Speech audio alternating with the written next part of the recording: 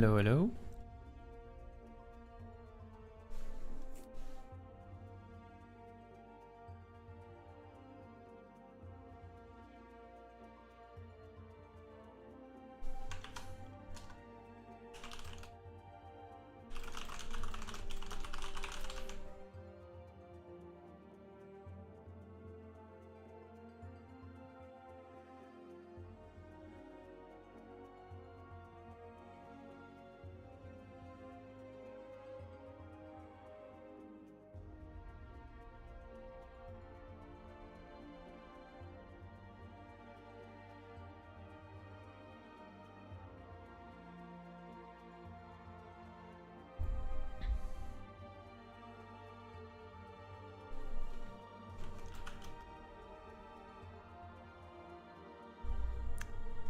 Let's see.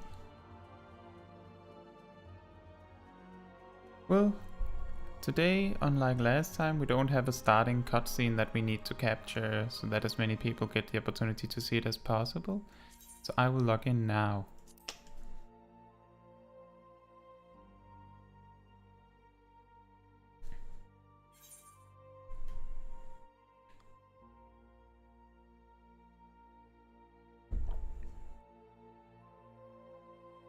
I'm as always watching the chat as well, so if you have anything you want to ask or talk about, you're welcome to leave a little message, and then we can have a little conversation. That makes it all much more fun.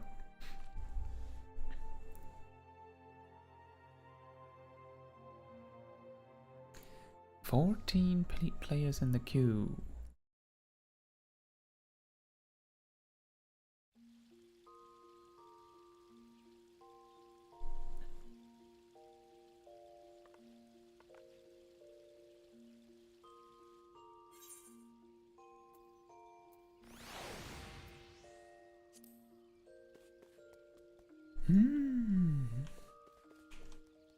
Right, so last time we ended off on a quest leading us back to Gridania, and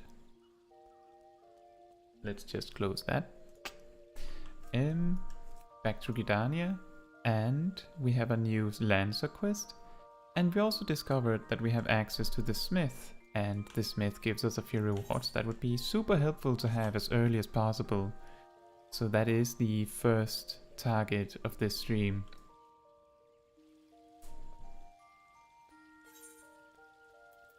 See here. Why do I have that in the inventory? Oh, because we're already wearing on. Right.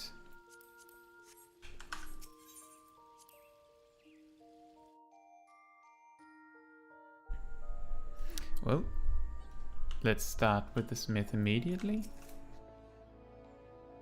"According to my records, you have yet to fully complete your training. You're under no obligation to finish the final exercise, of course, but there is much to gain and not to be lost in the attempt." Let's go.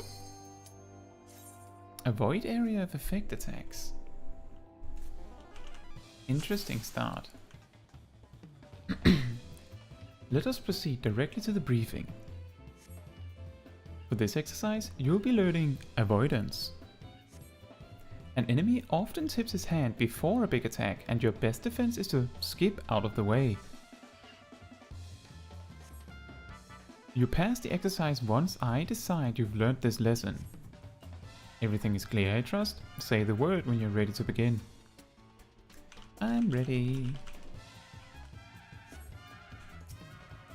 You are prepared to commence training then? Yes.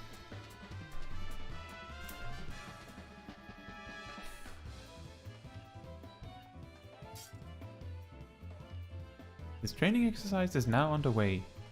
Watch your opponent carefully when you see an attack coming. Move out of the strike zone.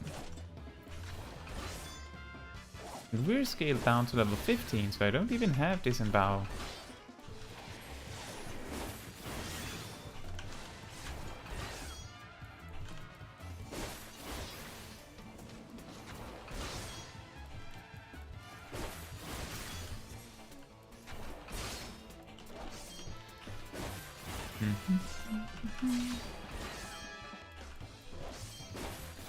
if you do this exercise, it should give you the knowledge that you need to tell that the telegraphs happen when the telegraph disappears. I'm pretty sure you won't be allowed to finish this exercise before you dodge enough.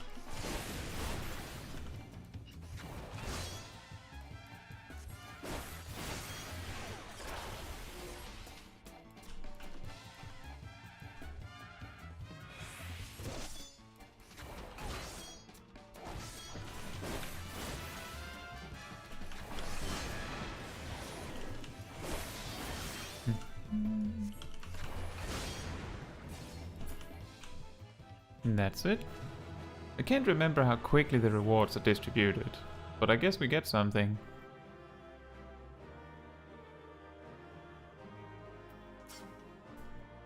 Nicely done. Learning to avoid the obvious attacks is a skill all adventurers need. Those who insist on standing still won't long survive the profession.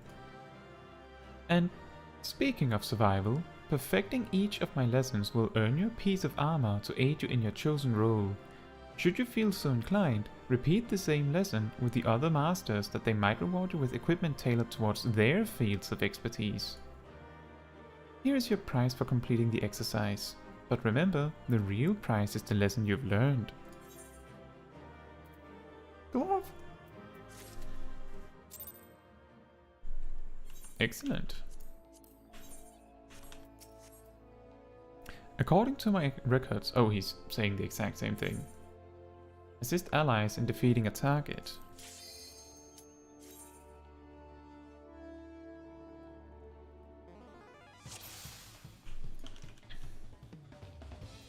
Let us proceed directly to the briefing. When it comes to your place in a party, you are the sharp end of the spear. Right. Simply put, your role is to inflict as much damage as possible while keeping your own skin intact.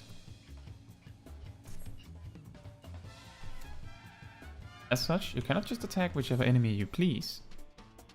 If you strike a foe other than one controlled by your ally, then you risk becoming the target of deadly aggression.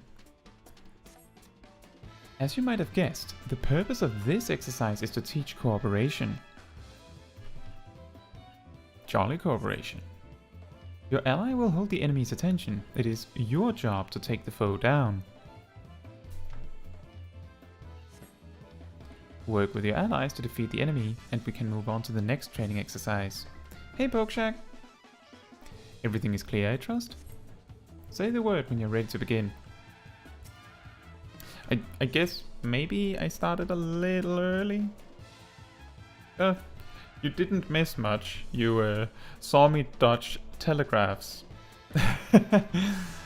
You're prepared to commence training then?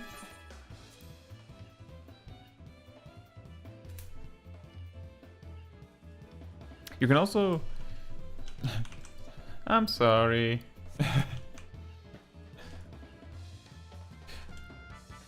I'm not actually sure whether you guys can see when I put when I plan a stream, because I can't see it from my perspective. Whether you can see it.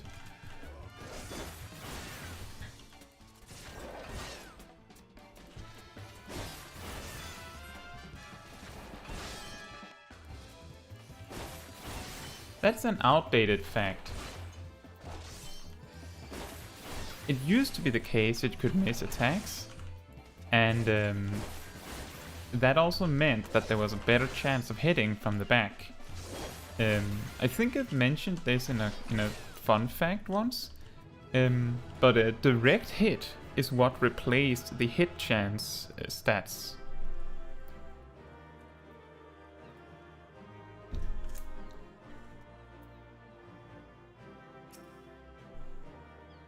Did you mark the sturdiness of your ally taking the enemy's hits? Coordinating efforts with a heavily armored defender will allow you to fight to your fullest.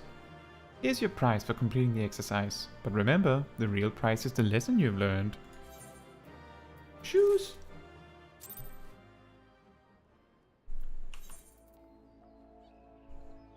So what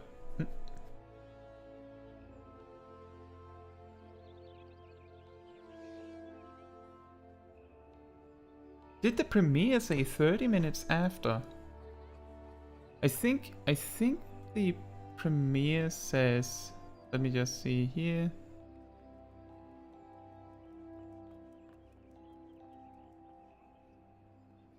Oh, so so I guess you could see that there was like this planned live stream. Is that the one you could see?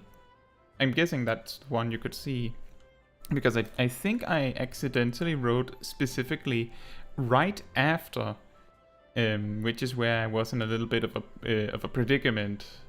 But yeah, you're right. This stream does say that it should have started 30 minutes later. I'm sorry about that, Pokeshack. How can I make it up to you?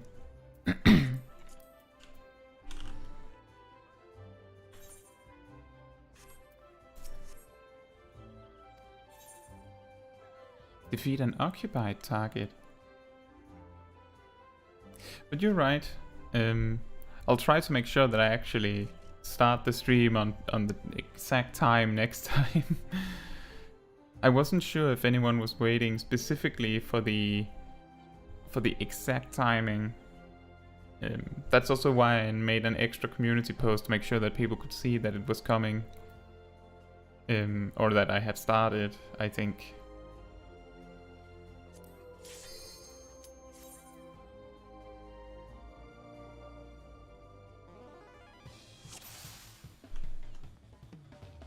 Let us proceed directly to the briefing. For this exercise, you will be fighting multiple opponents. The key to victory is coordination with your comrades. Each foe will fall all the swifter under a focused assault. Work with your allies to defeat the enemy, and we can move on to the next training exercise. Everything is clear, I trust? Say the word when you're ready to begin. A big problem with some of these exercises is that if you take them too early, you will get the exercise and then go into dungeons where it doesn't actually matter. And then you will play for like 50 or 60 levels before you actually get a dungeon where it really matters. For instance, the avoiding telegraphs one, the first one, that is worth knowing immediately, but most attacks will not kill you, so you will not be in a huge problem if you miss it. And the exercise we just had talks about missing, which you just don't. And this one is about focusing at targets, and often that doesn't happen that much in dungeons. It might happen by coincidence. Yeah, that's true. It says that the warrior one says overpowers a cone attack. I will give it the benefit of the doubt on that one, because that was changed in like 6.15. So that's like one patch ago, but I don't think they're going to like renew that anytime soon.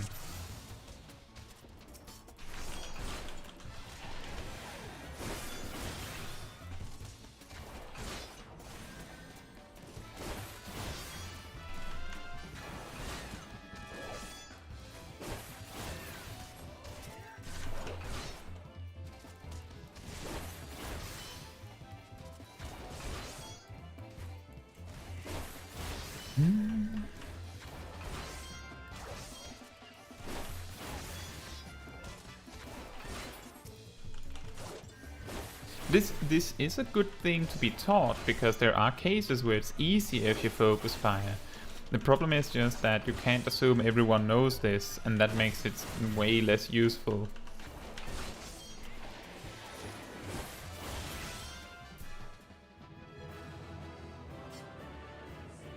Bravo! And thus concludes the exercise. Pray come and receive your reward. Coordination is the key to conquering foes swiftly and safely. Work well with your allies, and the efficacy of your armor need not be tested. Here's your prize for completing the exercise, but remember, the real prize is the lesson you learned. And no gear reward, I guess. Avoid engaged targets.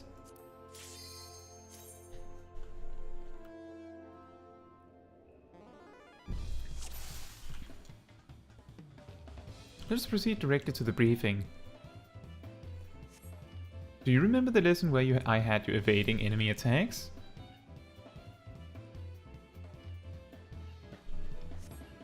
This exercise will put that training to the test. You must needs plan your strikes around some fancy footwork.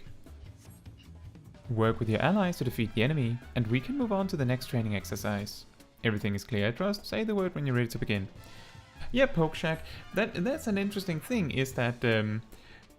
So I started in Stormblood, so I'm not 100% sure on a Realm Reborn and Heavensward, but in Stormblood, Paladin had access to this ability, this spell called Flash, which didn't do any damage. It blinded enemies around you, which was good defensively and could even be used on a single target, but what really mattered is that it did like the equivalent of 1000 potency of enmity, which meant that it was super convenient for building enmity, which used to be a problem. And I believe in a Realm Reborn and Heavensward, Warrior could grab that skill directly out of the Paladin spellbook or something like that, and also use it in the same way that you needed to level a specific tank to get access to Provoke and stuff like that. So you didn't actually have a taunt if you didn't level the correct tank in addition to the job you actually wanted to play. I think that's the reason why they kind of dumbed down this role action list, is because it used to be here and then you could choose some things. Nowadays you just get the skills you need. But that's the reason why the Marauder had access to a blinding attack, I'm guessing.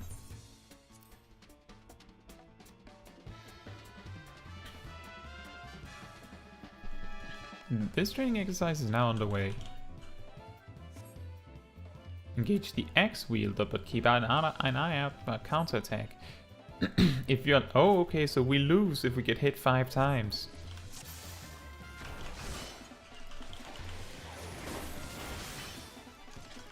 Yeah, Final Fantasy XIV used to have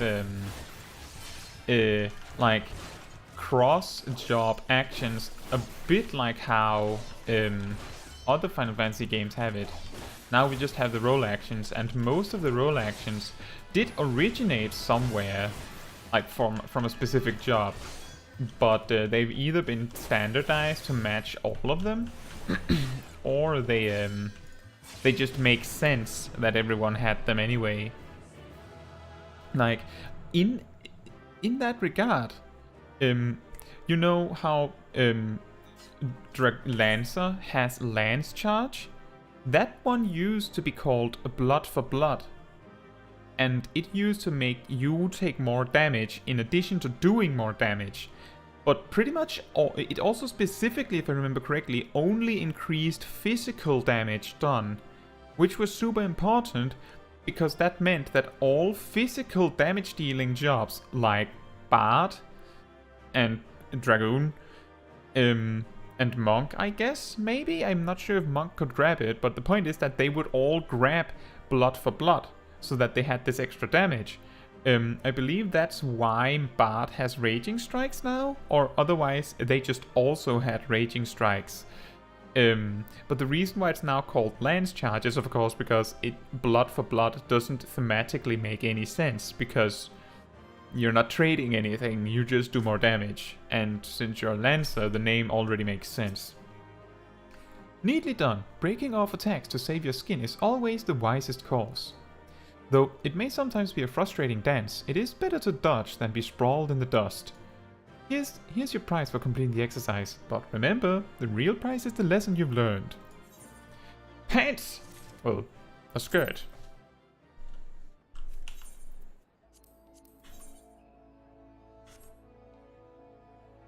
Hey Ghost Howler! How are you? And also, how are you, by the way, Pokeshack? Pokeshack says, you know why the role actions are available in low levels if you unlock them? No. I don't know why that is. That has been the case at least since Stormblood. Basically, it has always been like that for everything I know. My guess is that the way it used to work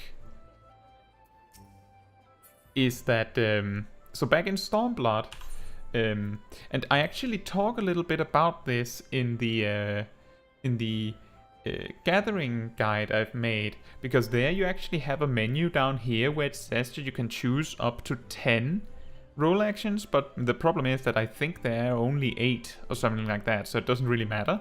That menu used to be there, and the way it worked was that classes like the Lancer could choose 10 of them, but Dragoon could only choose 5. Why? Not sure, but that was how it was. The trick, the thing is that among those 5, you could choose stuff like these actions, but you could also choose actions that gave you more TP, which, you know, is a discontinued resource. But I'm guessing that before Stormblood, this role action menu included actions that technically you had unlocked on other jobs, so there was no reason why you couldn't take them. But part of the trick here was also that each of those 5 to 10 slots unlocked at specific level thresholds. So you if you were scaled down to like level 15, then you could probably have 3 or 4. I don't know if that meant that you'd get scaled down to only having 3 or 4 actions, but it meant that as you leveled up, you got access to more things.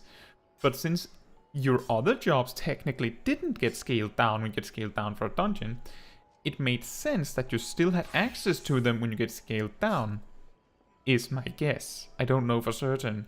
I hope that sort of answers your question, Pokeshak. I'm a little bit as much in the dark as you are in that particular case. Because I didn't play in Heavensward, for instance. I'm good, Pokeshak. You're going broke, planning for... Oh, well, Ghost Howler, you have to keep in mind that on Tuesday a new tier of tinctures and food will be released in addition to the new raid tier. So the reason why it's probably not selling is because most of the people that are preparing for raiding Savage in the upcoming tier know this. So they will wait and buy the resources either on Tuesday or throughout the week. This is unfortunately something that you learn with time. This is always the case. A raid tier comes with a new set of crafted gear, a full set, new like section of food buffs, and a new section of tinctures, in addition to a bunch of other things. If you want to prepare, then my advice, just right out the gate here, would be check, make sure that I don't even know if I have access to that. Okay, so in the battle section, and my mouse is hidden this time again. That can quickly be fixed. Here we are. In the battle section of your currency, where you have your poetics and your astronomy and your... What are they called? The green ones that you can farm indefinitely. The more of those you can bring into the weekly, the patch release on Tuesday, the more resources you have to purchase the new crafting materials, which will be available from this. Yes, exactly, aphorism. They will be available to purchase the new crafting materials. The crafting materials that they sell now will be reduced to, I believe, a cost of 10 astronomy each, and then a new set, 20 each, will be put in. And you will be able to spend your astronomy on that, and in addition to that, you can trade your aphorism tomestones at a rate of 4-to-1 to get more astronomy, which means that if you have a full 2000, you can get 500.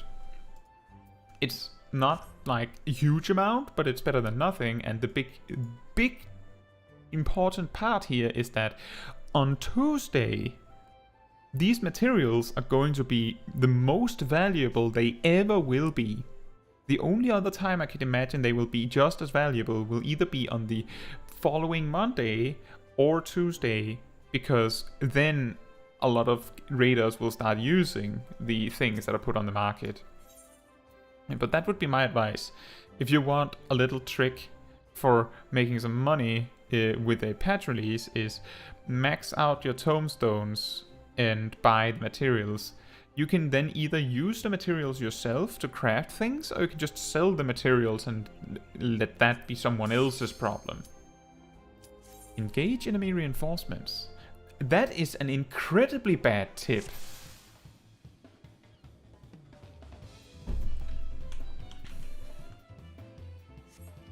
This exercise will teach you how to deal with enemy reinforcements. As the battle progresses, new foes will appear on the field. These sudden arrivals will target your weakest comrades, so you must be quick to eliminate them. Work with your allies to defeat the enemy, and we can move on to the next training exercise. This is a really dangerous piece of advice, because the tank should be the one picking up the extra ads that show up, and then the DPS should engage them once the tank has them. If that is not exactly what happens now, then we have a little bit of a problem. But Ghost Howler, I would say you should still try and get those items sold. You don't know if there's someone that'll buy them anyway. Just, I would highly advise that you don't, like, make more.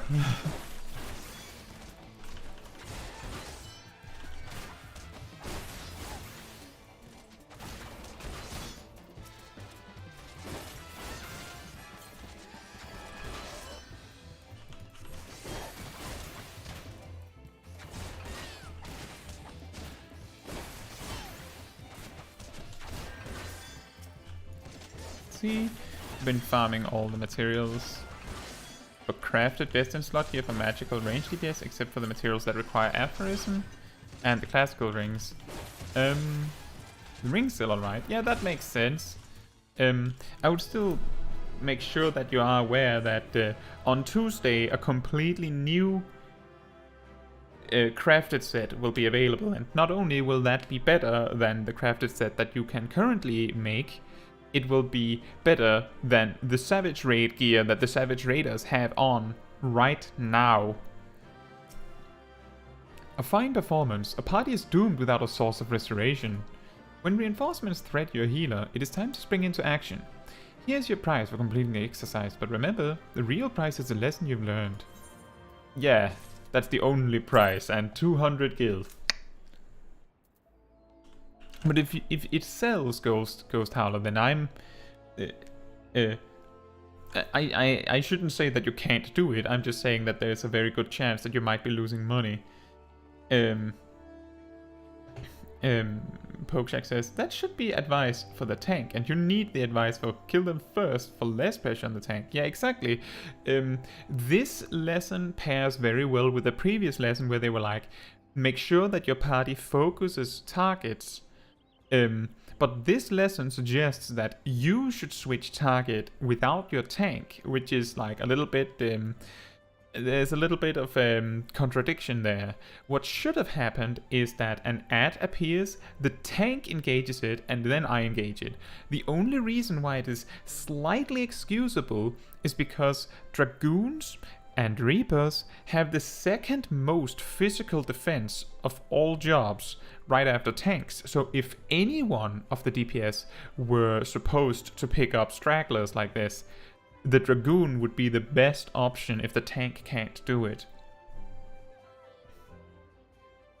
And of course there's also the part where if the tank can't do it, then losing a DPS is always better than losing the healer. So there's something to it, but I would say that this is more like a desperation tactic and not so much a tactic that you should teach a new starting Lancer. Interact with the battlefield. The big problem, Ghost Howler, is that the one of the currencies that you get the most of has, you know, a weekly limit right now, and on Tuesday it doesn't.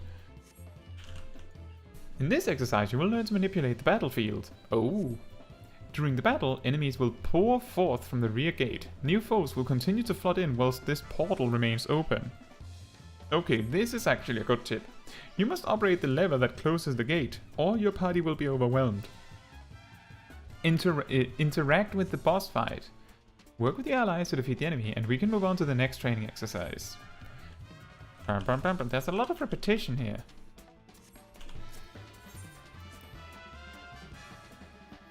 Well, it's the... It's the astronomy tomestones, Ghost Howler. Remember?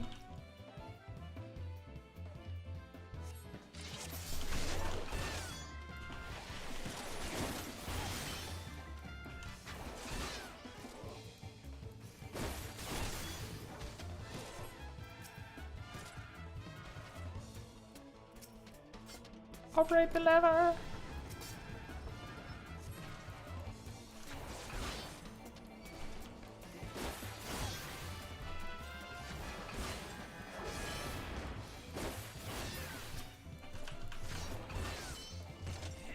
Is the lever gonna activate again then?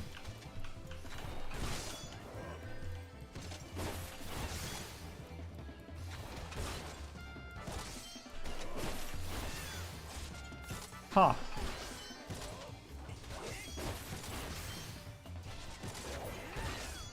Also, really funny, mini tiny fun fact here is that how the warrior uses a potion as he's dropping low on health. That's really funny. He just does it so late that it doesn't even make a difference anyway. It is imperative to recognize when a battle has turned against you. Act quickly to neutralize an enemy's advantage, or be prepared to suffer through a difficult fight. Here's your prize for completing the exercise, but remember, the real prize is the lesson you've learned. Ooh, chess piece! And a level up. Excellent.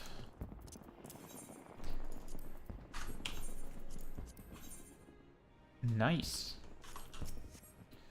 And there's more. Final exercise. Do we get the ring now? But Ghost Howler, let me just reiterate. Or maybe not.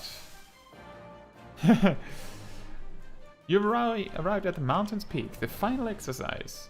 I'm just gonna check whether I get to choose when we start on this. As the culmination of your training, all the skills you've acquired will be put to the test. Put your lessons into practice and you'll do just fine. Say the word when you're ready to begin. Okay, so Ghost Howler.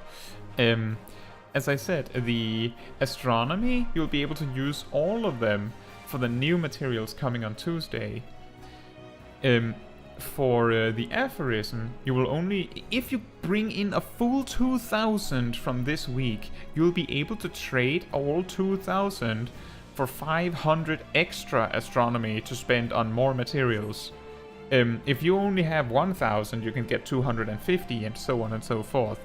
But the point is that the more you bring, the more you can afford to get on Tuesday if you want to make the biggest haul of money. Let's go, and then we get teleported, it seems. No, we get pushed 5 feet back, and then we start again.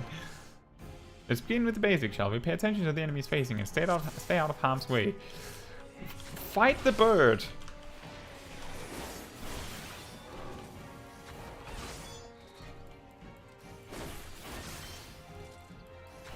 Oh, an ad that we have to engage for some reason.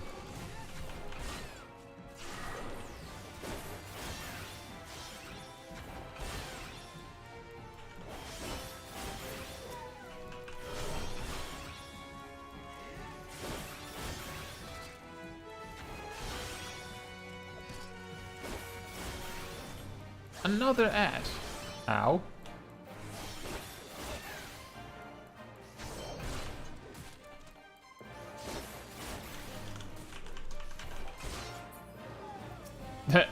Its attack, the dodo's attack, is called Foul Stench. Not as in foul with a U, but with a W. Now you face multiple foes. Remember to coordinate efforts with your allies. Okay, so which one is he attacking? He's attacking this one. Oh. And we have to make sure that we're not standing on top of the gladiator so he doesn't get hit.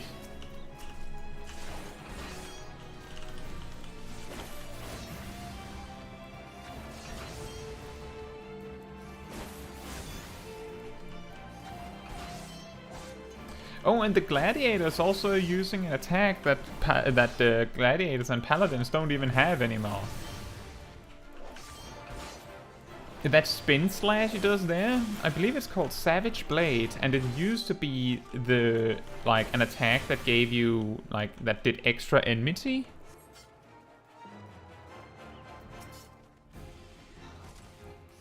Every tank used to have a specific combo that did extra enmity. In addition to just doing damage, it was pretty much, if you had to, you would use it, but usually using whatever other combo you had was more beneficial because that would generate resources or heal you and so on and so forth. So you generally didn't want to use it if you could get away with not using it.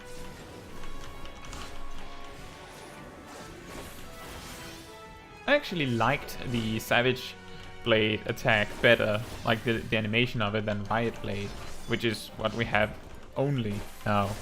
We used to have both, but Riot Blade used to do the same thing that it does now.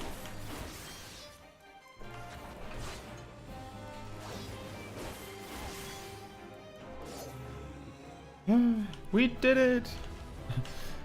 Now you see. Now you seem like a Dark Force toothpicker. No, I'm a brand new toothpicker, you see? You have proven yourself a novice no longer. Pray accept this prize to commemorate your achievement. What happened to... But remember that the biggest prize is the lesson. Huh? 2 males? Well, we replaced this. And now we get even more experience. If you thought we were getting a lot of experience, we have even more. Sip says, I'm upset you don't have victory pose. Well, apparently I have 2 males. I can't remember how you get victory pose. I have fist bump. Let me get the male immediately.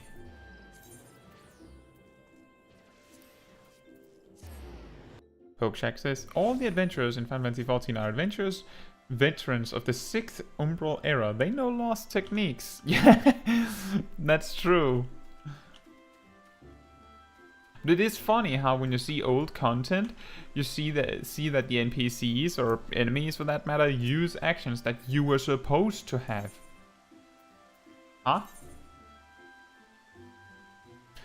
Oh, excellent. Apparently, more of my... I thought these store mounts were one-time purchases for one character. Oh well.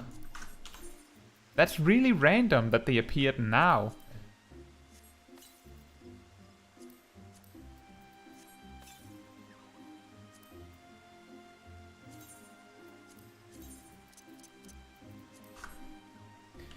Victory Pose is a main scenario quest of post-Heavensward. Ah, okay, then it'll be a while. You know how... you know why Lalafel's Victory Pose is particularly special?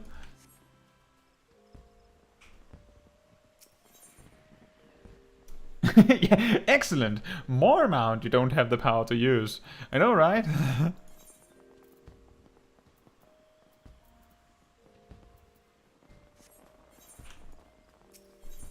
Well, let's start with the new Lancer quest. And then we can move on to progressing the main quest again. Here's a funny little story. Back when I started playing myself, I didn't actually bother to figure out what even a retainer was or anything, before I genuinely ran out of inventory space. I had actually like just junk items filling from this corner to this corner, like with 5 slots left when I went, actually, which ones of these items should I actually sell and how should I get rid of them? And then I figured out what a retainer was. And I was like closing in on level 50 when that happened. So it's very interesting to see how far we can get. Part of the reason why I didn't get further than that was also because I leveled a lot of jobs to level 30 before I got to level 50. Hey Ralo, how are you? Are you ready for 6.2? Yeah, I would say so. I have both 2000 astronomy and 2000 aphorism ready to go.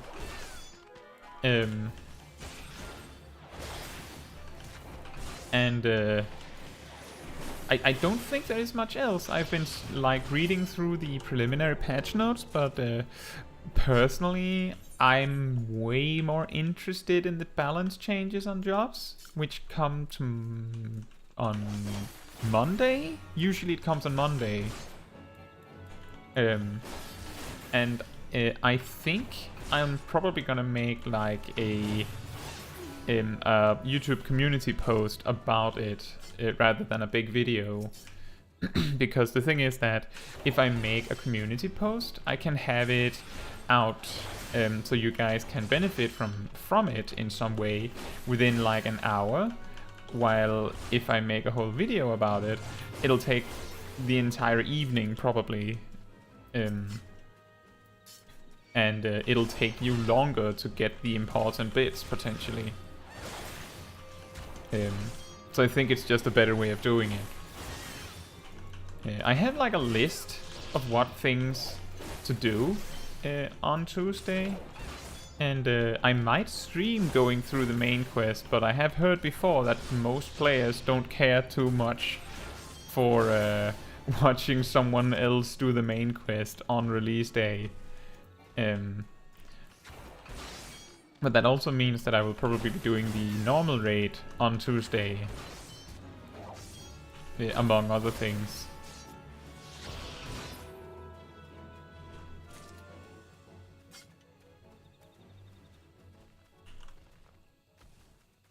So, Ralu, are you going to be doing the Savage raid on the... Is it... Let's see... It's the 30th, isn't it?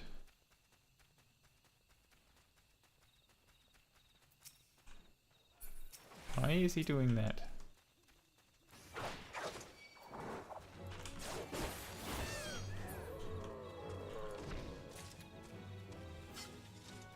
Why is he fighting random boss? So are you going to be going through the party finder to get a group on the Tuesday, or do you have a party ready?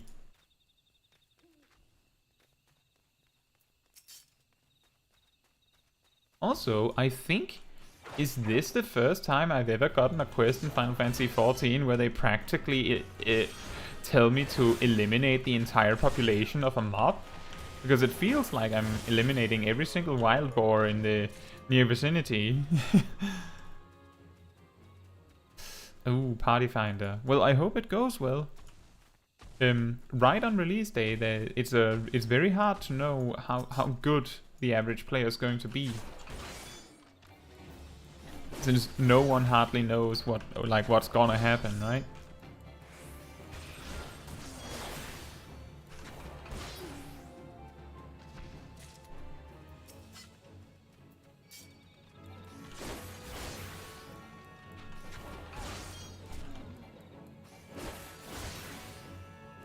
Ooh.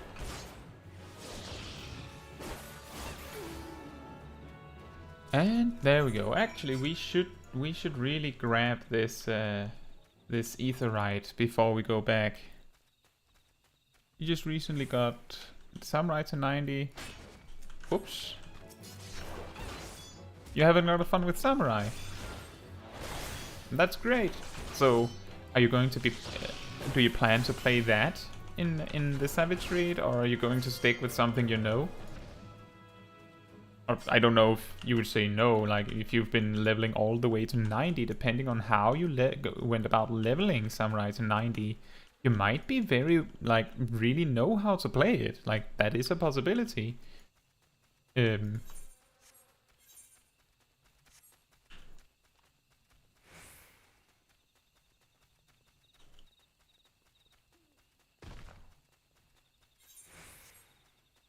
I'm just gonna seek out the safe road here so I can read and walk.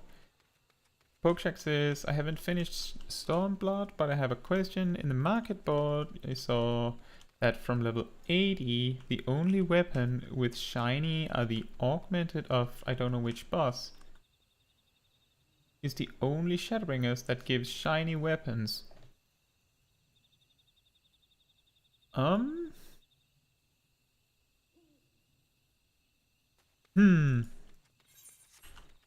Let's see. I'm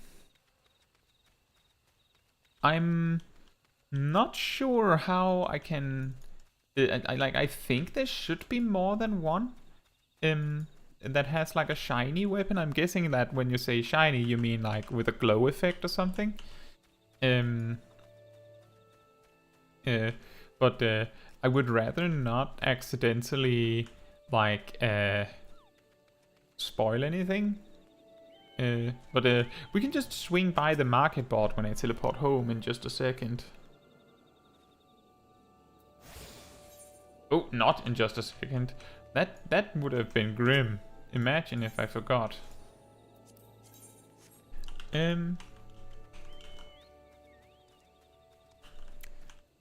Let me...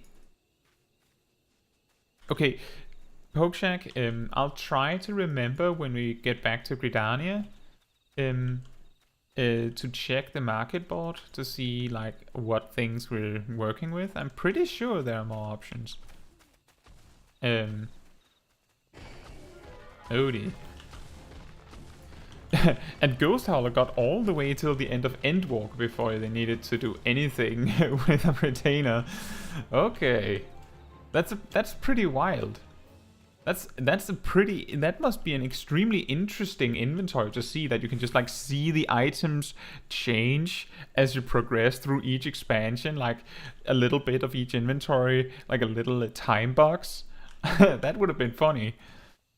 Rallo says, I'm gonna tank in the Savage tiers, be more confident tanking the DPS. I understand that. I get that. I don't know, like, I thought I would ask anyway. Hey, Green Yoshi. How are you? Yeah, we've done the smith, so we have a nice, decent gear set now, and a ring that gives us even more bonus experience. We have the road, and the brand new ring, and the earring, and the friendship circlet, and rested XP, so every time we kill a boar, we get 360% more experience. It basically makes us spin. So yeah, pretty effective leveling. How are you doing?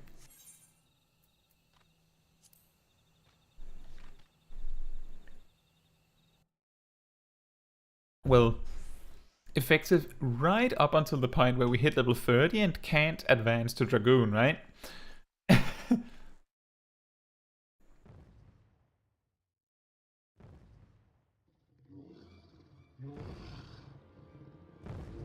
Oh yeah, little summary. We were supposed to defeat this boar before Mr. Darkside here, I believe. But apparently we finished each our own part at the same time or something like that.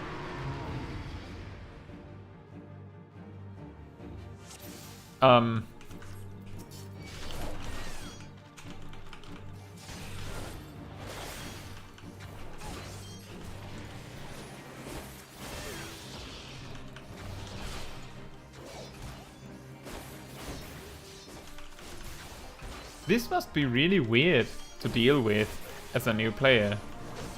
You're like, wait a minute, am I supposed to ignore the ads and nuke the boss?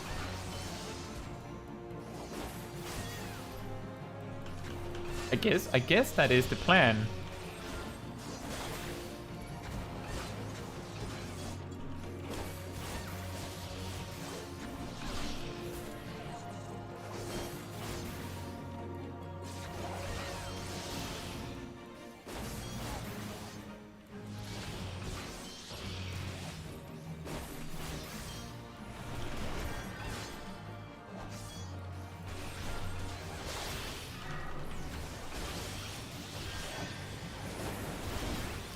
This is going to be strange. I don't know if I'm supposed to ignore the enemies and nuke the boss. Looks like the answer was yes.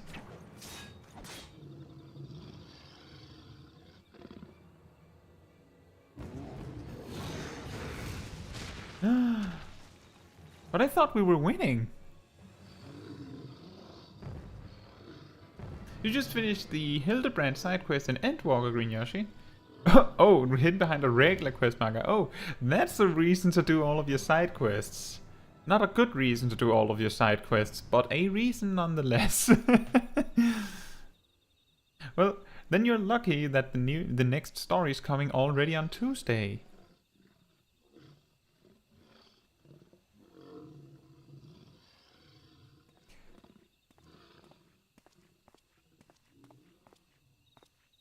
Wayne just comes in. You shan't find much sport in these two. Come back another day, my friend.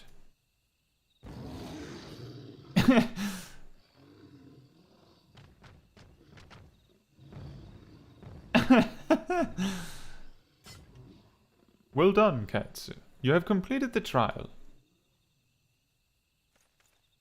I trust you now see the truth in my words. Hurling yourself into the midst of danger is not courage, it is folly. No, this proves nothing. I refuse to accept.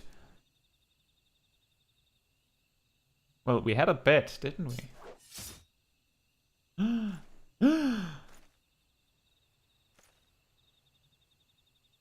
You refuse to accept the weakness within you. You are weak. And angry. Pigs and fire is like a barbecue. Fire spirit, fire sprites and water sprites. We had everything we needed for a good old barbecue. No, Caetsu, leave him be. Your work here is done. Return to the guild. I shall see you there presently. Yes. Do I get a new spear? I think I might be getting a new spear.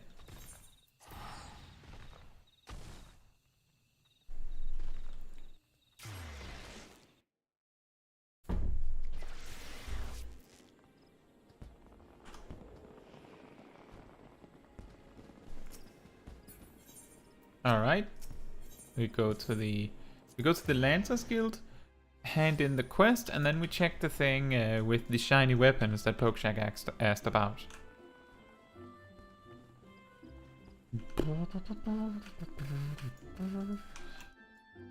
Hello, Yvain. I will not lie to you. You are no match for the Lord of the Bramble Patch. Had you betrayed any hint of fear, he would have gored you in the space of a moment and feasted on your entrails. Thanks. But you stood your ground, holding fast to your composure and resolve. Thus were you able to stare terror in the face and survive unscathed. Well done, Caetsu. You have overcome the greatest hurdle in the quest to become master of your own courage. You may now bring to bear the full extent of your abilities upon even the mightiest of foes. I think you're going a little fast there. As for Forgeese, well, if there's a shred of reason left in him, he will have learned the selfsame lesson as you this day. Painful though the experience must surely have been, one can only hope that it will serve to open his eyes to the truth. Go forth, Caetsu, and prepare yourself for further trials. I look forward to our next meeting. Well, I guess we're taking the hat because in a few levels the friendship circlet will not be helpful anymore? I guess. What's our next quest like? We're gonna get a new hat. Okay, that was not my brightest hour.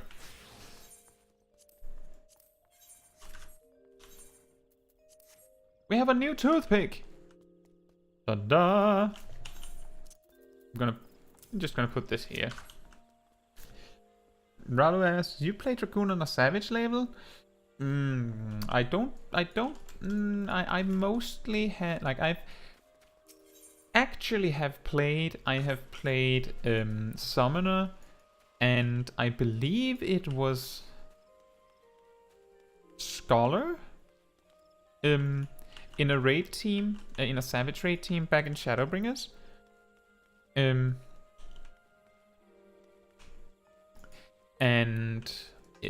for the savage raid tier coming up, which I will be streaming my attempt at getting at, I will be probably playing either well, I'll probably play either Warrior Sage or Summoner, maybe Red Mage. I have not really decided on that one yet, but it's not gonna be Dragoon because I don't think I have I don't feel I have the overview to deal with that and boss mechanics at the same time as well as streaming. There I'm much more experienced with Warrior, Sage and Summoner. Okay, so... Oh, we get the introduction to markets. Let's check. Let's just use Dragoon or Lancer as the example here.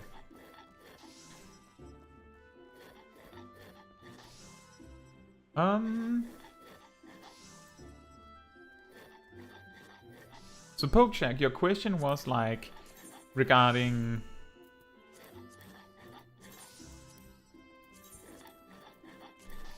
like this weapon, right? Like the augmented weapons like these item level 430 ones. Was that the question with shiny weapons?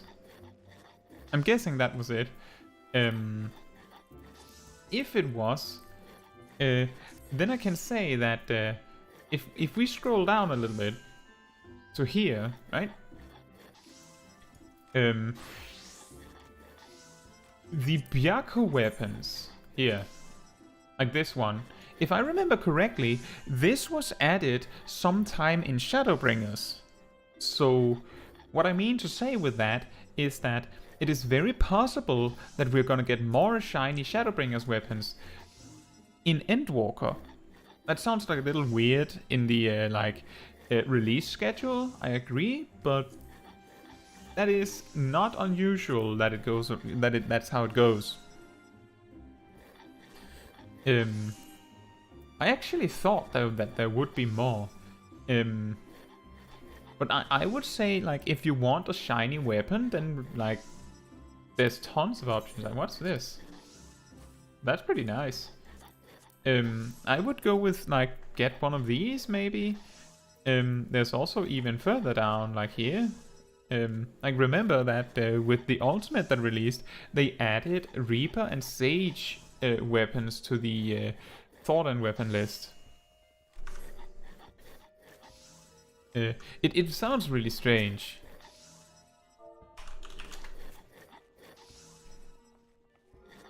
But I'm guessing that they'll add more as Endwalker progresses. I hope that that helps. And Pokeshak says, in that moment, we now know the small body of Caetsu has a small brain?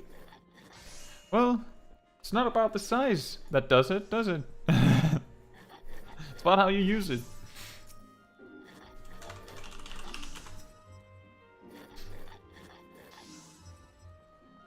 Ghost out of this. I got my crafters to 90, 2 out of 3 gatherers to 90. Still haven't touched any of the harder dungeons or trials. Honestly, don't think I've touched a lot of endgame. I went full on main scenario quest. You know, Ghost Howler, my advice would be to try and instead of just going full on hyper leveling mode, remember to try and smell the flowers, right? Try and do what you think is fun. You don't have to do, like, if you get tired of leveling your gatherers and crafters and all this and collecting to make money, remember that you can just do what you think is fun. There are a few ways that you can make money while doing the things that you might find fun. If you check the guide that I released just today. And Rallo says, I want the glowing Warrior of Light weapons come out already. Yeah. I can't really say much on that because I don't even remember what they look like. Let's see where we're going. We're going out this way. Yes. Now back on track, guys.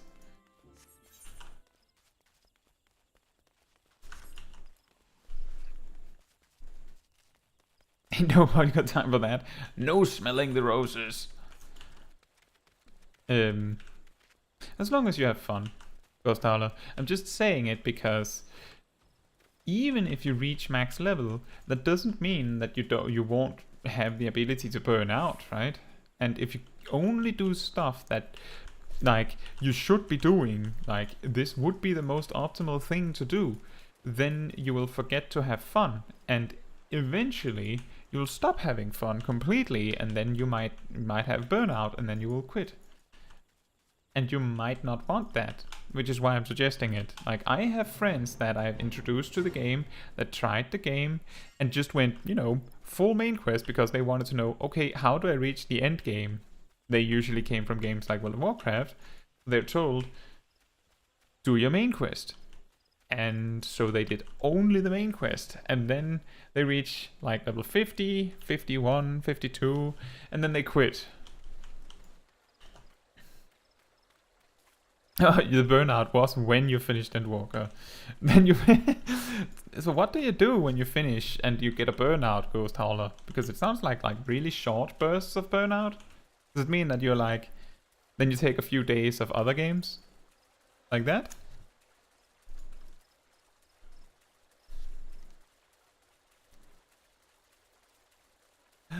God's Quiver Instructor. Hello.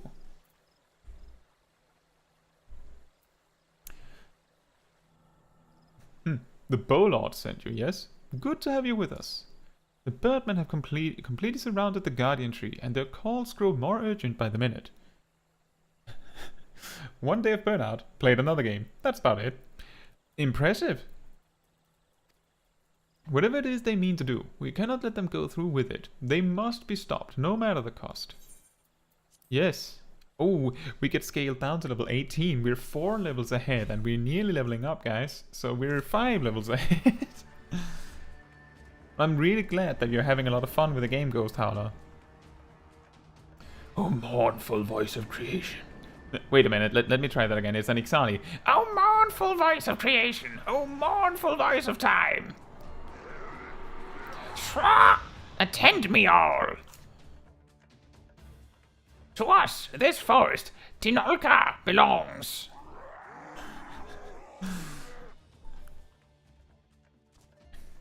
Wisdom of paragons we possess, to our former glory, restores it will.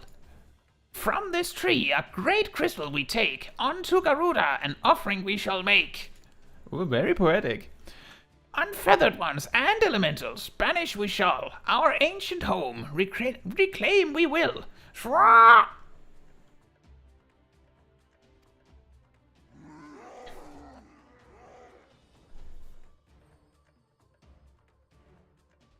Green Yoshi asks, at what point in your playthrough are you going to pick up another job? I don't know. I have considered whether that like I should make like a poll when we near level 50, whether we should like stay Dragoon or go Red Mage or Samurai, but I have a feeling that there's going to be like an extreme, there's a very big chance that people will be heavily for like preferring the new job, just like the different jobs, because they're not the same. So I don't know what the best option is. I don't know if it's better to just stick with Dragoon. For me, it doesn't matter. Like leveling all the way to 90 with Dragoon would be like a learning experience in itself.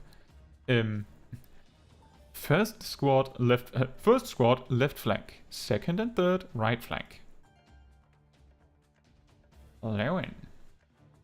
And they're leaving, or what? Okay, they're going for the left flank.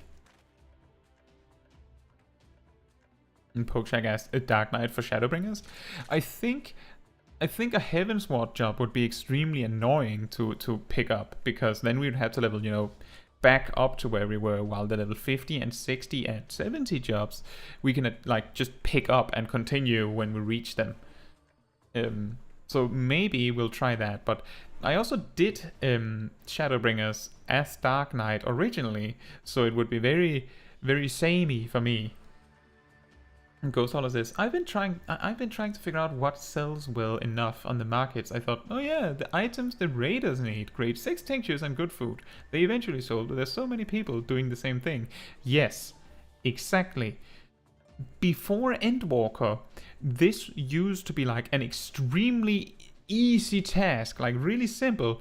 Make the gear, yeah? Like, it makes sense.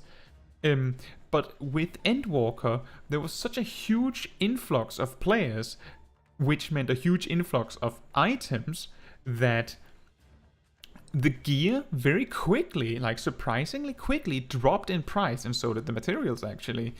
But I did feel like the materials ended up being worth more, which is why my advice for making money on Tuesday is to buy the materials and sell them, instead of making the crafted gear. Pokeshack says, Reaper is other edgy boy and have a stick with edge. Like, yeah, we can like just break, like just crack our land, like our toothpick halfway, and then we're a Reaper. The rest form the main host with me. It is high time we reminded our exiled guests why we Quivermen are to be feared. Quivermen!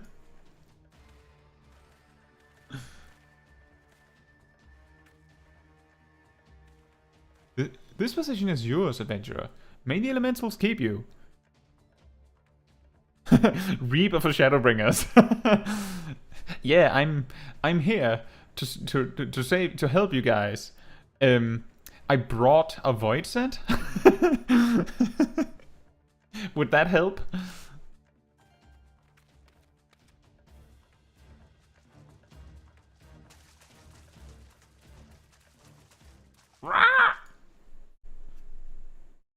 Interrupt us, you dare? In your own blood you shall bathe.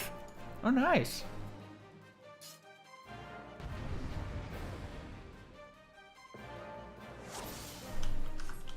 There's a lot of things to attack here.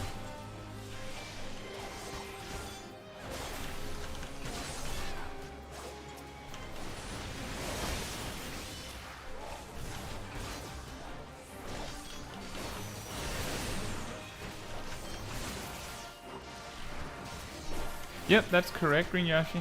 We can literally, like, if we were to switch to Reaper from Dragoon at level 70, we could just, like, drag over whatever gear we happen to have collected that isn't, like, Dragoon specific. So, like, if we have somehow gathered some Poetics gear and stuff like that, then we can just use that.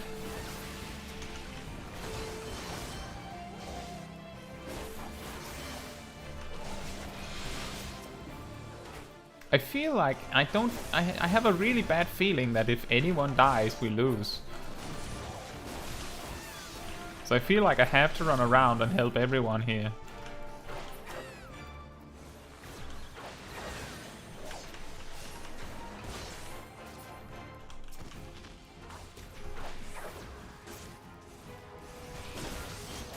Void Call.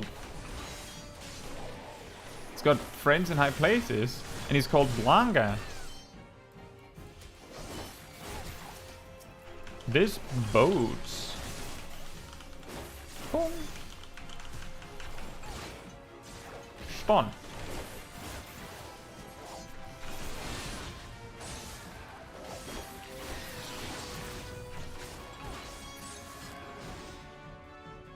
Ghost Holler says, yeah, I was gonna say, one thing I've noticed was that there were never enough materials. I should probably just sell them. Exactly. And what I usually noticed was that if you counted up all the costs of making the equipment, you often found that the price of the actual gear piece was lower than the price of its materials. So if you just bought the materials, crafted the thing and sold that, you would lose money. If you gathered the materials, there was no point in crafting the item because it took you longer and would mean that you got less money. Impressive work, adventurer. Thank you. The Bowlord bids you hold this position. Enemies may yet lurk near, so stay on your guard. We go to bolster the left flank, where the battle jet rages. Oh, does it?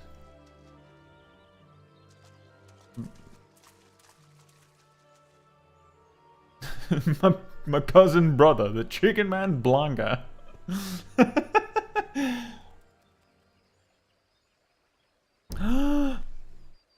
the Sith Lord himself. The masked mage. The source of her strength becomes clear. It's the heart on my cheek. You may have bested the golem, but you will not fare so well this day.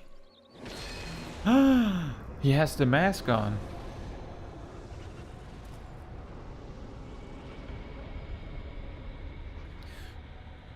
O mournful voice of creation, send unto me a creature of the abyss, my thrall to command, that I may smite mine enemies.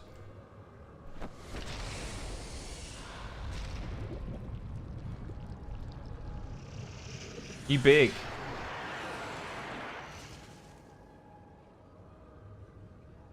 Your very being imperils the plan. You cannot be suffered to live. Oh.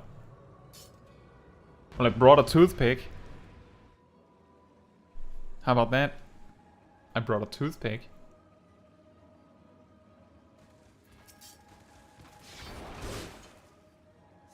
Oh yeah, this is a funny thing that I saw in someone else doing this quest.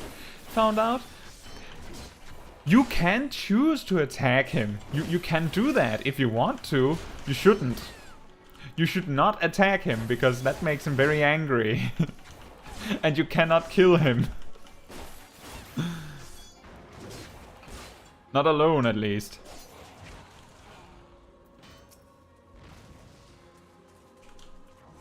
Woohoo! Eden Pabalino!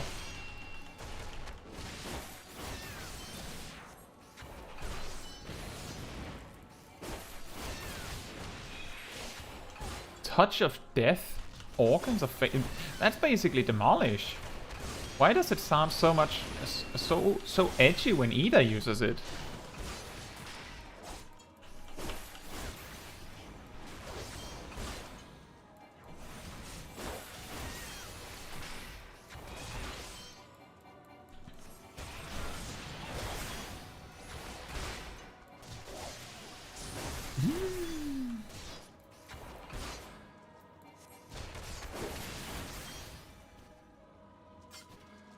We did it! Toothpick, less than otherworldly monster? Nah. Toothpick is the true savior. Oh, I thought for a second that this was voice acted. That the wisdom of the paragons should be brought low by mere mortals. Paragons? That's what I heard. The Bringers of Chaos, or Scions, to give them their proper name. It would seem our suspicion were correct. It is they who have been manipulating the beast tribes. Excuse me, the tribals? According to the new patch notes.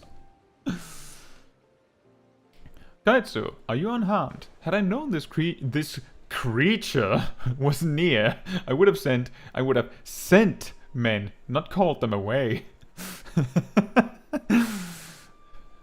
There's no mistake, sir. He is the one who stirred the exile from their nest. Our intelligence was reliable. Ghost Hunter says, the only edge this masked mage needs is the edge of this toothpick. So this is the man who has eluded us for so long? Yep, he's dead. Yeah, right. We finally got him.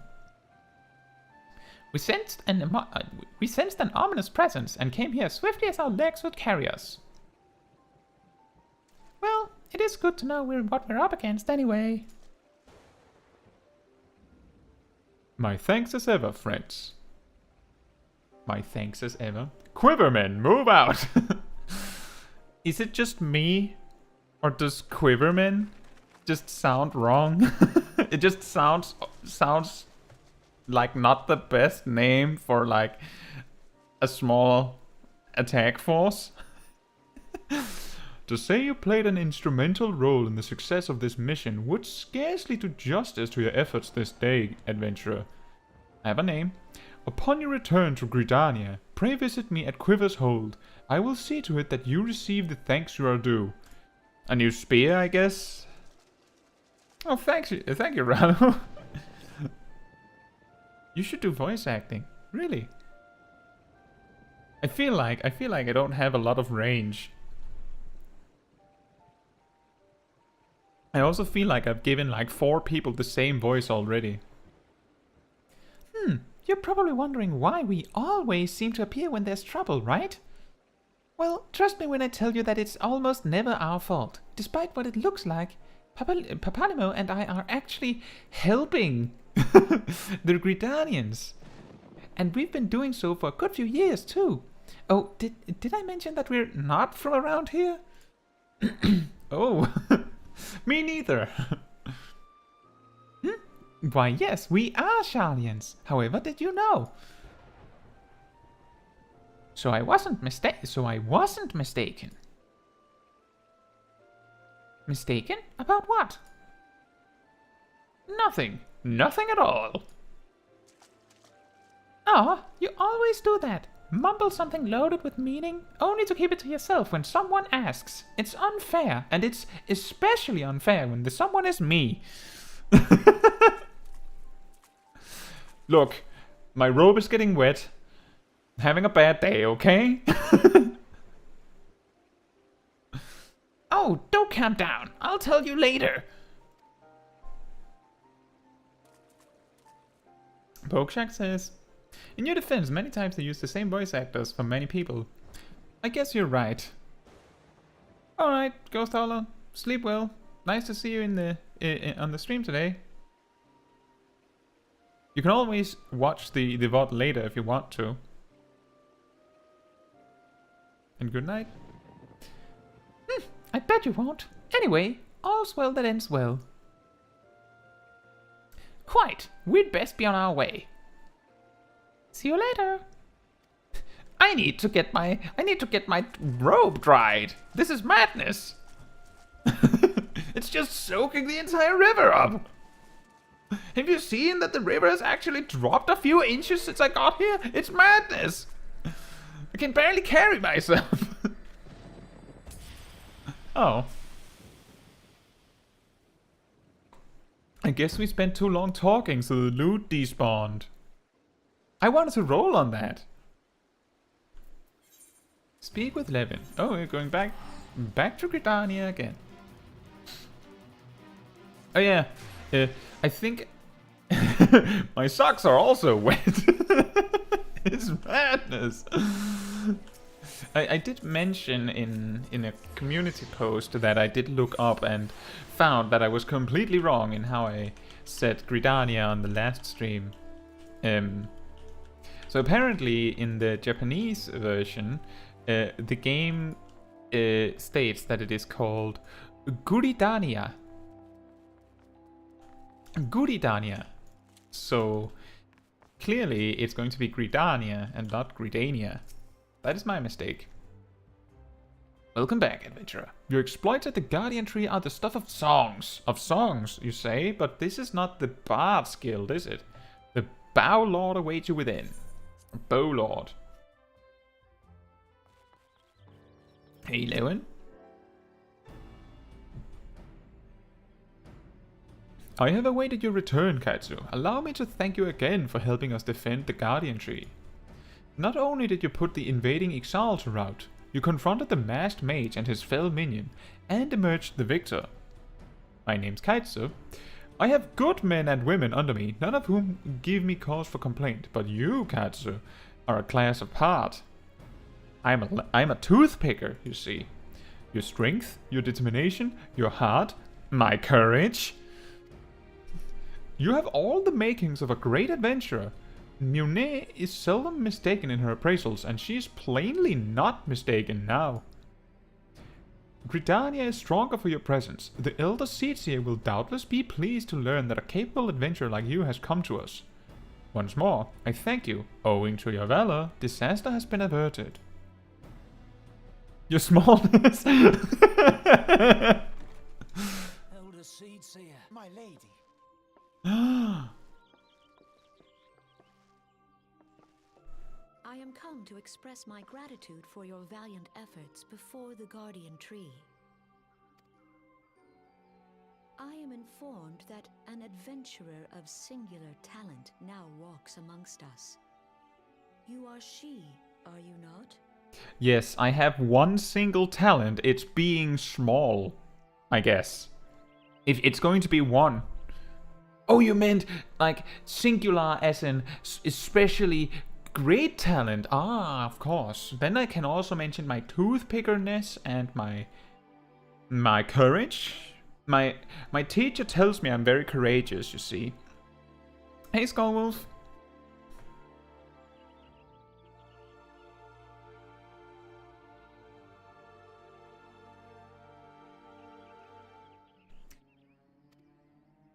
My name is Kan-e-Senna, and it is my solemn charge to watch over all who call Gridania home. And see, this is, if not for Sip warning me about it last stream, this would have been the moment when I went, oops, because she said Gridania. And also, her name is Kan-e-Senna. I wonder if I'm gonna remember that wrong later. Well met and welcome to our fair nation.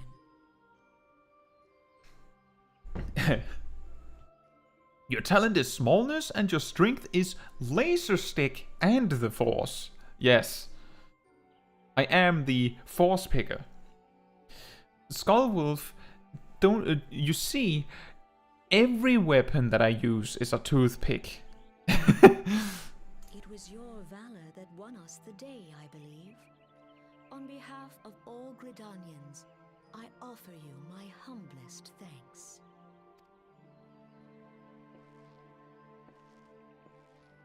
This gift I present to you as a small token of my gratitude.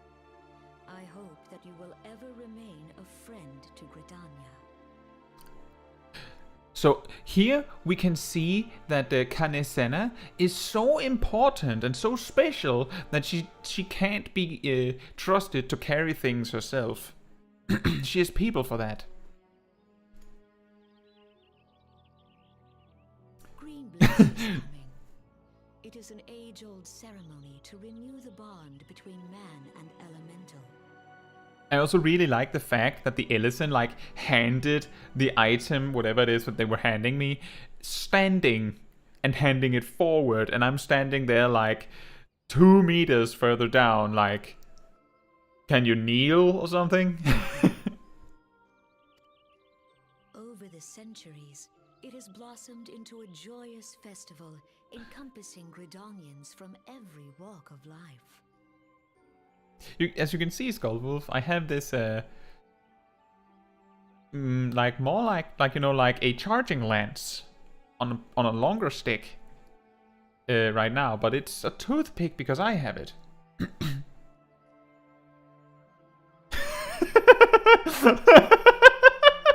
That is a good point, Pokejack.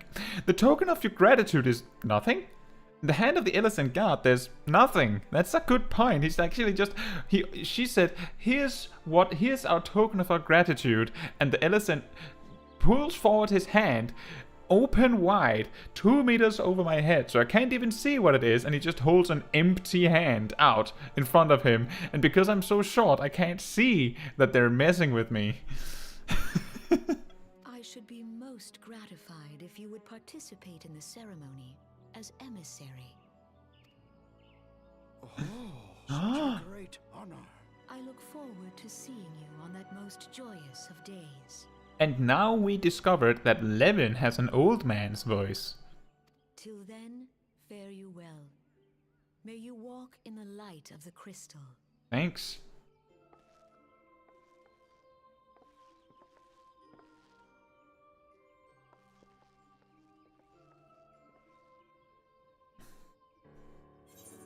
The toothpick is strong with this one.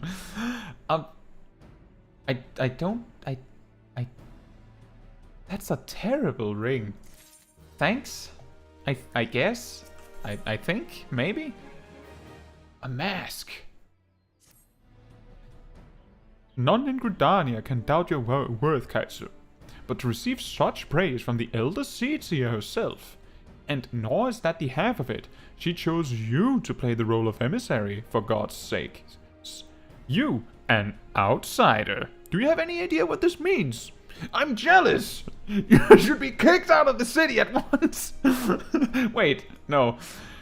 But of course you don't. You're not forest born. Hey, maybe I'm from a different forest, you know? Which is rather the point. Mistake me not, I think you're worthy. But your selection is all but unprecedented, and I'll wager you have not the faintest inkling of what is required of you. There are preparations that the enemy's emissary must needs complete ahead of time. I suggest you consult Mune regarding the matter. She is overseeing the arrangements for the event. Now, you had best get going. The ceremony cannot commence without the emissary. Oh, and Caetsu, don't make a hash of this. Well, I have all the time in the world, Levin, because you see, I'm the main character, so I guess this event will wait for me if it has to. Anyway, bye. Pokeshak says the ring takes the example above. Wouldn't it be better than the second?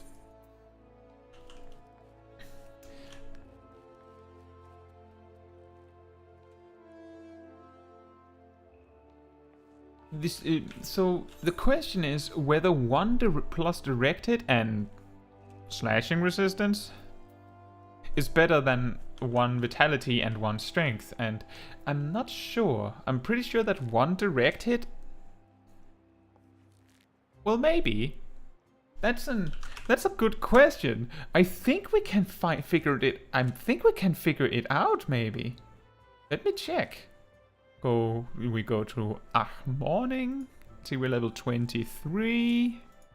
See, I mean, 1 point in directed is actually 0.4% directed chance. 0.4%. That's more than nothing, but it amounts to 0.1% more damage. And 1 strength, it's not precisely like if you had 100 strength and gained 1 more strength, so go to 101. It's not exactly plus 1% DPS, but it is more than 1 directed. So I think we're sticking with the first ring we got. Yeah, it's out of the math with Caetsu Sensei. Ah. Well, I am a mathematician.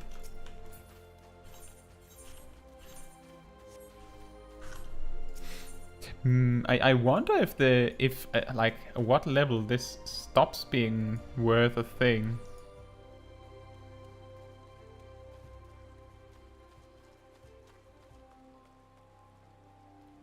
Wow. Okay, so a little fun fact, 1 point in direct hit is actually worth something until like level 60. And if our best option was a 1 point of direct hit on a ring by that level, then we should be worried. But at the same time, by that point, 0.02% direct hit wouldn't be as bad as 0.04%, or 0.4%, I should say, as it is now. Mathematician sounds like witchcraft to my ears. Well, if it isn't the emissary herself. Had I known you were coming, I would have baked a pie. Ooh, eel pie! You truly are full of surprises, Caetsu. Next you'll be telling me you're one of the warriors of light. Well, actually. Back from a half-decade-long holiday. Actually. But let's speak of preparations. As you doubtless already know, Greenbliss is an age-old ceremony for strengthening the bond between man and elemental. These days, though, the name also refers to the festival at large. In the ceremony, the emissary serves as a conduit, a bridge between the people and the guardians of the Twelveswood. Suffice it to say, it is no small responsibility, nor does the Elder Seedseer choose mankind's representative on a whim. Seldom in history have non-forestborn been chosen for the role, which should give you an idea of the magnitude of the honor being accorded you. For your part, you're required to wear a ceremonial artifact, which is presently in the keeping of Timbermaster Beaton. Go to the Carpenter's Guild and collect it from the man, then return to me for further instructions. I'm going to be wearing a mask, guys. I feel like it's a mistake on their part.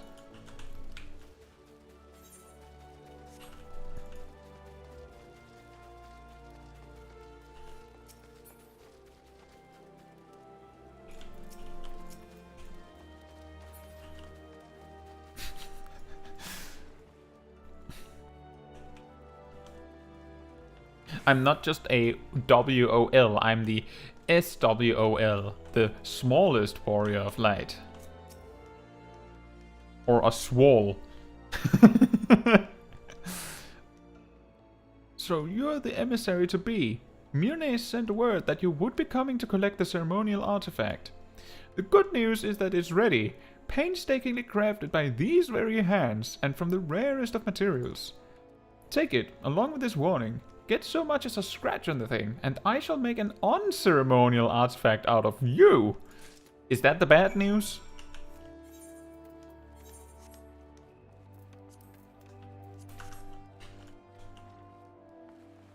Guys, we could be an unceremonious artifact. We could be.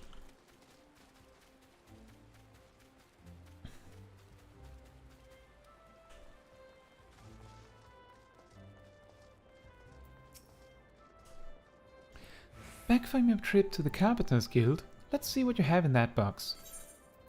A mask? Ah, this is by far the finest Minoa mask I have ever laid eyes upon. The Timbermaster has truly outdone himself this time. In case he didn't mention, the mask is crafted from consecrated lumber rendered up by the guardian tree, solely for the use in the ceremony. In other words, it is priceless. Mother bids you to handle it with care. And with that, your preparations are complete. That was easy. The venue should just about be in order as well. If you have any questions, now's the time to ask them.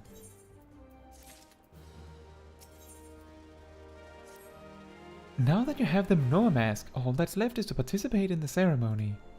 Perchance you're feeling nervous, but never fear. Despite all the pomp surrounding the role, there really is nothing to being emissary.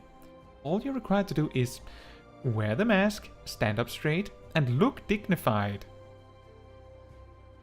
The more involved aspects of the proceedings will be handled by others. Simple, no? The ceremony will be held at Miketo's amphitheater. When you're ready, make yourself known to the caretaker there, a woman named Estain. Oh, and be sure to wear your mask or she may not recognize you. Now off you go, Caetsu, and good luck. Rude? Oh yeah, you! The special guest of honor. I have no idea who you are without your mask on.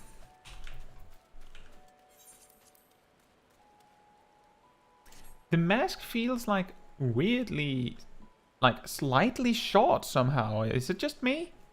Maybe it's because the taller races have like longer faces, so like the fact that it's wide instead of tall just makes it look weird.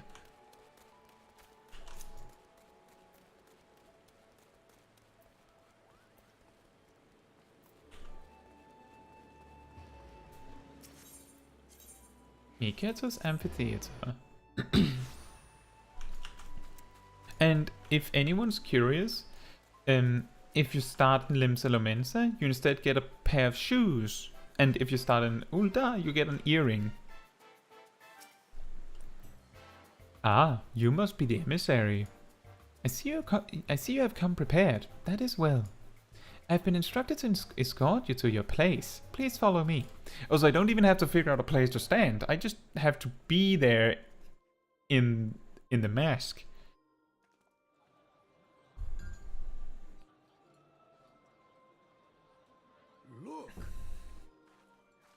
Oh, it's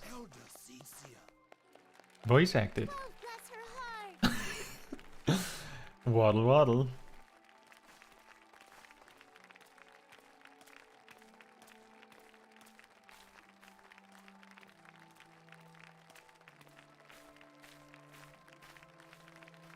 Ah yes, all of the people we've met. The two Scions, the random Moogle, Kanesena. Well, all the people... May she find favor with the elementals. Me? Me specifically.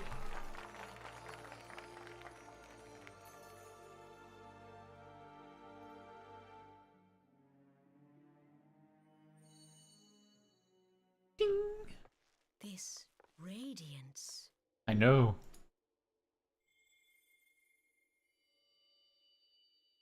Could it be a crystal of light? Tell me true. Has the Mother Crystal revealed herself to you?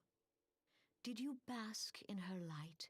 This is the most awkward time to have this conversation, Kanisena. I was pretty sure we're just supposed to stand and look like I know what I'm doing, and now I'm standing here. Have you, perchance, experienced sensations akin to ether sickness of late? I was just supposed to stand there, and now I'm standing here with a big crystal in my hand. That Hydaelyn would speak directly to this woman. Young lady. There once were dauntless adventurers who fought in the name of Eorzea. When the primals threatened to bleed the land dry, these brave men and women rose to face them. When the Garlean Empire resumed its war of conquest, they rushed to the realm's defense. And when it was foretold that Dalamud would fall, they fought with all their strength to deliver us from certain doom. Oh, the Mother Crystal. Oh, are you talking about my hallucinogenic trip? You see, when I'm feeling really down and depressed, I lick this. And then I feel better. Yet as strong and as brave as they were, they, like so many, disappeared amidst the flames at Cartano. None have forgotten the heroes who gave all for the sake of a realm not their own. Yet when we try to recall their names, we find the pages of our memories are blank, as if bleached by the sun. And when we try to recall their faces, we see them only in silhouette, as if they stood betwixt us and a blinding glare. Yeah, of course, Pokeshack. It looks like sweet candy. Like a really, really big piece of candy. Hence have these heroes come to be known as the Warriors of Light. Beholding you, illuminated by the glow of the crystal, I could not help but be reminded of them. The crystal has chosen you for a purpose. Trust to its guiding light, and all shall be revealed to you in good time. Though none can say for certain what the future will bring, it is my belief that you may yet play a telling role in the tale of this great realm. For the power of the Echo resides within you. The Echo. And... Oof. Hallucinogenic trip. I guess I shouldn't have licked it just before the ceremony.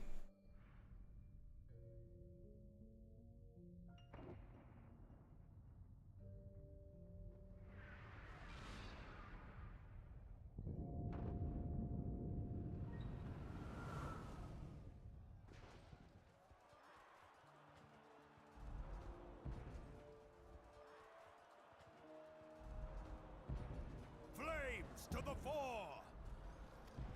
Victory belongs to the bold. Show those imperial whore sons what we're made of. Oh, language. The left flank buckles. Divert the barracudas. The fish? Bid them hold that position, though it costs them their lives. The yellow serpents are in need of succor. Pray, send the white wolves to their aid. The adventurers risk life and limb for our cause. We must not fail them.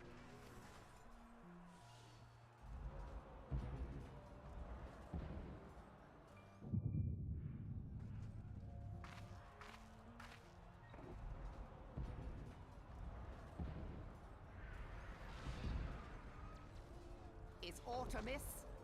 That's very interesting that you can hear, like, I haven't really thought about that before, but the fact that you can hear like this, like, heartbeat, like, feeling of being like watched, that kind of Senna felt, means that we can, in addition to see the past, we can feel the past. We can feel the same that kind of Senna feels, that she's being watched. I got this candy from a lady who called herself Heidelin or something. I don't remember, but before she finished talking, I was already trying to eat the candy. I can just imagine it. Here, feel. Are you listening? Hello? Hello? Hello? Here? Yes? Okay, I guess you're eating that now. That's not what it's for. It's not always we get the brightest ones. Melwhip has a pond full of barracudas. She likes fish. That's why she lives in the country that smells like fish. Well, it's the pirate country, right? No, it is nothing. Boom. The barrier won't go down so easily. Eyes forward!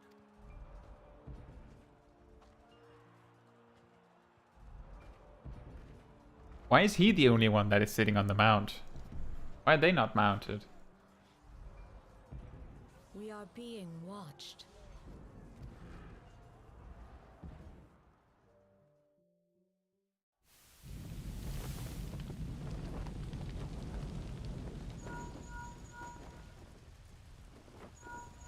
Raging Bull, calling Bloodthorn. Bloodthorn, respond! Respond, damn you!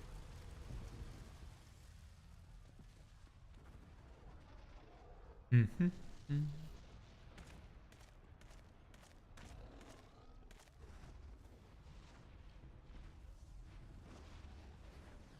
Ah! Raging Bull, this is Mad Snake. Respond. Ryder, this is Raging Bull. What news? Kneel. Surrounded by a blaze. There is no way out. God preserve, what is that thing? Oh yes, Heidelin. I can hear and feel now, but I don't think anymore. What's going on? Speak to me! God damn it! We cannot hold much longer.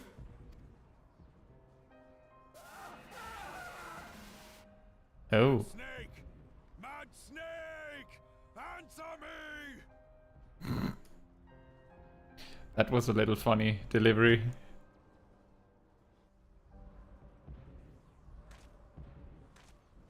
Damn it! Damn it all to the seventh hell! Specifically. What of the barracudas? Can they not be reached? I have people for asking. Sorry, Admiral. Shell's not working. What of our own? I also have people I cannot for say, this. my lady. That monstrosity appears to be disrupting our communications. We must keep trying. Call till they respond. Yes, my lady. Please leave a message after the... General, we can do no more. We must give the order to withdraw. Please leave a message after the beep. Where are you on the battlefield? I will not forsake Louis Soir. General, please.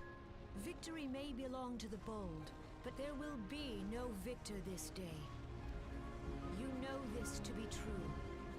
Let us not sacrifice lives in vain. The adventurers fight bravely, but to no avail. Let them withdraw, and let us be the ones to stand with Louis Soir.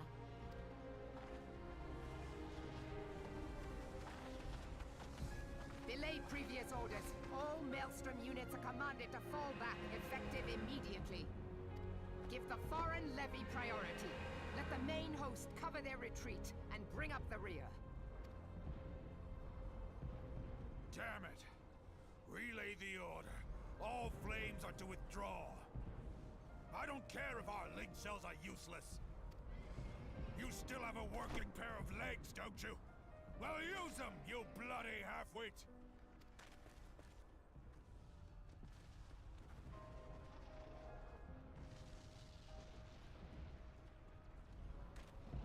The outcome of this battle was long since decided. Oh. Better to retreat now than risk a massacre.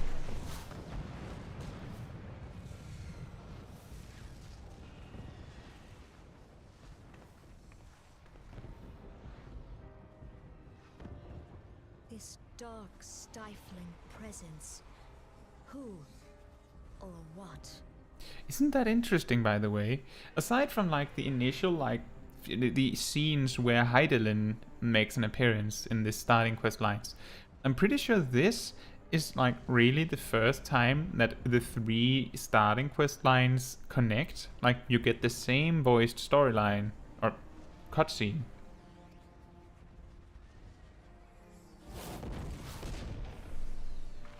We go to take our place beside Archon Louisoix. To your positions.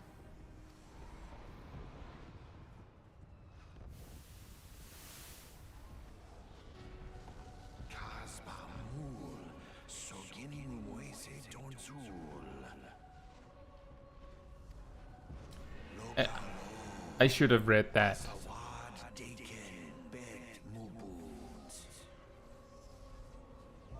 I'll just grab the quick replay here.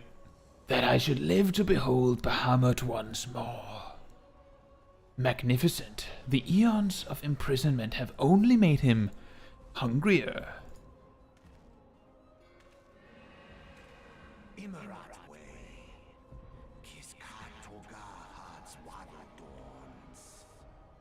I'm aware of them.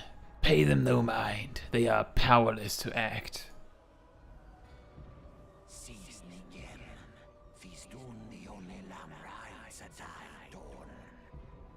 It has begun. Soon the planet will regain its true form.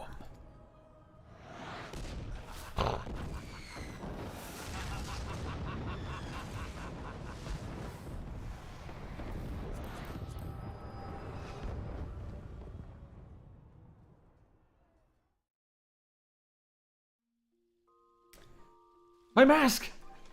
I'm gonna become an unceremonious artifact! I lost the mask! No!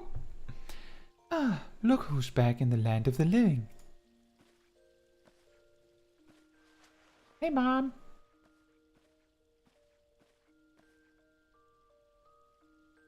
You mean to say you don't remember a thing? You collapsed in the middle of the ceremony, gave us all a good fright. So we carried you back here. I must say, you're heavier than you look.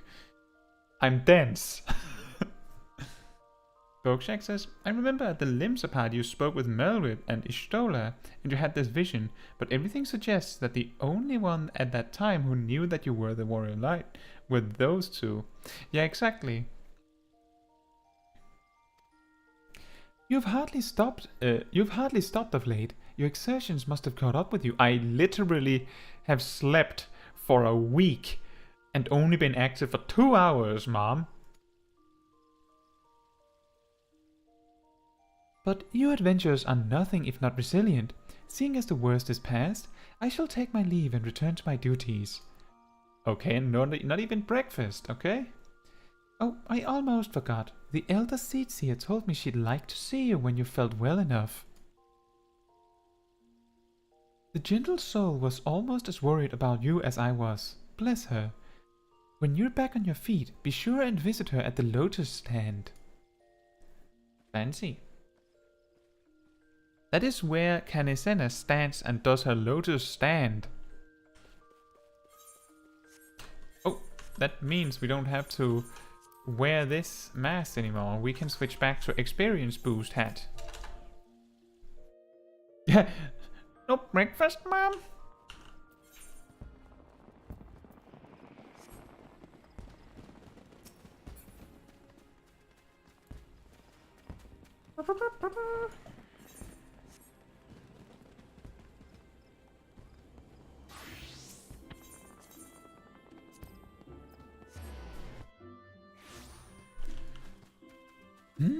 A silent conjurer. Ah, you are Caetsu Chaiji, are you not? I bid you welcome, my lady.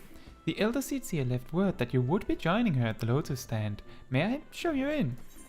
Yes.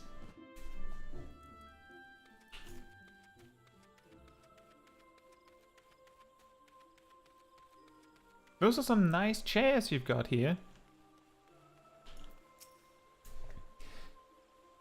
I have looked forward to your coming, Caetsu, but tell me, are you recovered? I'm most glad of that. Now, I hope you will not doubt the earnestness of my concern, but I would ask a favor of you. Nor can I deny that I summoned you here in part with this in mind. Know, however, that I proceed only upon the understanding that you are rested and well. Level 24. Thank you for hearing me out. A boat! A tiny boat! Is that the boat? I have written a letter to my counterparts in the Eorzean Alliance. Thank you. The Battle of Cartano and the calamity that followed claimed countless souls and left countless more bereft and alone. In the dark days that followed, many were the survivors who thought themselves less fortunate than the dead. 5 years have come and gone, but the land and the people still bear the wounds of the devastation. Nor are we any closer to learning the fate of the Warriors of Light. I'm right here. Yet so long as we live, never must we give up hope. We owe this to those who laid down their lives that we might behold another dawn. In the remembrance of them, a memorial service will soon be held upon the anniversary of the Battle of Cartano. This missive bears the details of that service. You graciously accepted the part of emissary in the recent ceremony. Should you be so willing, I would now make you my envoy and have you bear my message to our allies. Your dedication to the people of Gridania rouses fond memories in me, and I would choose no other for the role. Will you do me this favor? Look, ma'am, I have my own boat. Hey, Huffy, we don't need to sit anymore. You just sit on a tiny toy boat. That's great. Humbly, I thank you. As you are no doubt aware, our partners in the Eorzean Alliance lie some considerable distance away. Nor are Ul'dah and Lominsa close to one another. Yet fear not, for I have no intention of subjecting you, mine own newly anointed envoy, to a journey which would take weeks by land. Is that the toy boat? It's a 1-inch size toy boat that fits in the palm of my hand so you can't see it. No, I mean for you to travel by air. Receive of me this airship pass. Oh, it's a tiny airship pass.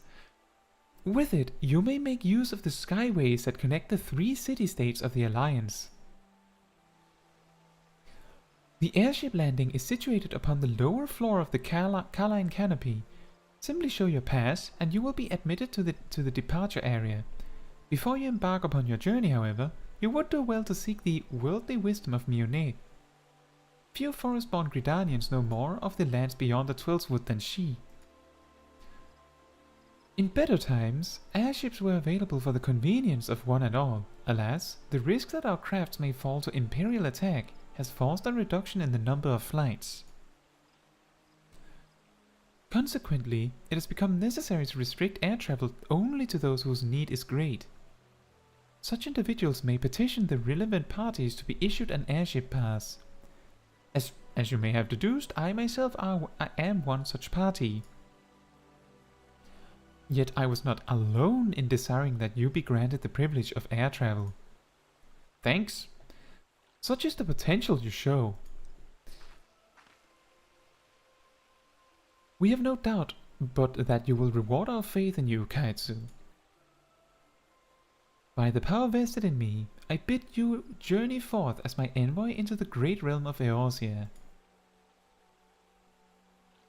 Walk her fields, brave her seas, and strive to know her better.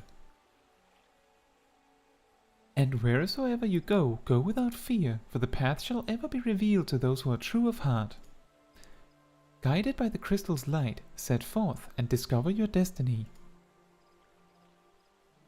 And Pokeshak says, if you are a Lala and they give you a bow so small that it cannot be seen in your hand, how will it be in the hand of a Roegade? Very small.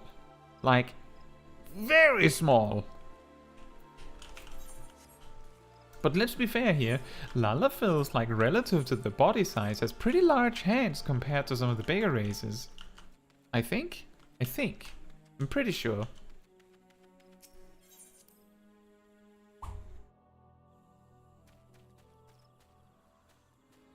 Oh, that's a new samurai. Nice.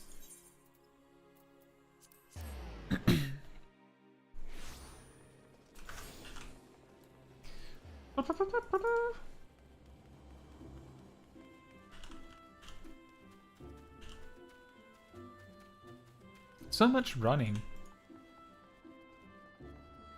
Hey, ma'am.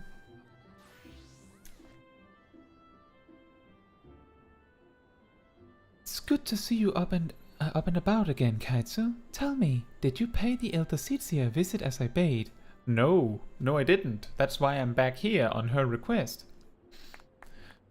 Appointed personal envoy.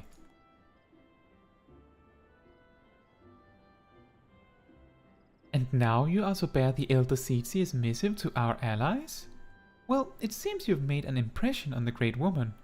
I can't argue with her judgment, though. You've earned this honor with tireless hard work, and anyone who says you don't deserve it had better not do so in my hearing. Yeah, exactly, Pokeshak. Each individual character has their own retainers, which also means that moving items from one character to another is extremely inconvenient. One way people do it is they put items on a retain, like they can move money from one character to another by one of them having a house, and then you put a retainer or a mannequin with items on it so that the other characters can buy the items. The problem is that that means that the character that can receive the funds are the one with the house, which is not that convenient. Yeah, that's a funny idea, Pokeshak. Have my my main be a retainer for Smol Caetsu. That's actually really funny. I think I'll try that.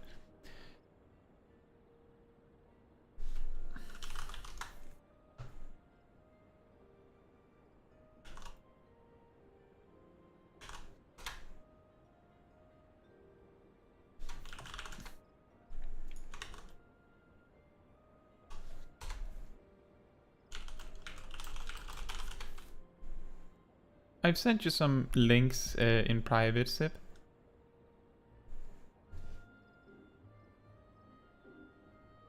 And if anyone else is like, wait, I wanted to know that too. I use GIMP for most of my picture editing, and then I use Canva for like some final things like the text and stuff. Hey, Saption, how are you? Good morning. I find myself praising you often of late, but Mother truly is truly proud of you. Short of a warrior of light, I can imagine no better adventure to represent us, and that, my girl, is some compliment.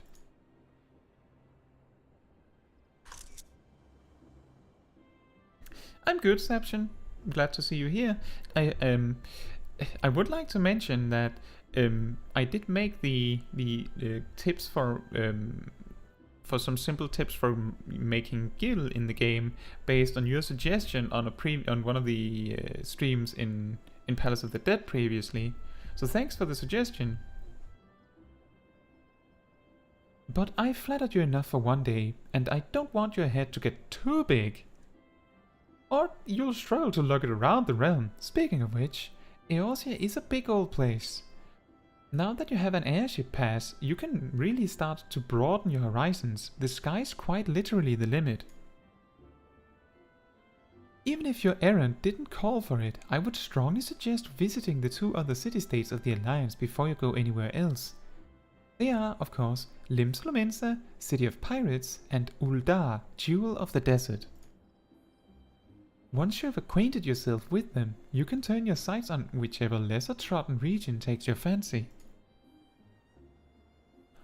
The Calamity changed the face of Eorzea, and much of her now lies in shadow, beyond man's ken. It's a veritable playground for a wide-eyed adventurer like your good self. Mind you, it won't all be fun and games. Each nation faces its fair share of problems, from internal strife to conflict with the beast tribes and their primals. Beast tribes, I'm pretty sure they're called just tribals now. So don't be too surprised if you find yourself embroiled in the odd unsavory situation on your travels. But no matter what difficulties you encounter, I'm confident that you will pull through and emerge the stronger for the experience. These are interesting times for Smol Caetsu. It's been 5 years now since the calamity, but folks are finally beginning to look to the future. A period of great change is upon us, and you have a part to play in it, and if that prospect doesn't excite you, I don't know what will.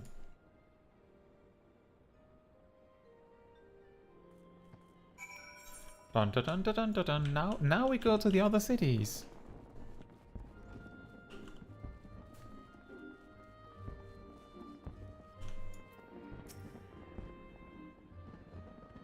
Leonelai.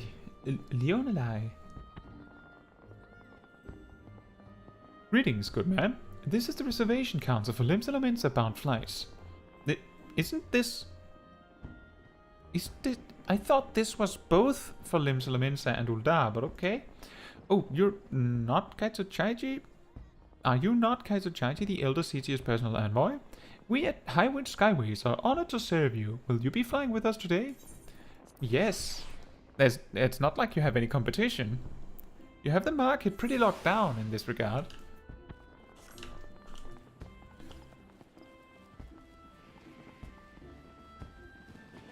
Gangplank!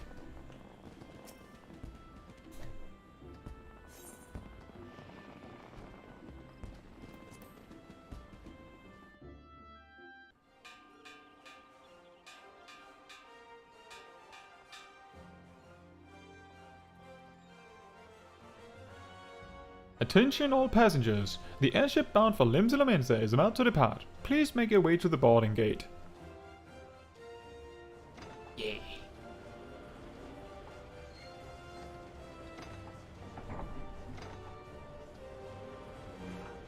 Is that half a steering wheel?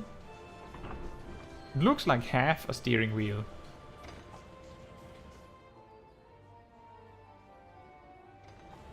That looks like really inconvenient if you want to like make really sharp turns.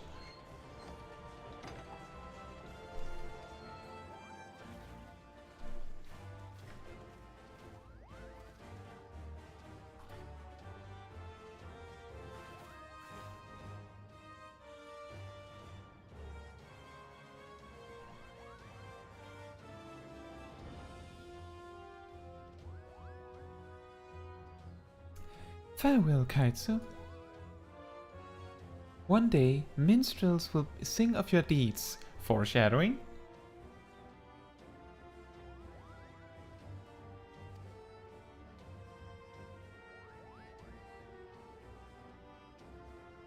Well, We have the furries for a few months, Mom, so we don't call them beast tribes anymore. That's so 6th Umbral era.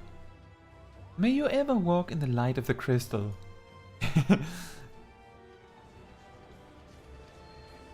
It is actually interesting as like a way of the story affecting how game mechanics are described, because in A Realm Reborn they were called beast tribes because they, you know, had this bestial thing about them and we weren't really their friends.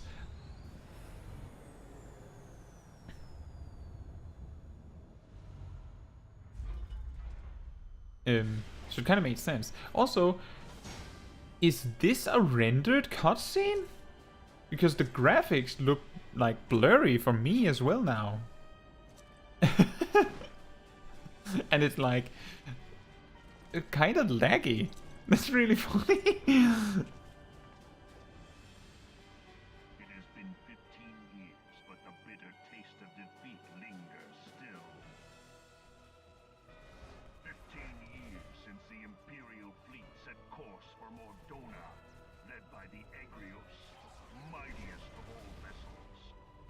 Silver Till lay ripe for the taking, and all of Eorzea would soon be ours.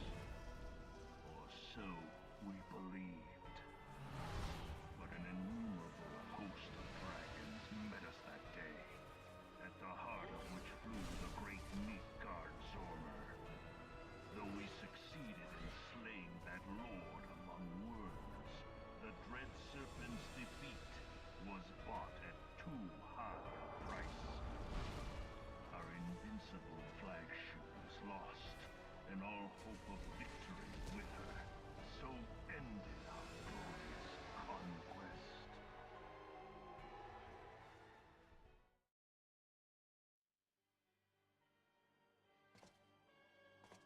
Eorzea, a blighted realm, riddled with false gods. Twice now it has eluded the Empire's grasp. For all the destruction it wrought, even Meteor, the great sin, failed to yield us control over it. And for this failure, the realm has sunk deeper into depravity.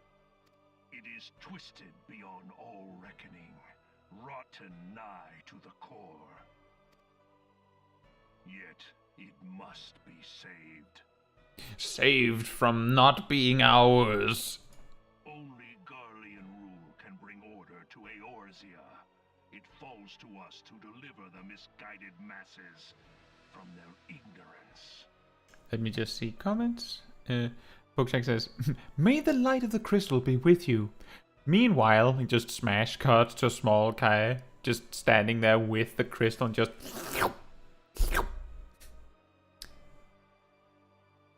tastes sugary. And yes, Pokeshack, that is supposed to be Midgard's armor. And I don't remember that scene either, but that explains why it was so blurry, because it was a pre-rendered cutscene.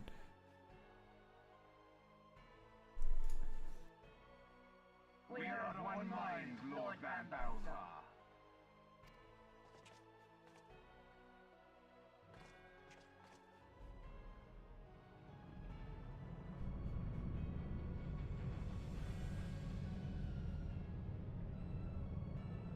And this is the first time we see the ultimate weapon. Senior engineers, please report to Magitech research following scheduled inspection.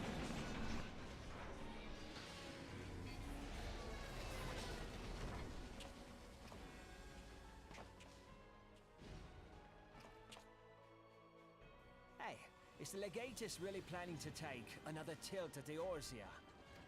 Hey? What hole have you been hiding in? We're in the midst of preparing for a new campaign, and a huge one at that.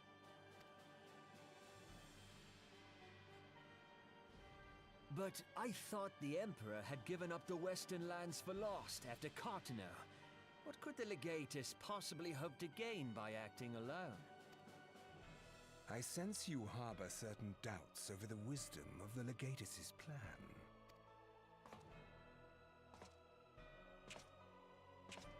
Nero.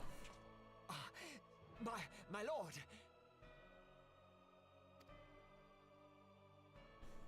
Please, call me Nero. Tell me, where were you born? Ottar, my lord. Alamigo, my lord. Ah, codename Hummingway, I presume. Hummingway. Is he a bunny? I don't know what you...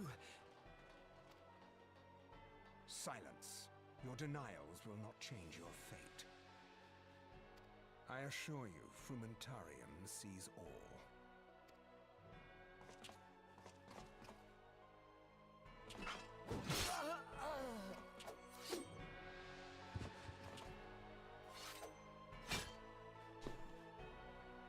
Clean up this mess, and do not miss any, or I shall be most displeased. At once, my lord.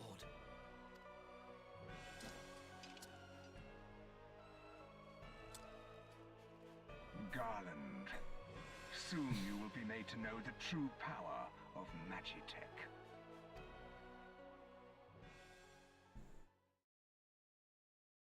That's a really random non sequitur. Just, by the way, Sid. Yeah, in rest mode, it reminds me of a fetus giant, which is curious.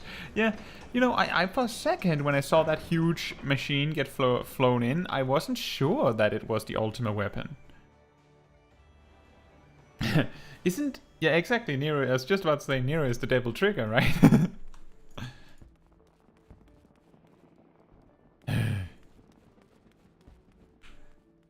Why couldn't you just open the other gate? Open the other gate. Ah, you must be the envoy from Gridania. Welcome to Limsa Lominsa, my lady. Admiral Blovisvin awaits your arrival.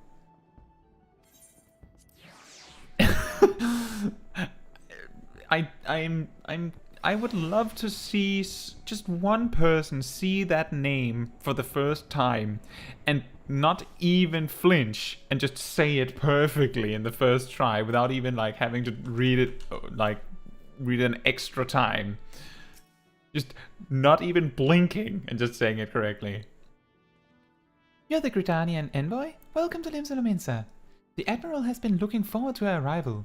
Please proceed to the Crow's Lift at your earliest convenience. It will take you to Bulwark Hall. Pokeshack, Blowisvin, or Bluisvin, Melwip's last name? First name or last name? Once there, pray speak with Zanthale. He will be pleased to show you into the Admiral's command room on the bridge.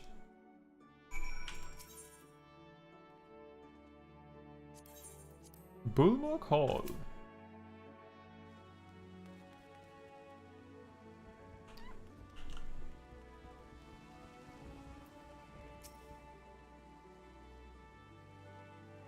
Yeah, most Riegadins have a name that just looks like a face planted on the keyboard, but this guy actually seems to have a decent one. Zanthale. Greetings, madam, and welcome to our fair city. If you would permit me to examine the seal on the missive you carry. There you go. You have to bow, like, kneel down a bit to reach it. Yes, everything seems to be in order. My apologies. We cannot afford to be complacent, you understand. Please step this way.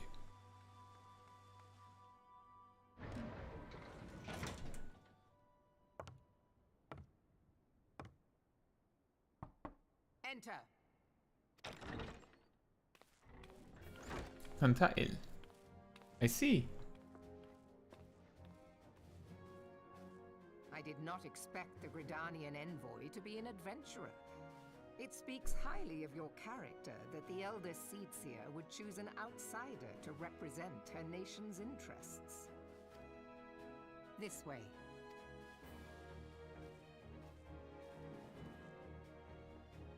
I bid you welcome. I am Melvib Blufisvin, Admiral of Limsa Lominsa, and Commander of the Maelstrom. Bluvisvin. I think I got that pretty close. I said Bluvisvin. But Bluvisvin. Okay. Melvib Bluvisvin. Now, What news from the Black Shroud?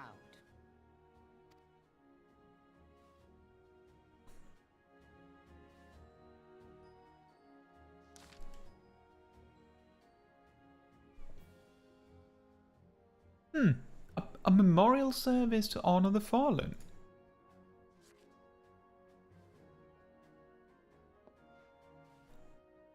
Seven Hells. Has it been 5 years? 5 years since the Guardian Empire sought to wrest Eorzea from our grasp.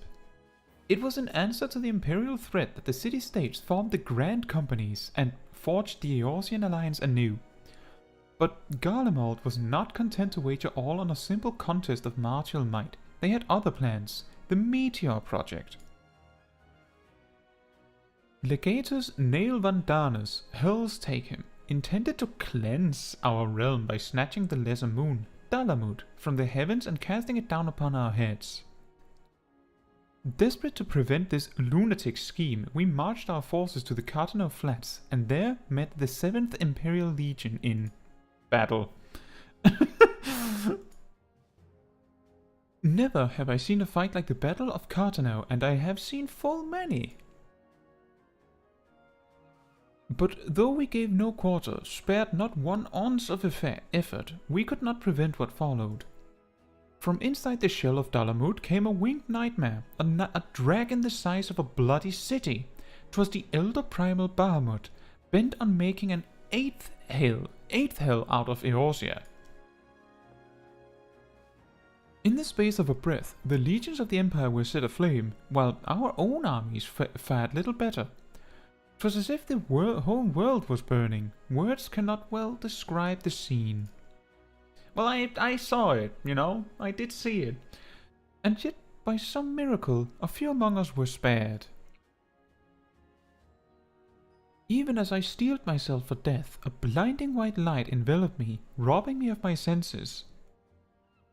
When I regained them, the dragon was gone, and the still smouldering land was warped beyond all knowing.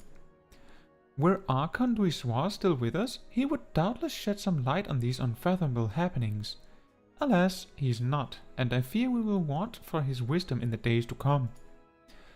For while our nation struggles to recover from the devastation, the beastmen call forth their damned primals to torment us anew.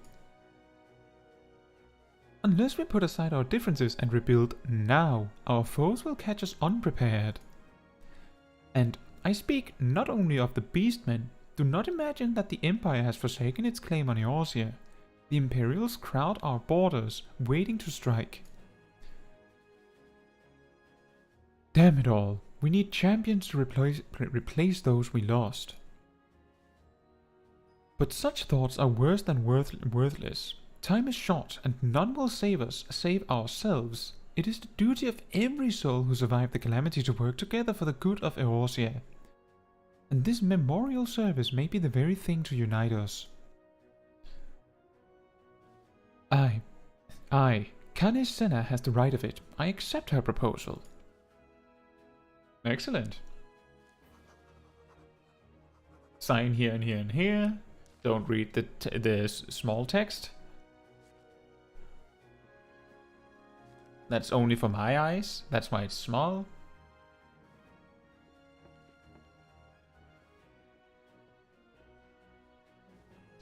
Your duty is done here, adventurer. I will see to it that Elder Seetsia receives my reply. You travel next to Ul'dah, yes? Yes. Pray give my regards to General Raban. Oh, and tell him the wolf has been sniffing around the stables. A private jest, and one in poor taste, but I would have you tell it all the same. Fare you well, Caetsu. May the navigator guide you on your journey. Exception? Whether I'm going to finish the whole story? Well, so far we're doing a little bit every week. I don't know if we'll finish the whole thing. I guess that depends on a lot of things. The story is very long, so it might be a while. But right now, the intent is to like play this character all the way to the end.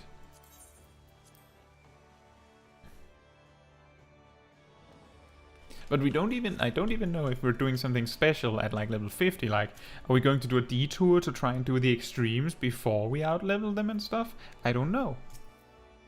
Greetings, madam. This is the count of our passengers traveling to Ul'dah. A pleasure to serve you again, madam. Are you ready to board the airship to Ul'dah? Again, I'm pretty sure this is the first time, but okay. Bum bum bum bum bum. Gangplank.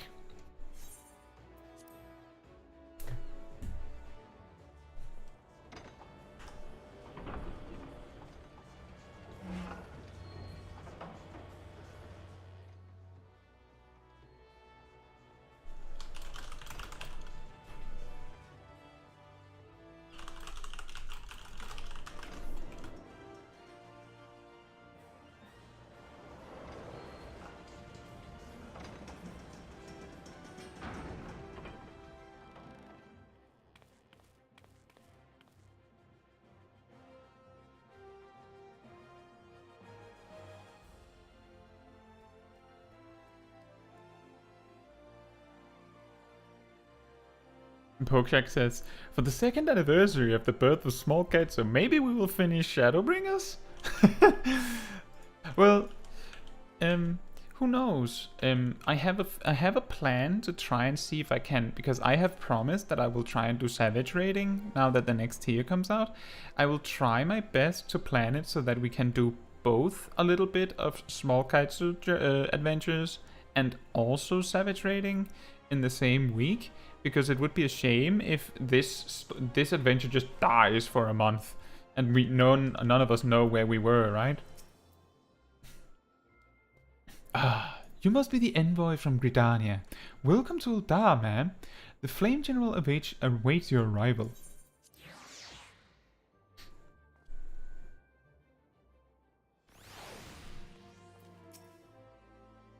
Welcome to Ul'dah, madam. We have been expecting you. Flame General Raban will receive you in the Fragrant Chamber. Please take the lift down to the Hostings Strip and speak with Bartholomew at the Royal Promenade.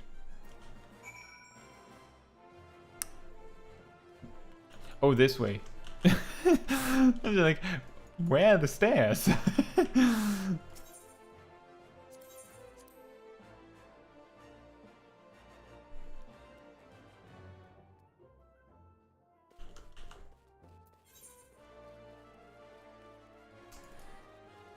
Ethernet shot! Since it's just on the way anyway, right? Yoink. We'll have to do the trips around all of the cities. That's not right now. They're just cute for something.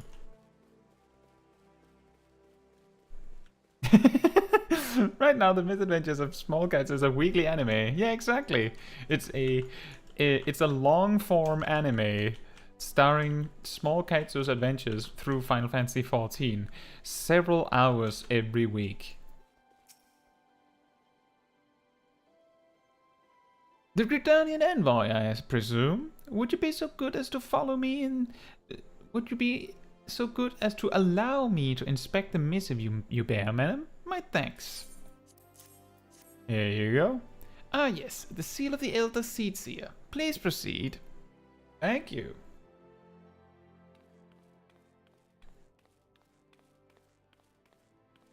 Hello. A guest from Gridania. I thought I smelled leaf mold. Rude. Hold it against you. If you're half the warrior Kane says, 'tis a wonder you don't reek of dead Ixal. Welcome to the Sultanate of Ul'dah. I am Raban al-Din, General of the Immortal Flames. But you did not come all this way to trade formalities. That's a good point, Pokeshak. I wonder why that is.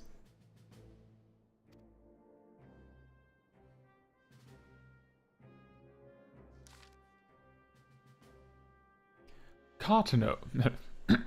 Let's see how gruff man voice I can make.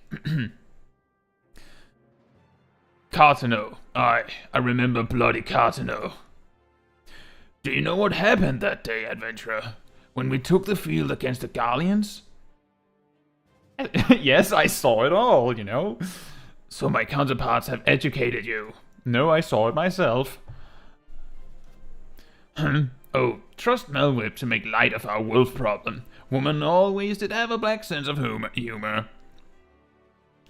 Wolves are bloodthirsty beasts upon which one cannot turn one's back. It's only a matter of time before they bite. So it was with the Garleans. 50 years ago. 50 years ago? I thought it was 5. No sooner had they learned how to use Magitech than they began seizing territory from their neighbors. Led by then Legatus Solus Soscalvus, they swiftly brought the other nations of Ilzabad to heel, and so the Legatus became an emperor, and his republic an empire. An empire which then set its sights upon Eorzea. But the conquering empire is now an old... but the conquering emperor is now an old man of 80 winters. Does that mean he's 80 or 40? I'm pretty sure that means he's 80.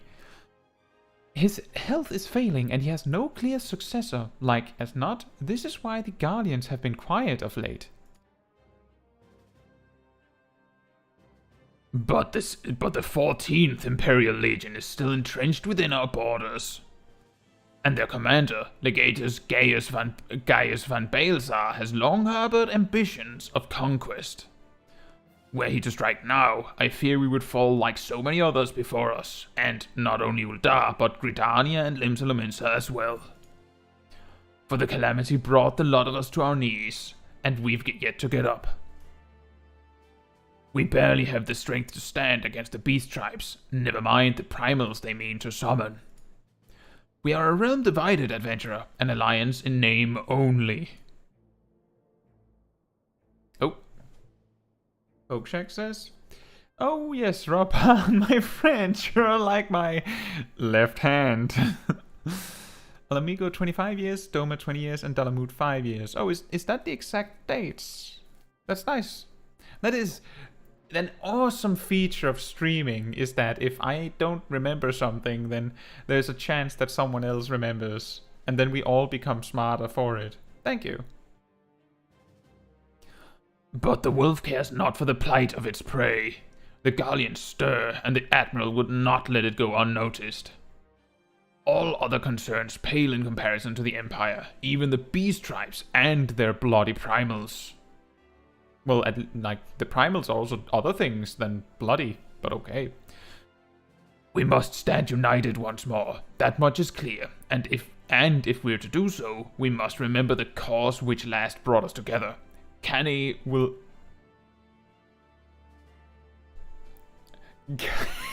So apparently Kane Senna's last name is Senna. That is an incredible timing for that question, Pokejack. Robban's last name, what is his last name? Eldin.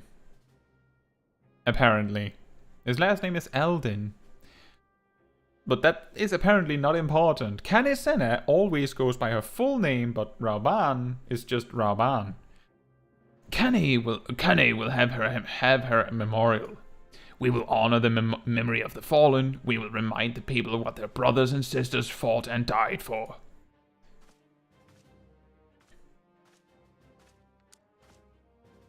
Sign here and here and here. Ignore the small text. That's for my eyes only. Don't have her read it. Her glasses look like they have, like, enhancing properties. It might be dangerous for my evil master plan. Shall I inform the Sultana and the Syndicate? I will speak with her grace myself. Very good, sir. The Elder Seedsea will have my reply anon. My thanks to you, adventurer.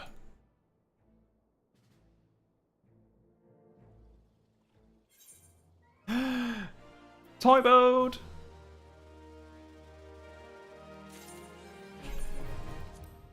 We have a toy boat! Nah, we pretty much have to use it now.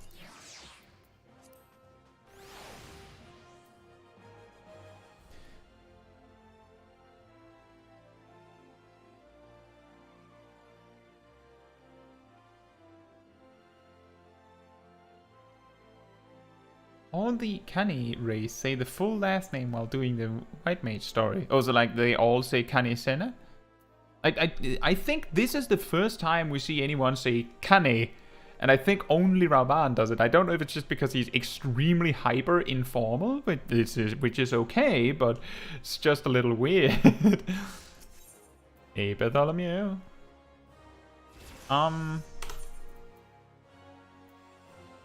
This shirt is pointless. I guess I'll take the 400 gil. Ah, my lady envoy, I trust your stay in the Sultanate has been pleasant. Now, if you do not mind my asking, do you perchance have plans to visit Limsa Lominsa in the near future?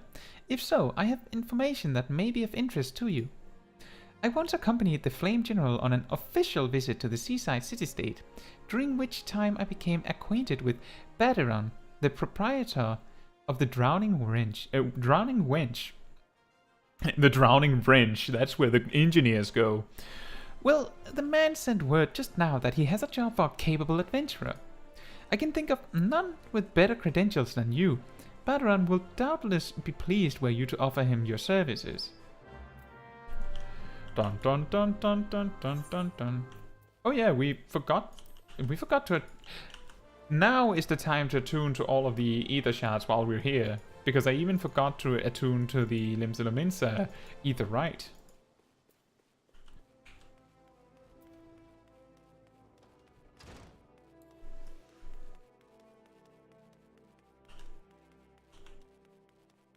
Oh, I see you wrote something more.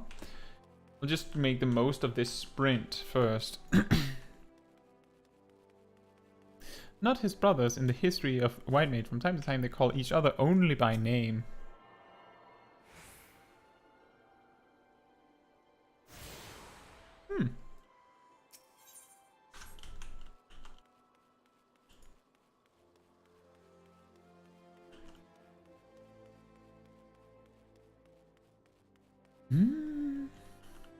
By the way, it's weird if you're not from Ul'dah to see Raban and then see Nanamo, who is the person who really rules. That's true. It's pretty funny that when you visit Gridania, you meet Kanisena, who's literally the ruler, and you go to Limsa Lominsa and meet Melwib, who's literally the ruler, and then you go to Ul'dah and they're like, you can have our second in command.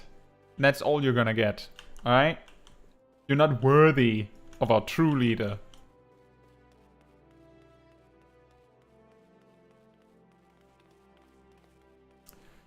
Oh boy. Now we're gonna have the maze of Ul'dah to contend with.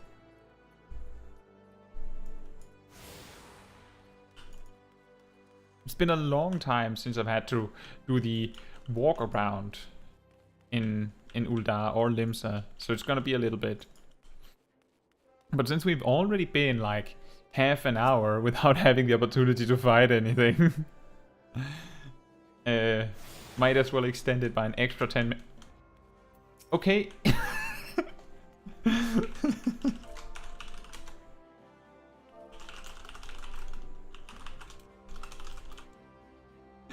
we found Artbird, guys. We found Artbird. And he's an NPC.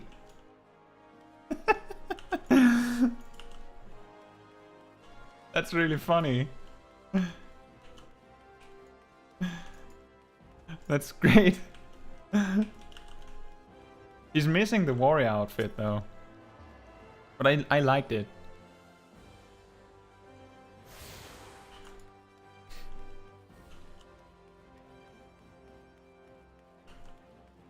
Go to Ul'dah and see the left hand of Nanamo.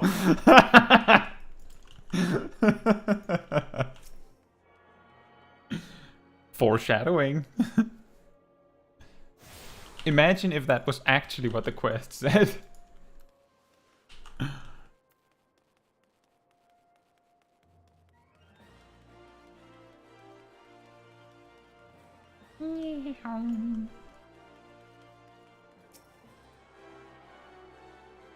One huge problem you run into when you heavily overlevel your main story is also that unless you cough up money, your gear is going to be extremely outdated. Like, We're level 24 and most of our equipment is level 15.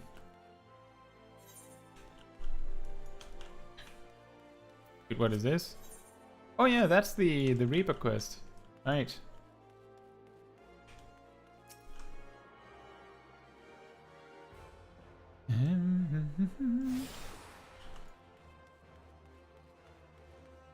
Two more, I believe.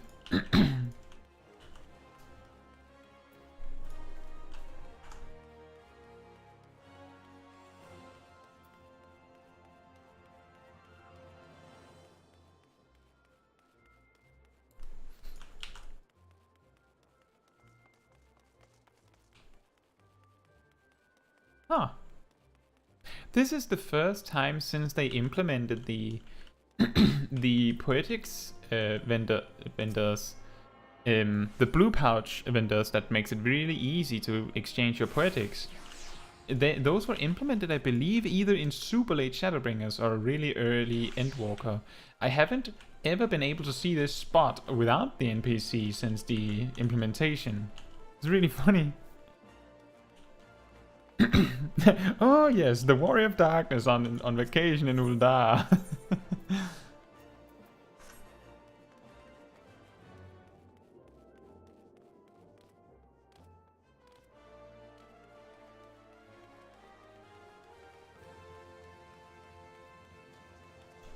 Bojack says, by the way, the name of the Warrior of Darkness is never mentioned as far as I get in Stormblood. Which warrior, like you mean the Warriors of Darkness from, I believe it's back in Heavensward, right? Is it those you're referring to, or are you thinking are you thinking, I'm on my way to Shadowbringers, I should have heard about the Warrior of Darkness by now? Is it something like that? Or what do you mean?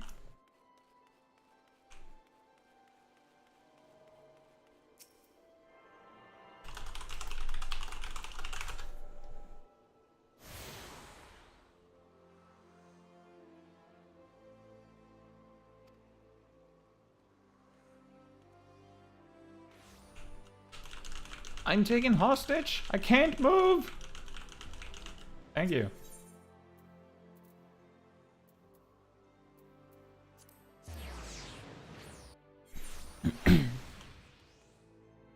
Oh, I see, Pokeshack. It's been so long that I wasn't actually. I had no idea.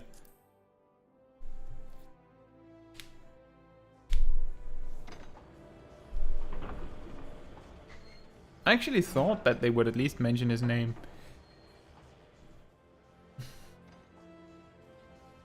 But yeah, now you know his name is Artbird. But I'm pretty sure that he looks almost perfectly identical to the Warrior of Light hero that is used in all of the major cinematics, you know, like the placeholder character for the hero, like the player character in each of the expansion trailers and stuff like that. I'm pretty sure he's supposed to look as close to exactly like that character as possible. I believe that character is also called Meteor, as a joke called Meteor. People call him Meteor. At least the Japanese community does, if I remember correctly. I can't remember the reasoning, but I'm pretty sure that's what. But that red color goes really well with that outfit.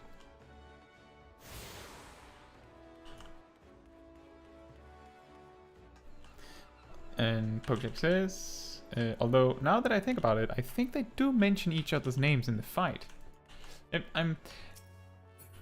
Honestly, I can't remember, so your word is as good as mine on that particular subject.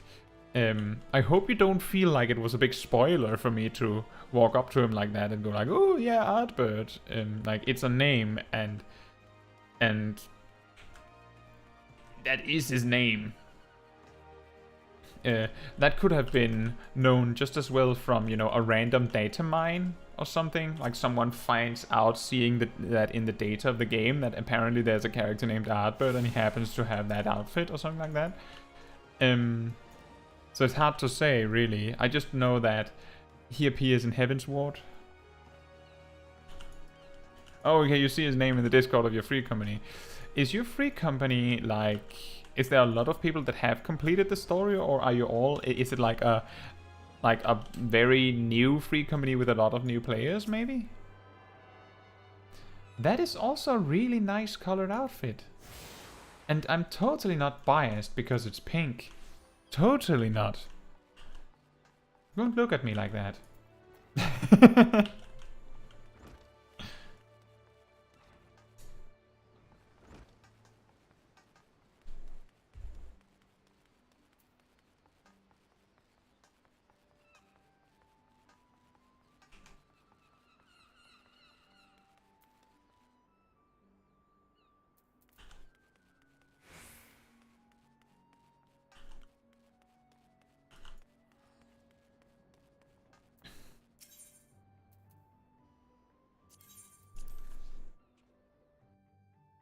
Ah, okay. I guess if you participate in the conversations, it can be really hard to avoid not getting spoiled. Hopefully they are trying their best to be nice and not spoil you of all sorts of information. Like in my own small free company, we try to like put big spoiler tags and only talk about things in the spoiler text chat when it's something that is like almost things from Stormblood and forward, because that's like there's a chance that someone doesn't know that. But you can never be too sure, because like at some point it has to be reasonable to be able to talk about things in the game, right? Eventually things have to be allowed to be talked about. It's just if you know that someone that doesn't know is reading, it's worth it to try and avoid it. Like there was a long time where I specifically didn't change the music in my own house in the game because I didn't want to spoil anyone. Like I acquired the song that I wanted the most in the game for my house, and then didn't use it because I felt like I didn't want someone to randomly stumble into my house and then hear the song. So it's really hard to know what is too much and what is too little. Let me just check how many am I missing. Just the fisherman. Hello, Lara de Dios. How are you? I don't think I've seen you in the chat before. Welcome. Some among us call this the Cult of Pink. And you're welcome to join.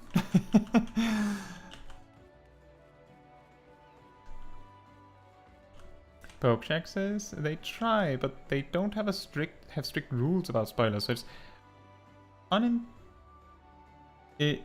unintentionally spilled, so I'm always careful with conversations. Yeah, okay, that's the best you can do. Dios is God in Spanish. Okay, cool. So, welcome, Lara the God. And hey, Andromeda, welcome. You were missing. You were missing in the chat today. Glad to see you. Unfortunately, Ghost Howler went like an hour ago, I think. He said it was late.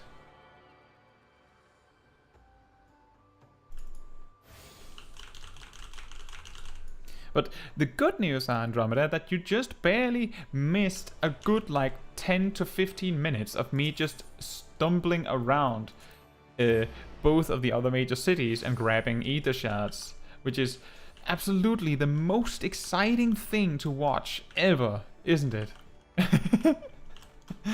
But now we're back on track with the main quest, and I think there's a good chance that we're just about to reach our first dungeon. Welcome to the Drowning Wench. Sit wherever you like, lass. I'll be with you in a... Huh? Aye, I'm Batteren, alright. Who's asking?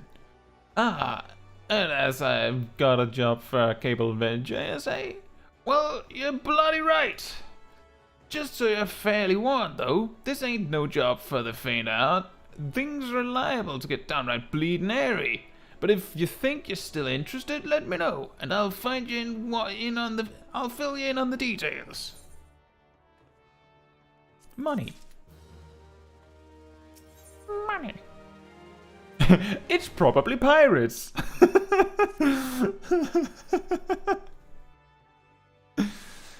I thank you for taking the time to help me out. Now, I'm sure you're busy, so I'll come straight to the point. Word has it that some suspicious-looking buggers have been sneaking in and out of the Sastasha secret, and I need a trustworthy sort to head up north of Ailport and find out who they are and what they're up to. Don't sound like much, I know. But it weren't so long ago as the Fishback's pet pirates paid us an unwelcome visit, and folk are feeling a bit nervous. If you would permit me, Master Batteren, I should be happy to elaborate. Wait, oh, that was someone else talking, my bad. You missed the barbecue with a Dark Force Lancer. The joke's over the last name, and can give nothing for gratitude.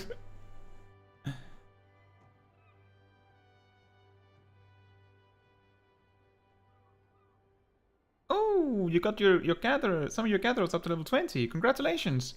That means you can use them in the firmament now, right? I'm pretty sure that was the requirement, was level 20. And you're about to progress post-Endwalker content? So, like, the level 90 main quest stuff? Or do you mean, like, raids? Well, if it ain't the Chief Yellow Jacket himself. To what do I owe this rare honor, Commodore Raynor? Raynor? I'm immediately imagining Raynor from StarCraft.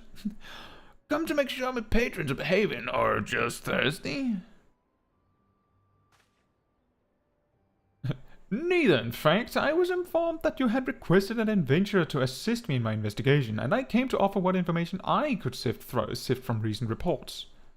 Over the course of the past moon, there have been several sightings of an unfamiliar vessel off the coast of Ailport in the vicinity of the Isles of Umbra. This information came to my attention no more than a few weeks after a squad of my own soldiers had completed a routine patrol of the region, the Sastasha Sea Route included.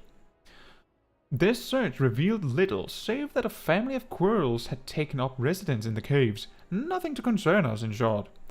In light of recent developments, however, it would seem wise to search Sastasha again. But with the Sahakin testing out our defenses daily, I'm loath to assign the task to the limited forces at my disposal. Our line is stretched as it is. Thus, I sought the services of a competent adventurer to conduct an investigation in our stead. Any aid you can offer in this matter would be greatly appreciated. Then it is settled, based on your stoic nod. I guess, I hope that means yes. Does it? I think it means yes. I'm guessing it means yes. Anyway, Sastasha is located in western Lanacea.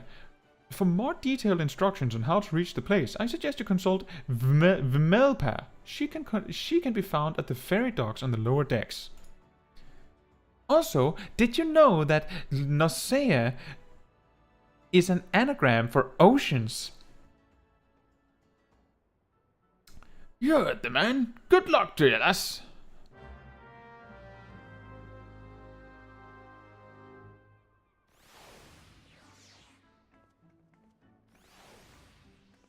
Actually, Andromeda, we haven't actually talked about Las of Assise today, but I still like the name. I like it.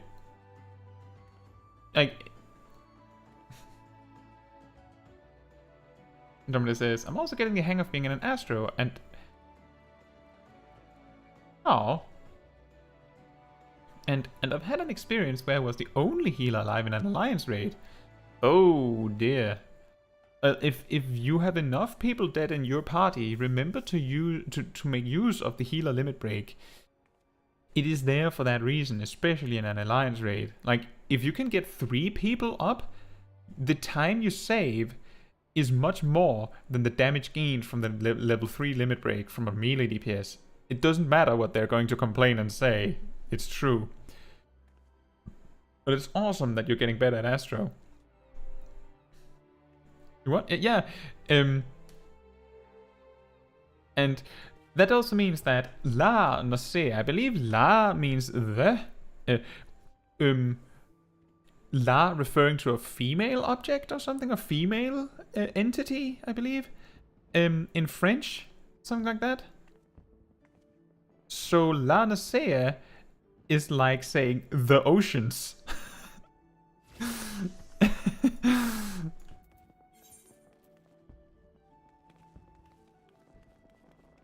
Oh. Poke Shack! Watch this!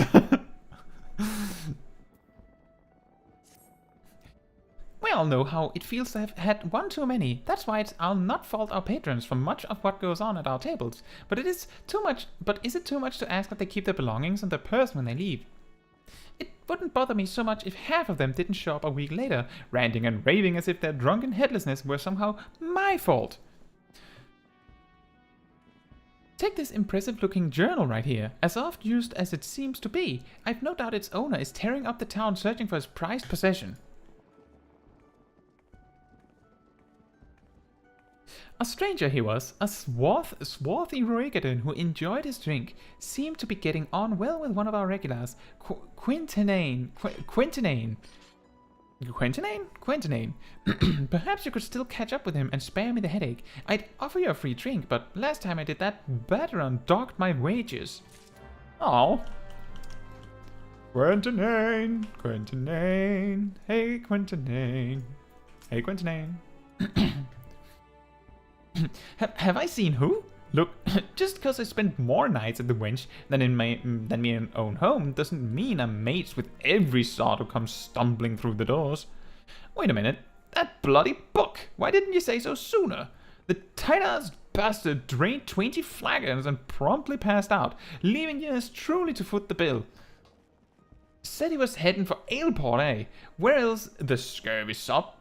May I'm willing, he's still stranded at the ferry docks, though the gods know it won't help me get me Gil back.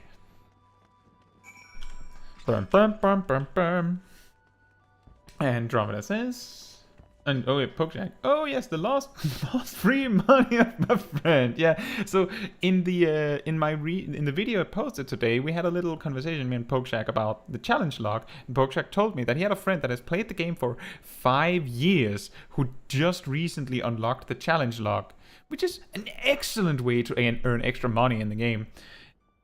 So we're taking that quest now. And then Andromeda says, Kaetsu, I thought you meant nausea. They're like, really? It's an anagram for oceans? Well, that is an anagram for...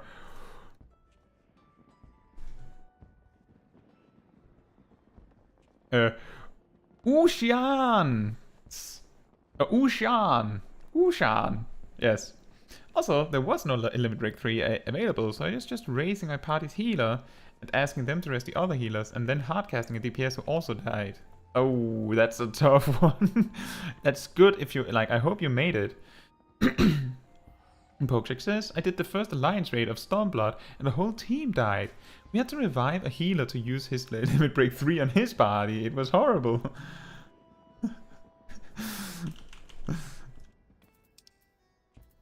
Alright, let's see where we're going. Fisherman's Guild. I thought he said we had to go to Aleport.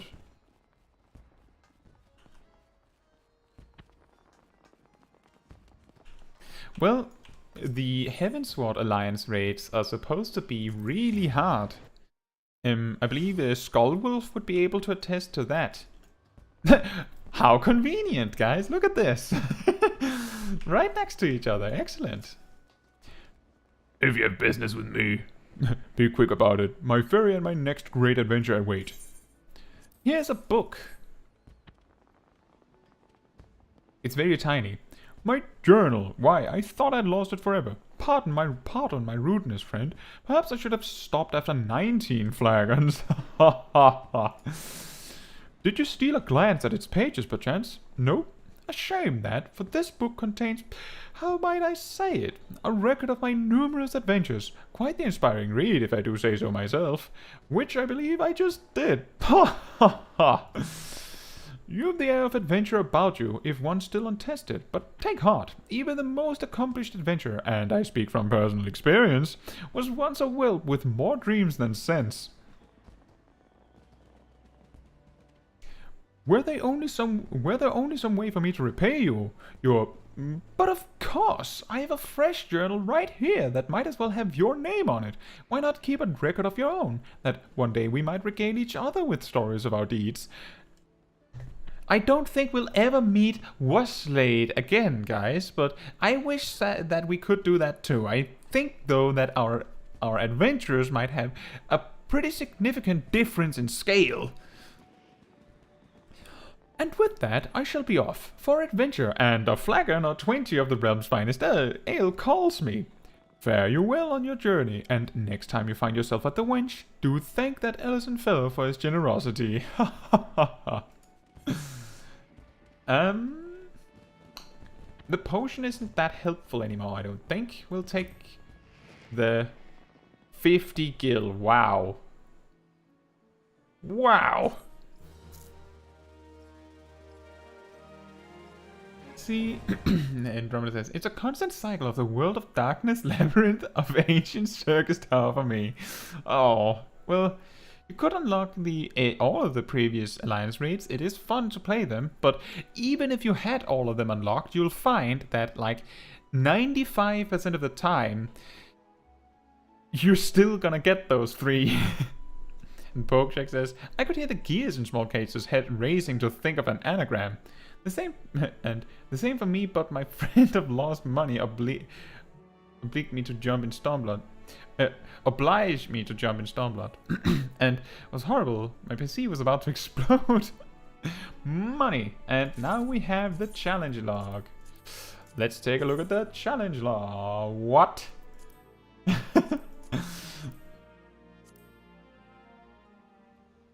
I feel like we're missing some things here.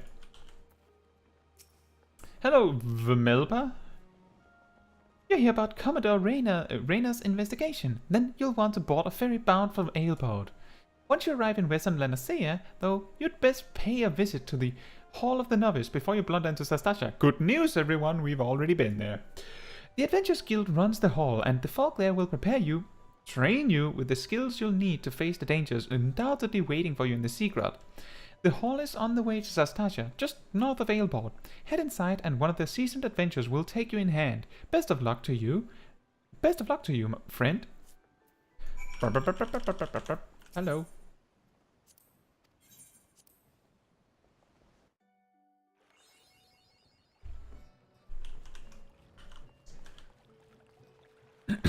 Leaves of Aleport.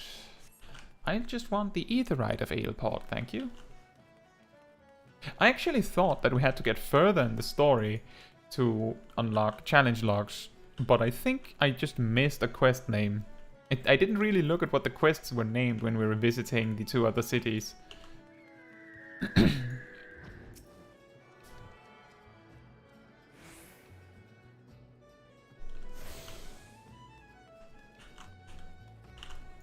Whoops.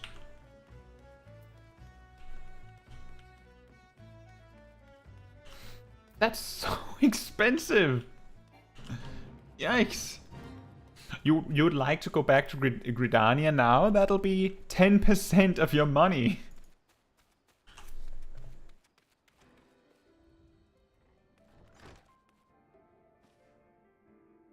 Huh. That's interesting. I don't think I've ever I don't remember ever being here before. That's interesting. You must be the adventurer whom the Yellowjackets sent word. I hear you are to brave the depths of the Sastasha Seagrot. The occupants of those caves are rumored to be as numerous as they are bloodthirsty. No matter what the epic tales would have you believe, strolling into such a den of savagery alone would be the height of foolishness. No, you shall need companions. and you shall need the training we here at the Hall of the Novice can provide. I strongly suggest that you study the fundamentals of group combat before continuing on your mission. The smith here oversees the training schedules. Speak with him, and you can register for exercises tailored to your particular field of expertise.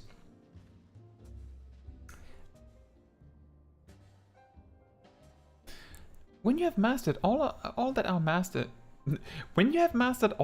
masters have to teach, then it will be time to head north once more. Report to the Yellow Jacket Scout at the mouth of the Sastasha Secret, and he will furnish you with the details of your duty. I know you. We've already spoke. Look. We're done. Bye.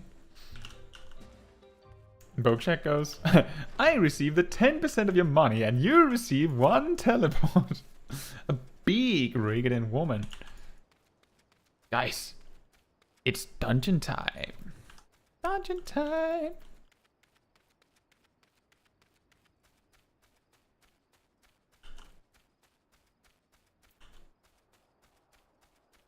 Dungeon time. Hello, Yellow Jacket. Please tell me you're here on Yellow Jacket duty, and not some daft sot out for a stroll. I can't take any more of this blasted waiting. You are? Thank the gods. I assume you already know about the ship seen slipping around the Isles of Umbra. We've been on the lookout for pirate activity ever since that vessel was sighted, thinking a crew of cutthroats might have a den nearby. So, when we received word that men of questionable quality had been seen passing in and out of Sastasha here, we weren't entirely surprised. I've yet to see them for myself, but if this lot belongs to those fishback fancying serpent reavers, well, you can imagine the panic it'll cause. The kidnappings are still fresh in people's minds. Anyway, your task is to poke around in the caves and find out exactly who we're dealing with. While you do that, I'll be keeping watch out here, praying you don't spot any blue-faced tattoos. Huh? Duty support! And Sastasha. Maybe they are pirates.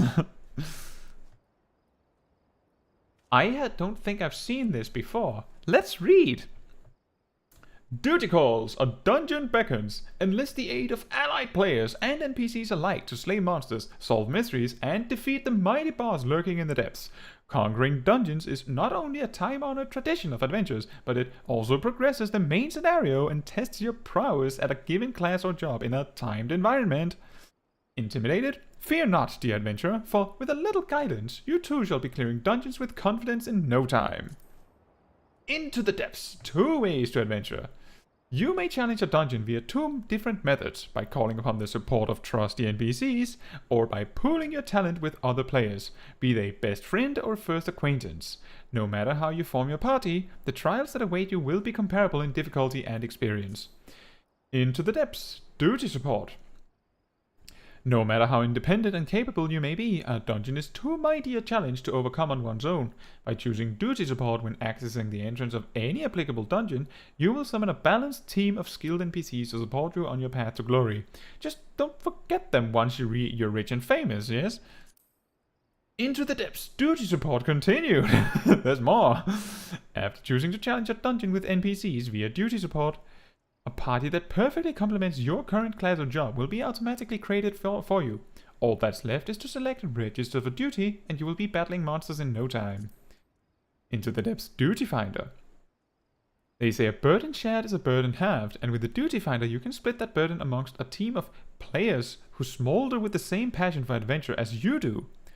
No need to recruit such teammates yourself. The Duty Finder's matching system will automatically group players according to chosen challenge and other criteria, guaranteeing a balanced and invigorating cooperative experience for all. Into the depths. Duty Finder continued. Once you have been matched with a party, you will be notified by a bracing sound that the time for battle is at hand. Simply select Commence and you and your comrades will be delivered onto the fray. Remember, the adventurers with whom you are cooperating are fellow players. Take advantage of the full and varied strength your group possesses by communicating respectfully and often.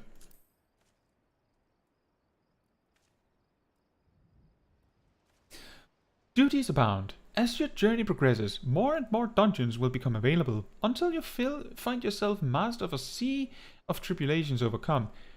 But don't let completion deter you from challenging your favorite duties again. Simply open duty support to play through dungeons you've cleared, or use the duty finder to do the same with dungeons not yet supported by the NPC party system. No matter your craving, you're guaranteed to find an adventure to satisfy. Need a refresher? Well, this introduction of dungeons has no doubt been immortalized within the hallowed halls of your mind. If you find yourself in need of a refresher, you may access tutorial information again by selecting the question mark icon in the duty support or duty finder windows. A true adventurer knows the meaning of duty. Secure your legacy by fulfilling yours. I understand what I must do. Ta-da! And Pokeshak says, by the way, in the end, I don't believe that if you paid attention to me by putting the butt of the Godquiver bow as a thumbnail, you know, I thought it was really funny, so I decided to go with it. The picture that I used for the community post reminder thing was the picture that I took with the intent of using it as the thumbnail, but your idea was just so funny that I couldn't not do it. I had a funnier idea, but I felt like the thumbnail would be too crowded with text if I added that. And yeah, that's true. It's from Stone Vigil and Garuda. Alright, so I think that the best way to go about this is try and see how long the queue time is. And if the queue time is extremely long, then we can do duty support instead. But before we do that, let me just see what we get. We get a Marauder, Conjurer, and a Thaumaturge. And the Thaumaturge is a Lalafell. I like it. But yeah, let's try and see if we can get a player group. 7 minutes. Can we wait 7 minutes?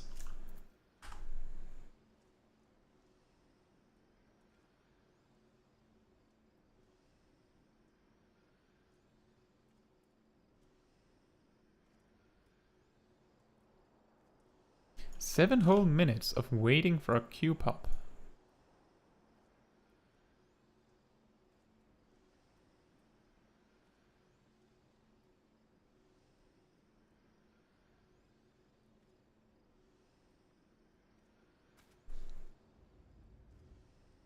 Ah, okay.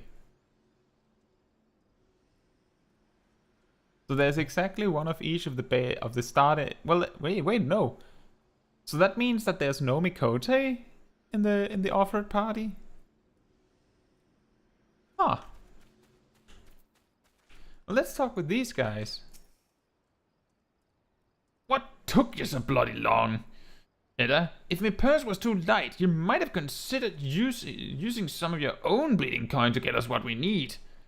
You've only ever been as useful as the contents of your pockets. The gods know you can barely heal a scratch.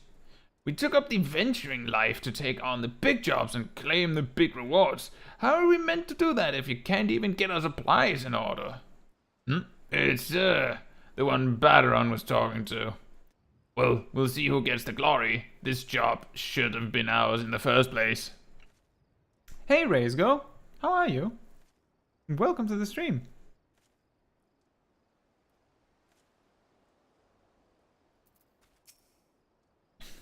Ha ha ha! Ul'dah, you're so slow. You'd lose a foot race to a tree slug. She's drinking. This is perfect for an inaugural outing as a party. Wandering around in the caves, turning over a few rocks. How difficult could it possibly be? I never expected our first visit to the Adventurers Guild would yield such a straightforward way to win fame and fortune.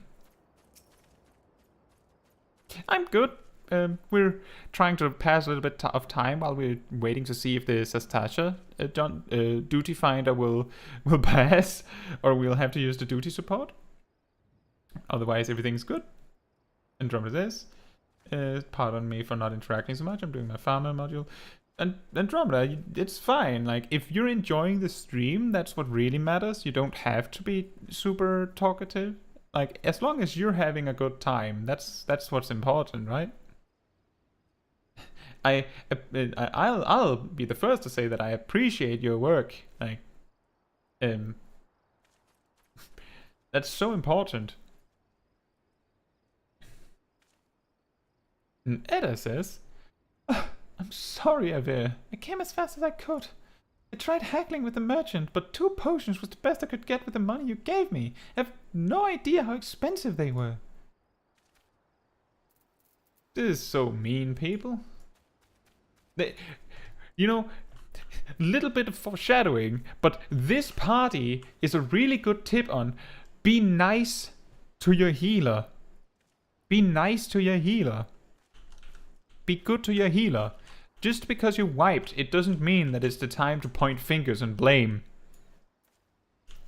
Be nice. Not just nice to your healer, be nice to your party. It doesn't help to point fingers, it helps to come with solutions. So just to give a little bit of the plan is I'm going to give it the 7 minutes that it says that it's gonna be. I'm gonna give it the 7 minutes, and if it's still just going to say 001, then we're doing duty support. I think 7 minutes is absolutely the limit of how long we can reasonably wait for a queue before it gets a little bit excessive. Like, it's kind of boring to just watch me stand in queue. What I'm gonna use the time for, though, is run down and grab the Aetheryte in Swift Perch. And then we see if I get it or if we get the queue pop first.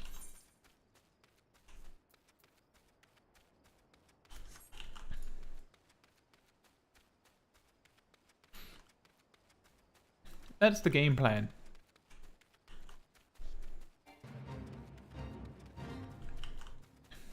So what are you guys up to? We now know that the Andromeda is doing the farmer module. Anyone else up to something special while watching the stream?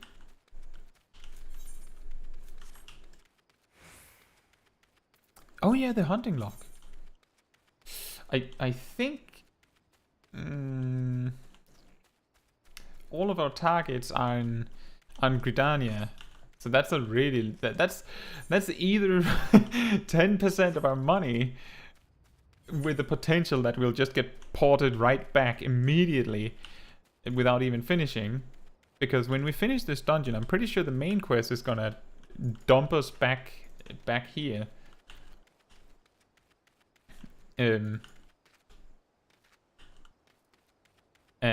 So I think we'll have to swing back and do that later.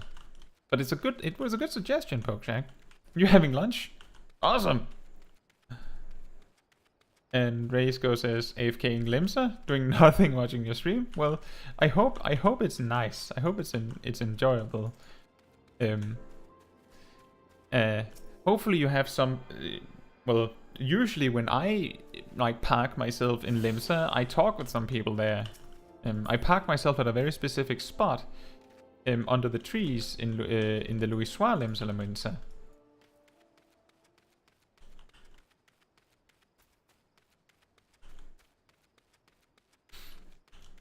Yeah, that's true. There are even some hunting targets that are from dungeons. It's a little problematic. But I'm just gonna... Actually, I just realized. Can I... Oh, I can queue for this from anywhere. Excellent. And Pokejak says the first 2 of the hunting log are from the country of origin, and then it is from all over Eorzea, and in some cases they are from dungeons. Yeah, that sounds right. We're not in any rush to do them, so I think we'll just get around to them when we go back to Gridania. Both for our Lancer quest to progress, and we're going to have a dungeon in the Shroud very like after this one. Okay, so we can conclude that nothing happened in terms of the party forming.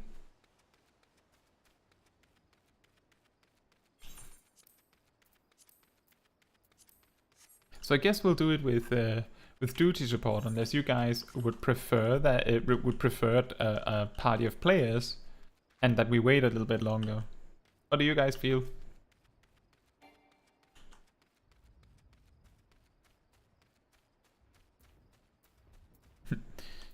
Pokeshake says, my area under the Limsa tree is an exclusive area of Lala. Well, That's what drew me there. I started placing myself there because there would often be like 5 Lalafells. So I go and give each of them a pat on the head, and some of them blow me a kiss, and then we're very good friends. And oh, we got a dungeon! Woohoo! And then I sit down on a pillow, and that's usually where I park myself while I'm writing manuscripts for guides. Oh, I see Rays go.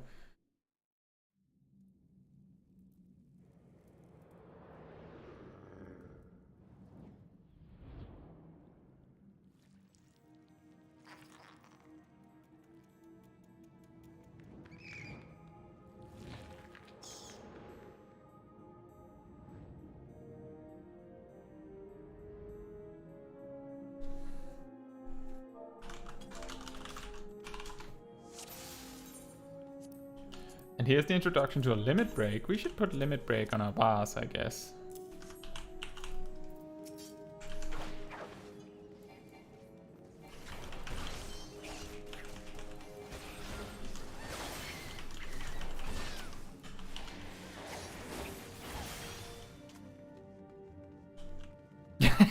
Yeah, was it 9 minutes? I think it was 9 minutes.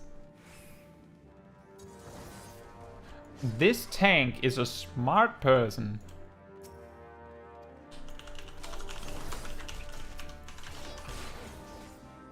They went for the tip.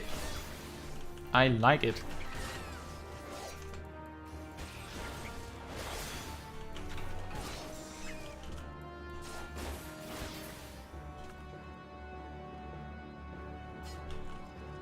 Well, Andromeda, that just makes it even more exciting to look forward to the day when we have worldwide data center travel. That's gonna be a great day. And a chaotic day.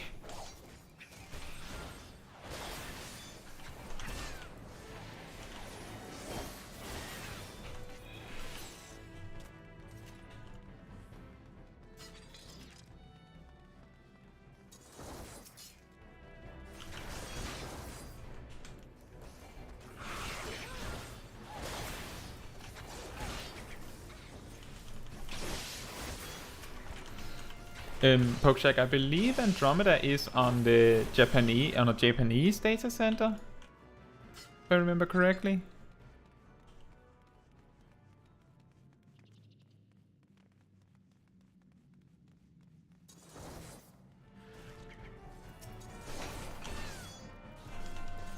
No, I don't remember that shortcut ever being there. Interesting.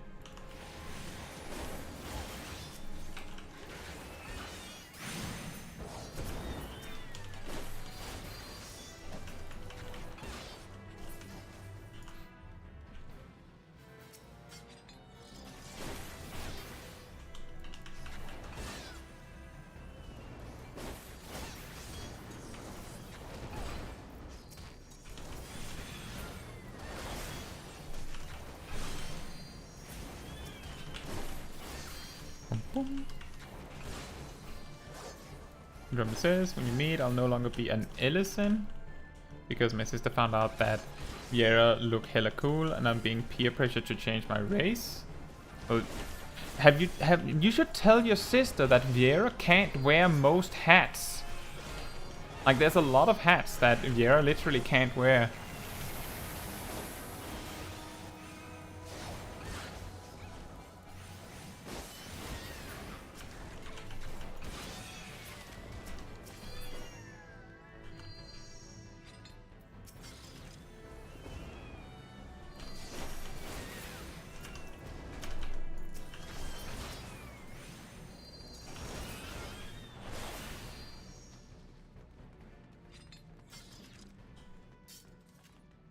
Then you have a hat. But you don't have a hat if you change to Viera, exactly. Sage at this level, do they even have Eucratian diagnosis? They don't have Eucratia at all, but they have Cardia, which is far more useful at this level.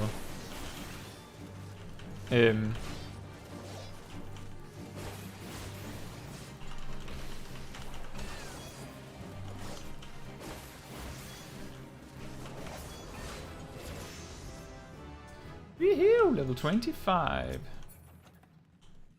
Oh. Well, we're gonna greed on this for a little bit of money, and we're gonna greed on that because I'm not gonna be wearing it.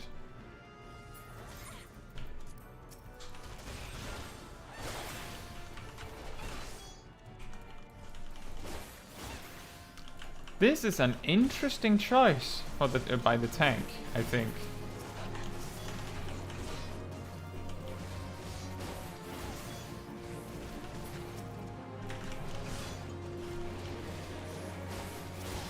But an interesting fact about that is that because Sage doesn't have Eucrasia at this level, they don't even have a dot to place at this level.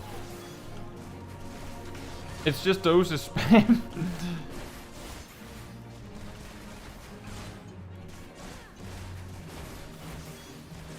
Well, and Andromeda, yeah, you must keep in mind that all of the other races with like floppy ears or scales and stuff often can see their scales or ears through their hat.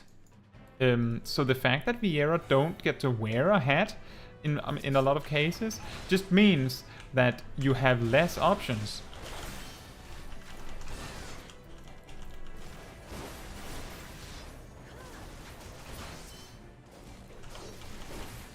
And Raze goes first. That's the problem with Vieras. I'm a Viera, and the problem sucks. They need to fix it somehow.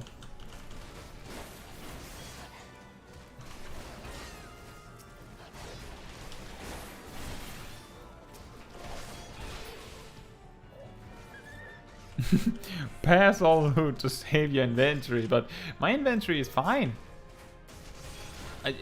Actually, earlier I talked about it will be interesting to see how far we can go before we'll need to clear inventory.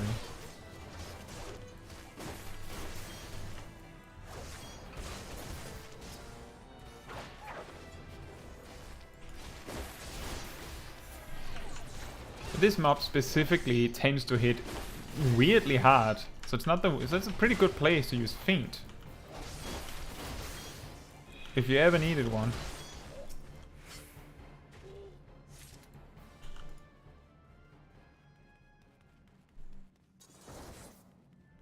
Oh yeah, by the way, Hrothgar, in the patch, the hairstyles they finally got added where they decided to remove their ears.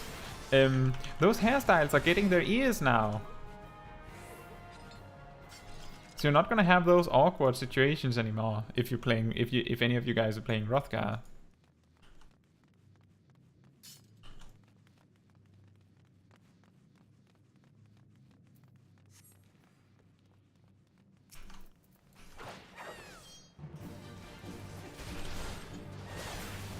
Well, a lot of people really like the male Vieras. They have a specific aesthetic about them, don't they?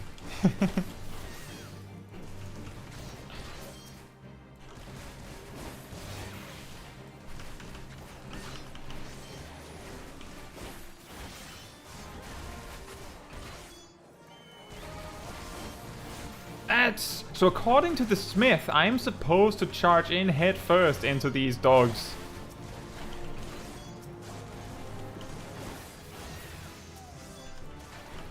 Level 26.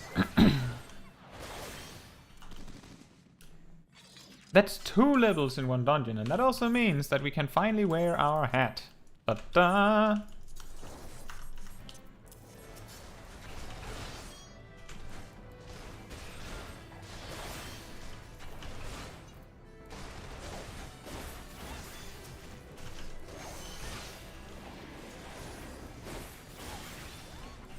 Ooh, 200. Nice.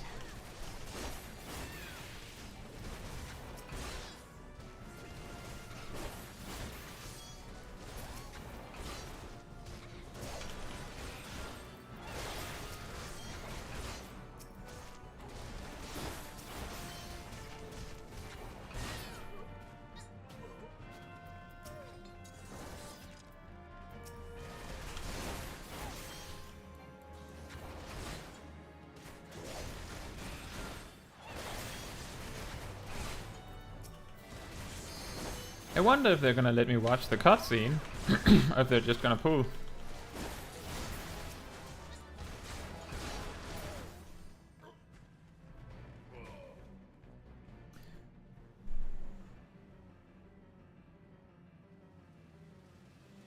You date a male Viera IRL. Race goes, yeah, hairstyles for Viera is unique and everything, but you will get bored of them. Plus, heads have more options than hairstyles. And they just went for it.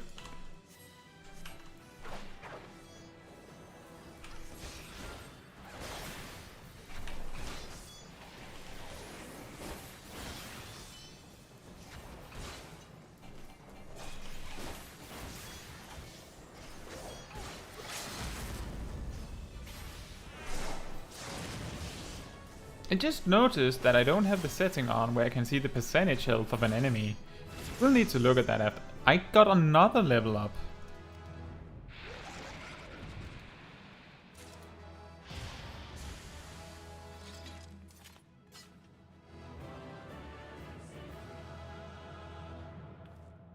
But that was like 3 levels? 1 dungeon? Player commendations. If people stay so you can comment them, you can commend a person.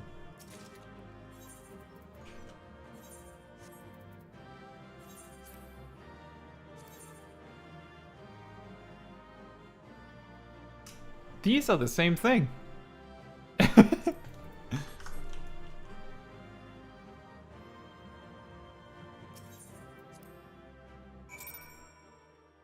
So we're level 27 now. Yikes.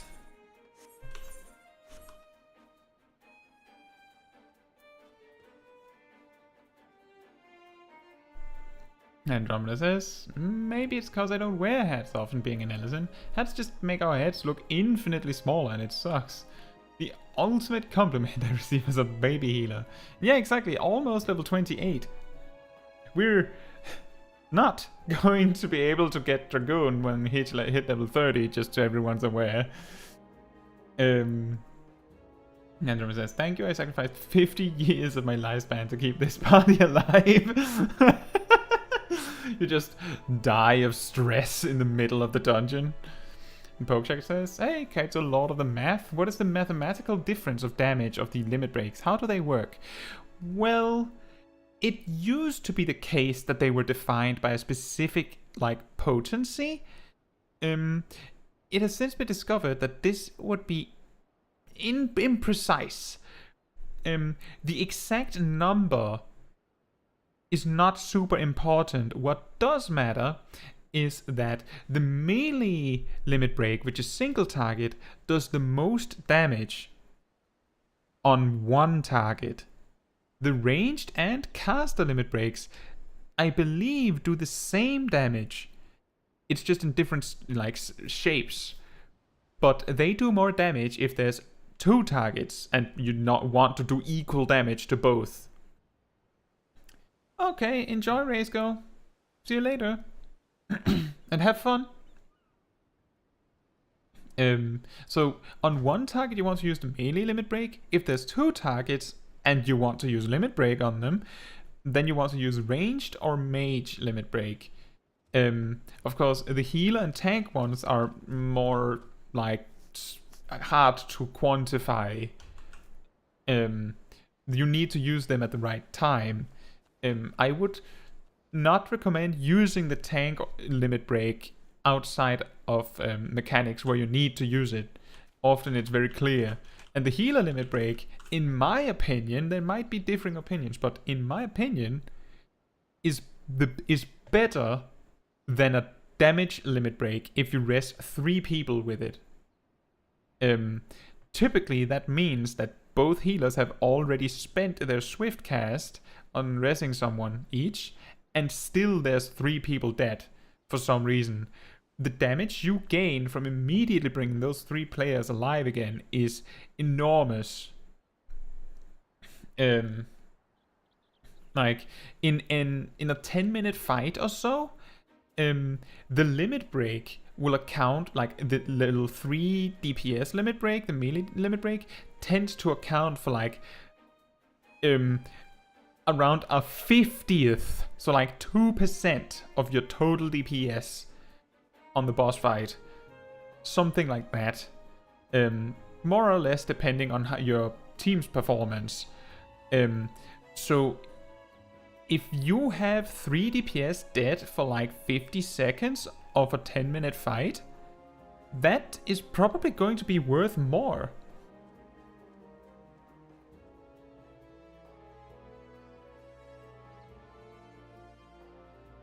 Speaking of limit breaks, you all played Porta de Cumana, right? There's a part where the ground is on fire, and you can have a limit break too if available. I see many people not even wait for the LB2 and just use LB1.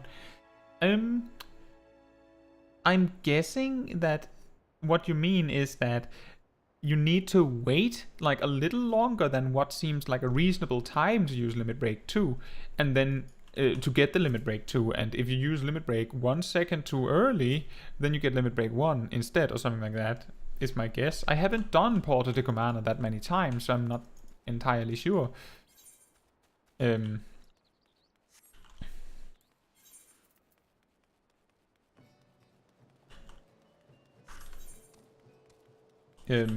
But if the fight is so close to ended that people are going to use limit break 1, there's a significant chance that people just deem that it doesn't matter.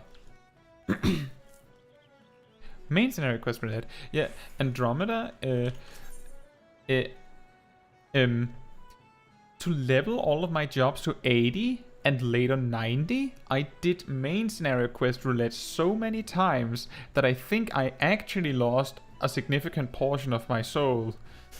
So if I can avoid it, I will choose to not do the MSQ roulette. I've not done it much.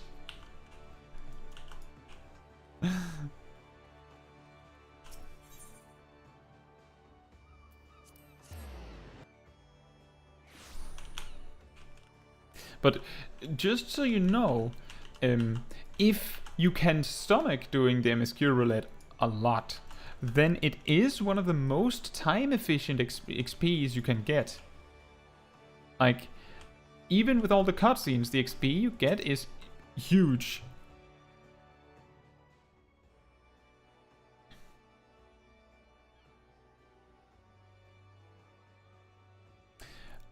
Aye, such a task was on the books.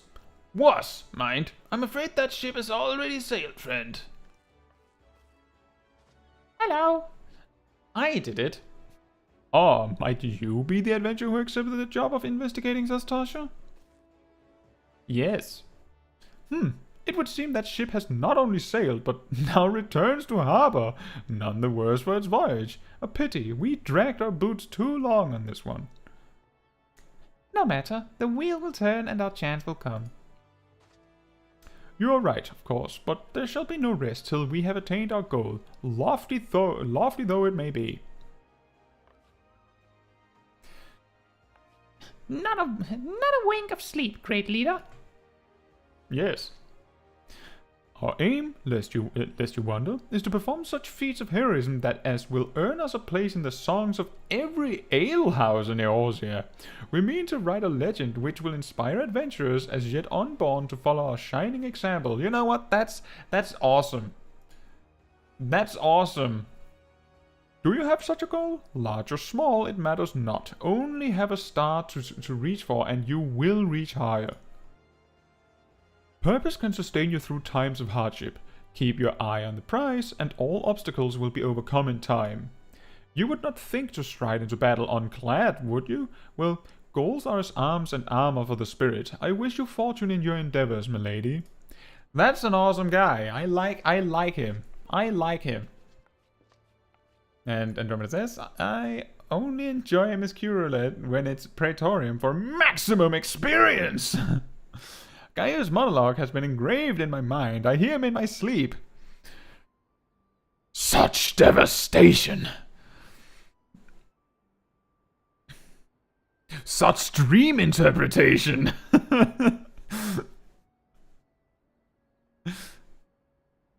This was not my psychological intention!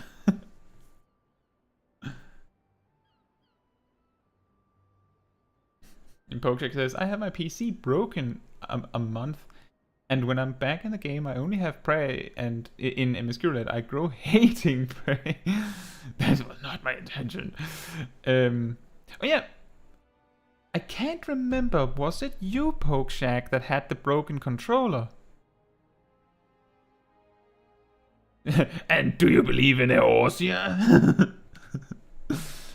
Back then, with all your limbs and a tale to tell, I'll wager.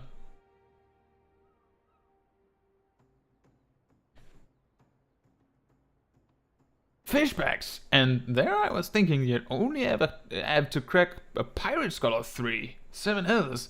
You turn your back for 5 bloody minutes, and the scaly bastards will set up shop on your bleeding doorstep. Still, sounds like you left them in pieces, so I don't suppose they'll be carrying out whatever mischiefs they were planning. Unless they were planning on feeding themselves to the faunas of Zastia, of course. Any road, all's well that ends well. On behalf of Limsa, I thank you for shedding some light on this mystery. You've lived up to your reputation, and I couldn't ask for no more than that. Now, I'll bet you're dying for a rest, but just in case you're not, I was wondering if you might be interested in taking on another job. It just so happens that I've had a request from our sister guild in Gridania, see? Seems the forest folk are in need of an adventure what can get things done. For them to ask for help like this, you can bet the task won't be no skip through a sunny glade. But after the way you dealt with our fishback infestation, I doubt it's anything you can't handle. Give us a shout when you're ready, and I'll lay it out for you. Yay!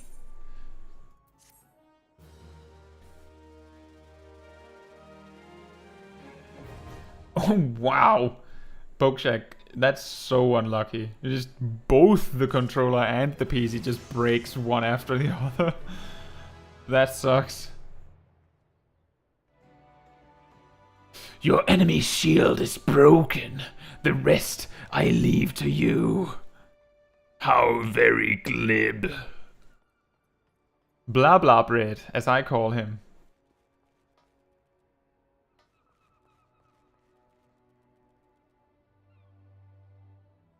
That's a good point. It could have been a spoiler. I would be surprised if someone completely new would jump in and not just be completely confused by the chaos of that whole conversation. If someone comes in and that happens, then that's just how it goes. It's still funny.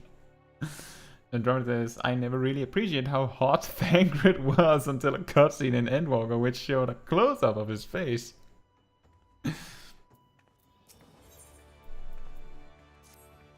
Ready to say about that job then? Like I said, the request comes from our sister guild in Gridania. Mom?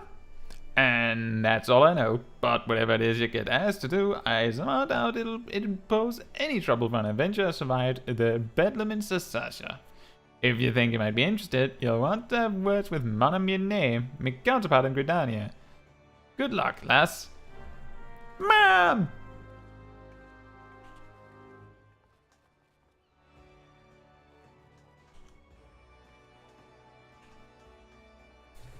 Ma'am. To the airship landing! Away! Look at this!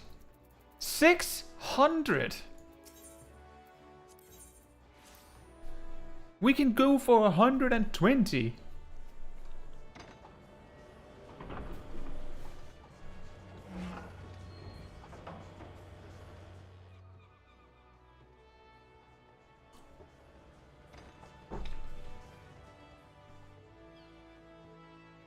The background story of my name.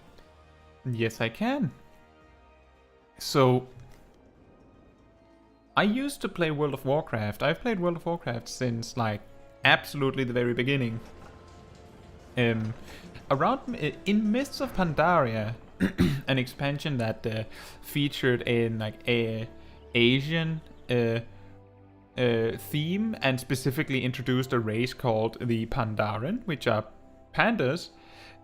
I made a Pandaren monk, a big big burly man, and I actually chose him with gray hair to make him look wise. And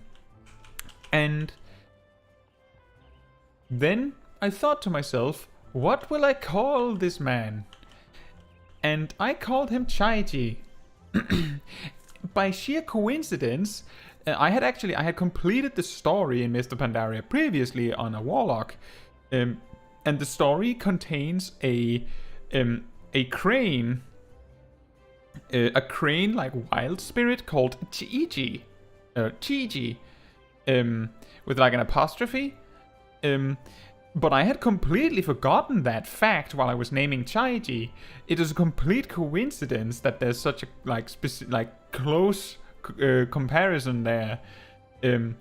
But that character was my main for all of Mr. Pandaria, and since then, if I make a character on a server, I would either call my first character on the server Chaiji, or I would call my monk, who would always be a male Pandaren, Chaiji. Because to me, that is Chaiji, this male Pandaren monk in a very specific outfit, glamour you could say, and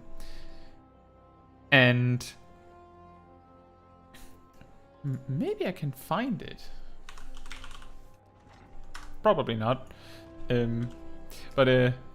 Yeah, I don't have many pictures of it, not recently anyway, and it would be hard for me to find very quickly. And yeah, we did talk a little bit about the backstory last week. I think I just randomly mentioned it. Now, you might be thinking, okay, so that's the origin story of Chaiji. And here's the thing. I've called myself Chaiji in games and, like, on things for years. Caetsu is a more new thing. In the Legion expansion of World of Warcraft, Andromeda might not have been on the stream when I mentioned it, or it might have gone by so fast that they didn't hear it. I mentioned it very briefly last week. I'm a little bit more detailed this time. But yeah, in Legion of World of Warcraft, another expansion, 2 expansions after Mr. Pandaria, I made a druid to play. I had the intent to play it as a feral druid, which happens to be the specialization that transforms into a cat. So as a little joke, almost, I named her Caetsu, which has an E that you can choose to not pronounce, and is intended to be pronounced in like a Japanese style, which means that the U can also be skipped if you want to, which means that my character was almost straight up named Cat. I never got that far. I think I got to like level 40 with that character, something like that. And at that specific time, maximum level was 110. So, you know. And at some point after that, I guess, I picked up Final Fantasy XIV, and I picked up the free trial, which meant that only the 4 basic starting races,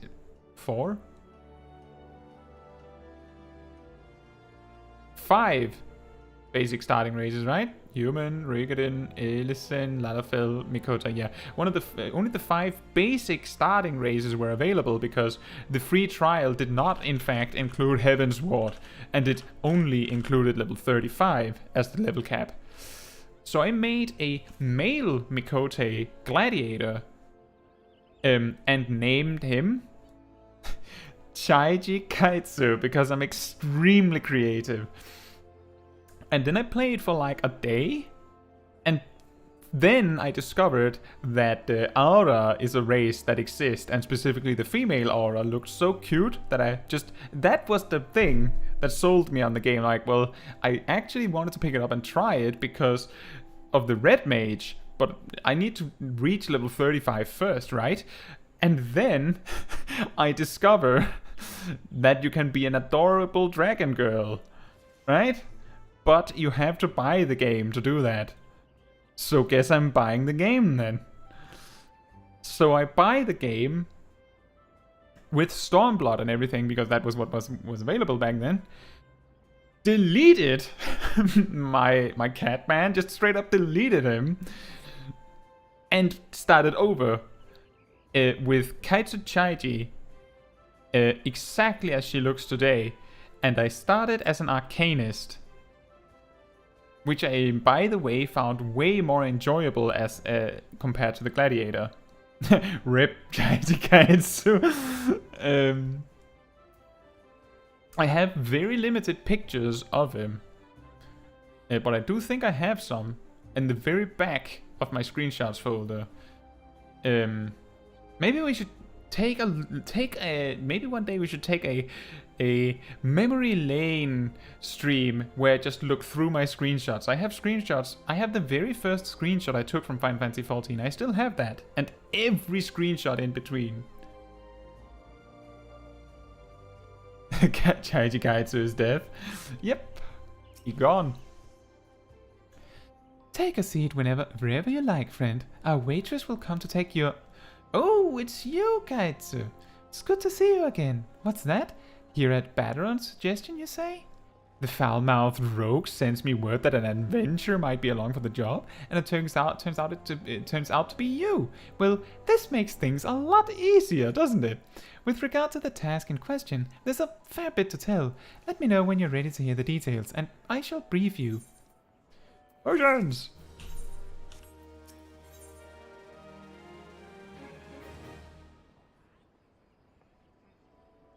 And Andromeda says, I shall take pics of my Ellison before she disappears forever. And then you deleted the message? Okay. Yep, wiped from existence.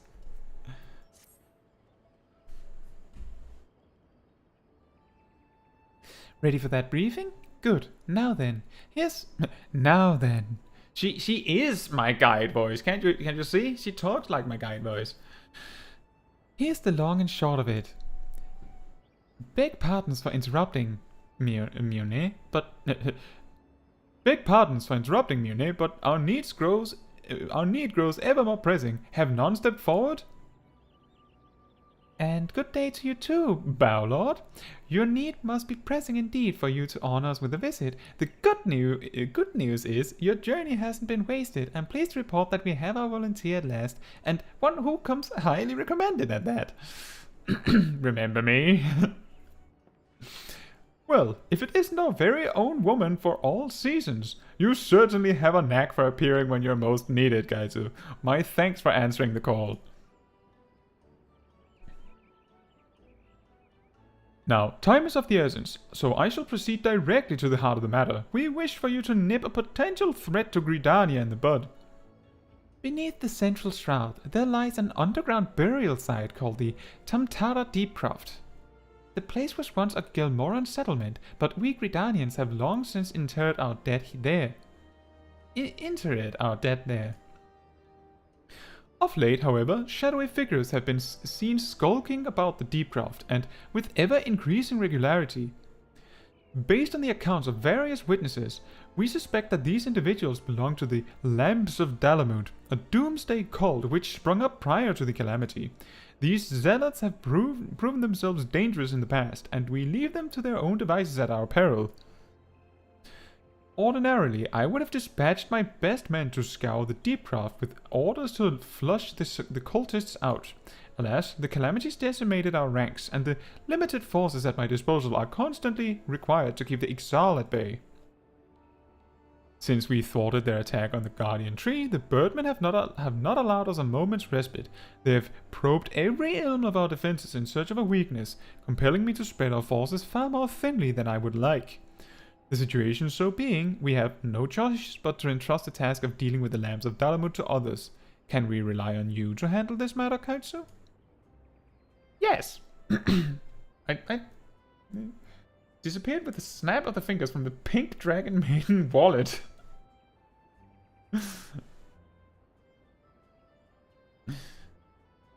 Yeah. And Chaiji Kaitsu walked so Kaitsu Chaiji could run.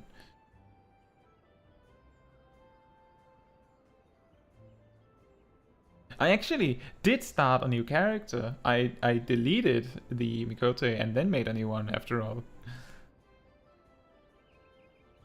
Woman, I am a young lady. Live and speak to me with respect. You have my gratitude. Once you've seen to your preparations, pray make your way to the Deep Croft and identify yourself to the guard posted at the entrance. He will apprise you of the latest developments. That is all. Be careful out there, you hear? May the crystal guide you and keep you.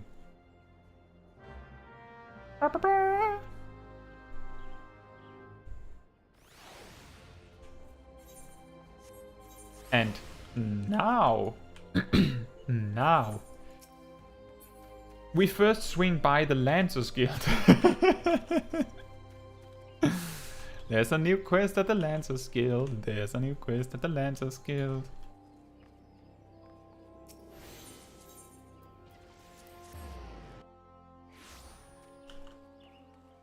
As I say, do your job quests. And when we've grabbed that,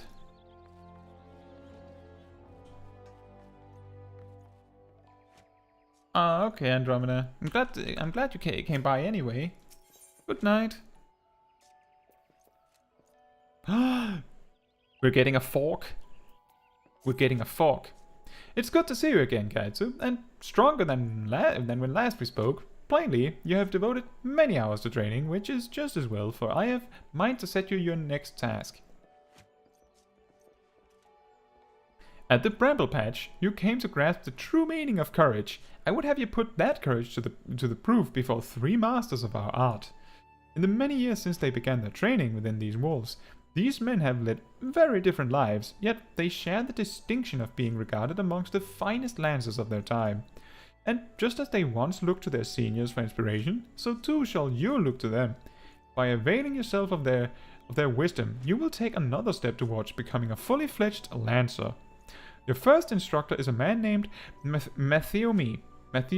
Seek him out at Amerisi's Spire in the East Shroud, where he serves as a frontier sentry. The long years at his post have honed Mathiomi's perception. No detail escapes the man's piercing gaze. Present yourself before him for inspection, Caetsu, and do as he bids you. I don't even need to get near him. He'll see me like miles away.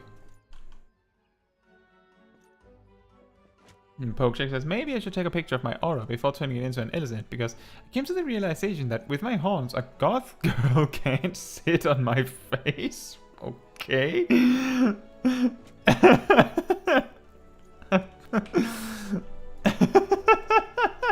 Okay.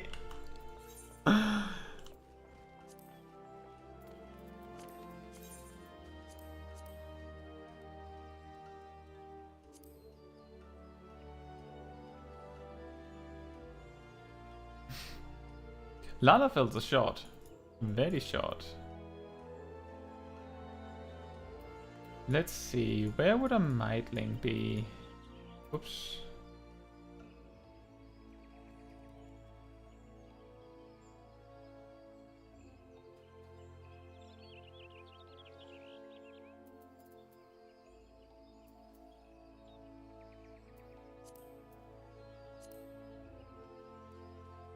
Oh right, it says North Shroud. Excellent. Let me just see here. Central Shroud. That's where we're going. And East Shroud is where our quest is. So let's do the North Shroud thing first, I think. Can we? Can we?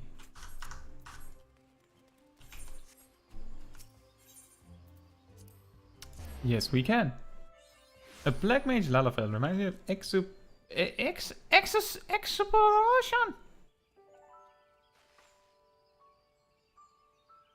Well, you don't have to choose a race based on its popularity. I'm pretty sure that Viera are extremely popular too.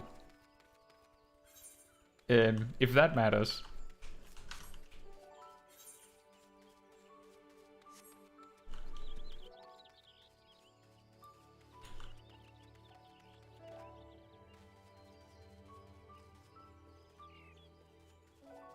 Let's see if we can find the hunting log targets first.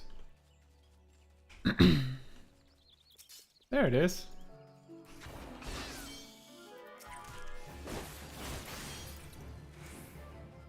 We are already so high level that the enemy is trying to gang up on us.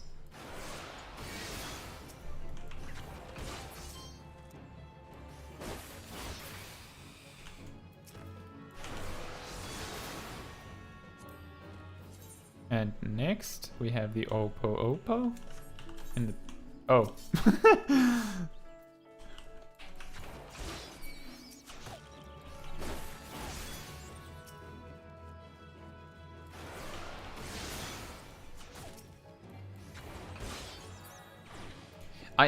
The best thing is that I give every Lalafell that I get the opportunity to gets the head pats. So don't even worry about it. If I Kai pass your Lalafell, you will get the head pats. Don't even worry about it.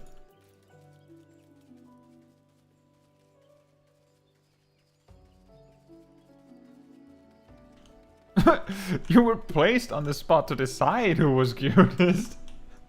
Vote now. We're not starting this dungeon before you vote.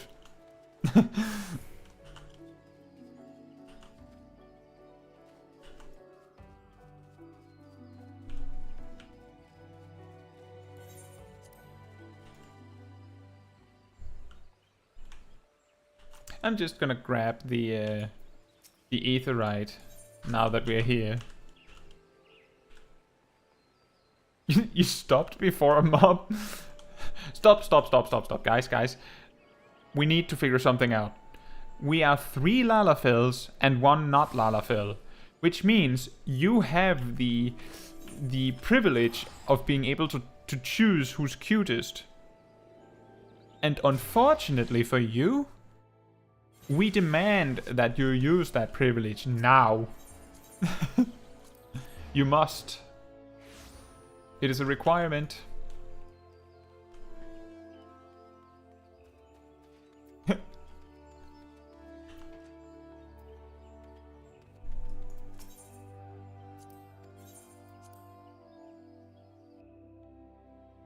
What level is our main quest? 16, so we are now 12 levels ahead of schedule on that front.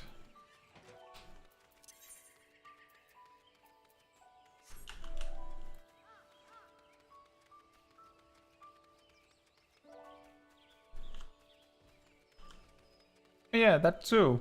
Andromeda. Make sure we don't keep you up. Like, I'm not going to say that you have to go. I hate to see you leave, but for your own sake. And then they were appealing to me by doing emotes. I was just standing there wondering why I made myself an Ellison. Well, I would recommend, like, if you feel like Lalafell is too popular, well, then I wouldn't recommend small dragons, but I mean, small dragons are the perfect height to give head pads to Lalafells, so think about it. No, you're not getting kicked out. I don't want you to feel like you're being kicked out.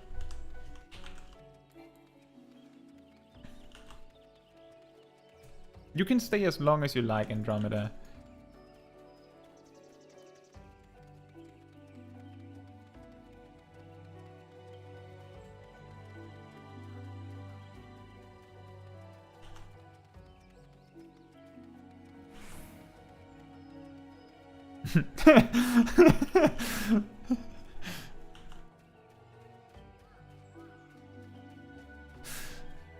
I can just imagine, like, as a little comic strip almost, like the Lalafells lining up and doing all their emotes to look as cute as possible, and then the camera just zooms in on the Ellison's face, and then it just like shows like a thinking bubble, like they don't know that I don't even know why I am what I am.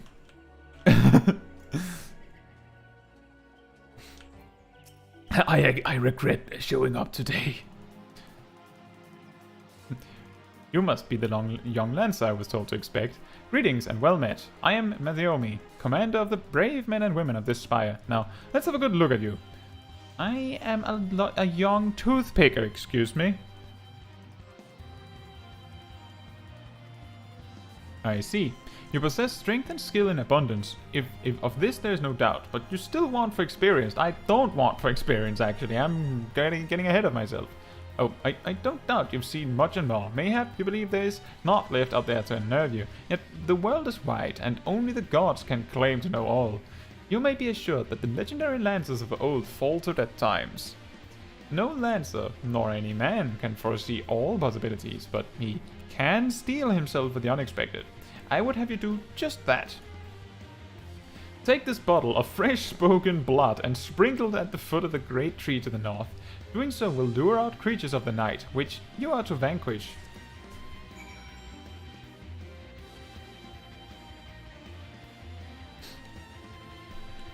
Andromeda, I'm not too I don't care that much about people getting my pronouns right. For some of my free company members, I am almost like a mother. So you can say "okay, mom" to me if you like.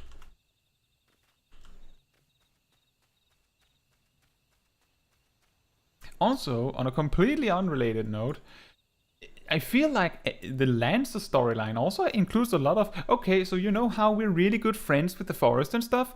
Do this thing to annoy the forest so they attack you.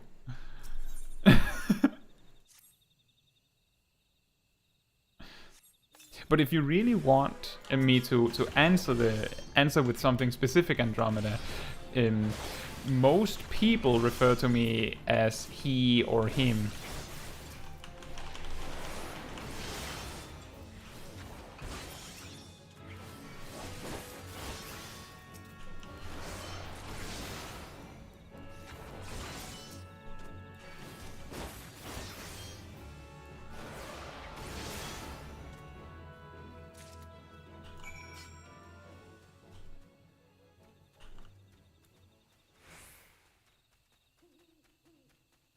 But as I said, if you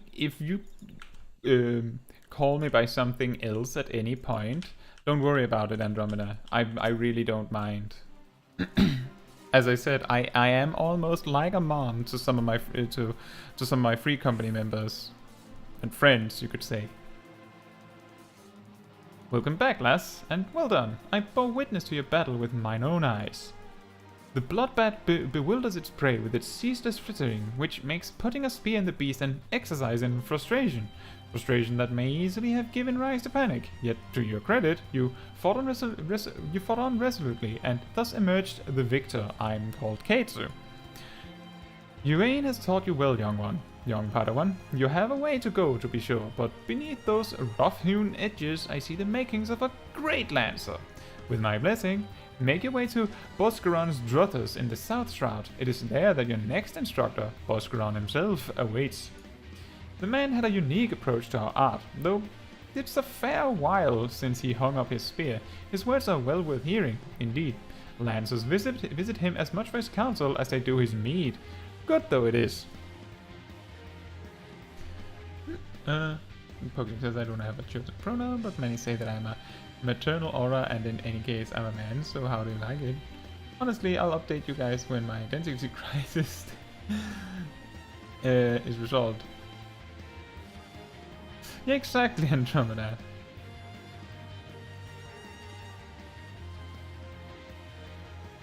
You can... that is perfectly fine, Andromeda.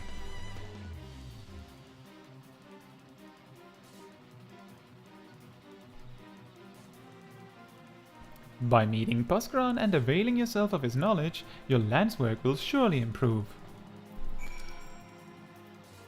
Oh boy, that's a long ways away.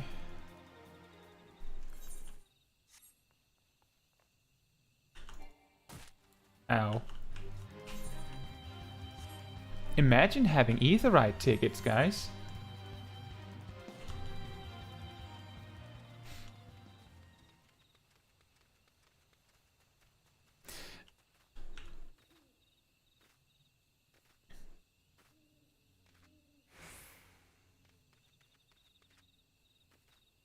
Andromeda, if you show up next stream and haven't decided that yet, that's okay.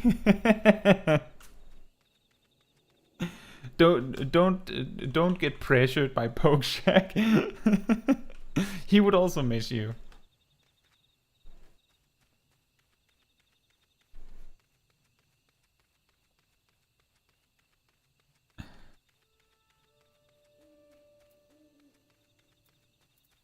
Oh,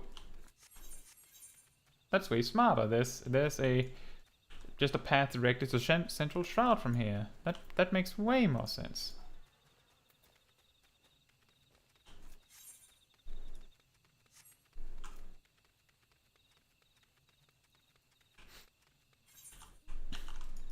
You can actually buy Aetheryte tickets. You can buy them for Allied Seals and Centurio Seals, which you can get from clan hunts in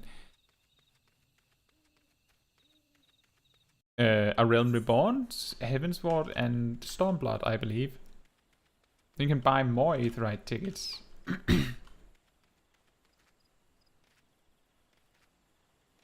I actually should have a lot of Aetheryte tickets somewhere on my main, but I found it extremely annoying that every time I wanted to teleport anywhere, it asked me if I wanted to use a ticket, and sometimes I didn't because it was very cheap.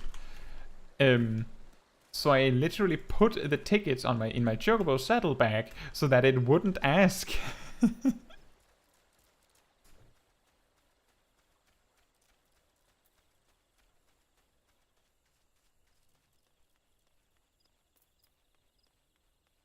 I have a feeling that we'll be sent to South Shroud through the main quest eventually. So it would be smarter to just do our main quest for now. Besides, our weapon is already like outscaling the dungeon we're running to.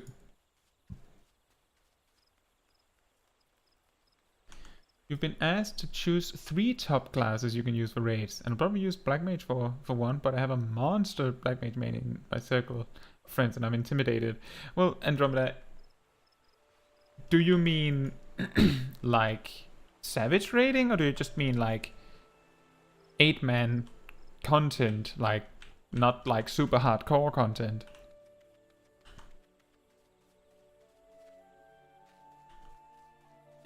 Because if you mean savage raiding and you have a friend that is like a super black mage main, and they are also in the team, for instance, then simply put, a balanced raid team should not have 2 of the same job, and actually not 2 mages at all. Like 2 healers, yes, but only 1 among the summoner, red mage, and black mage.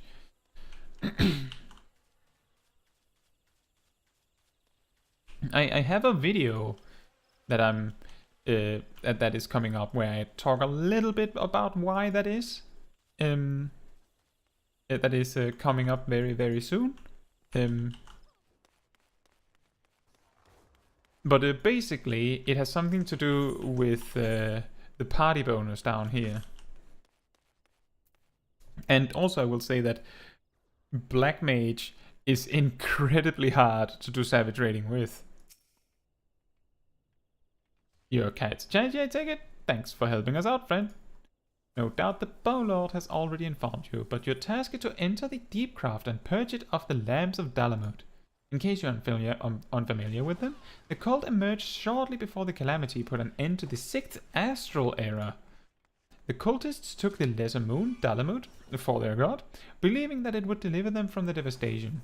And so they were rather disappointed when Dalamud exploded into 1,000 flaming pieces before it could complete its descent.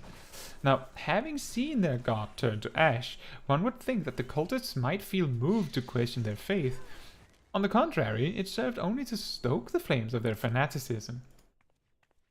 The Lamps of Dalamud are convinced that heretics, that is to say, everyone but them, interfered with the coming of their Lord and Savior, and that it's now their sacred duty to avenge him.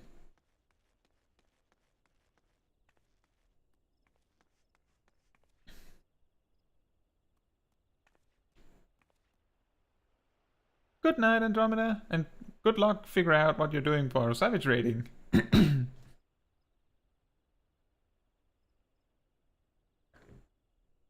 Whatever it is that they're doing in the Deepcraft, you may be sure that no good will come of it.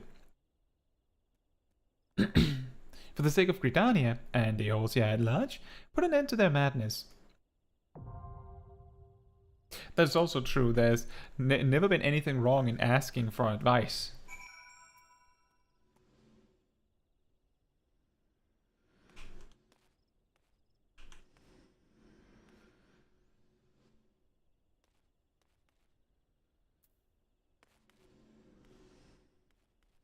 Right then. Ooh, duty roulette. We have unlocked the duty roulette. Well, we're gonna queue for this, and it says 5 minutes. So hopefully 5 minutes or less. It looks like there's multiple people here queuing, but we're all DPS, so yeah.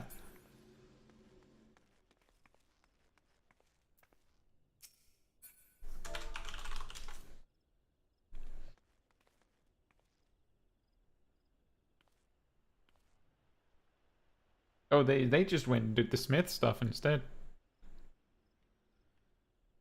Easy game.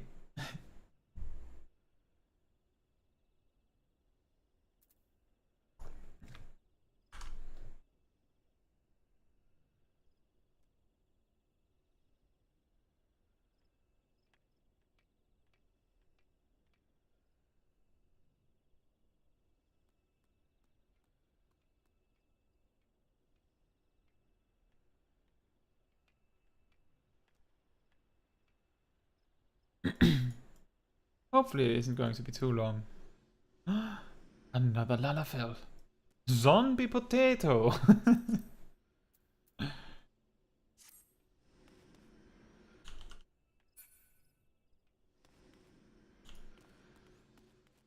Well, what we're gonna do with our time is...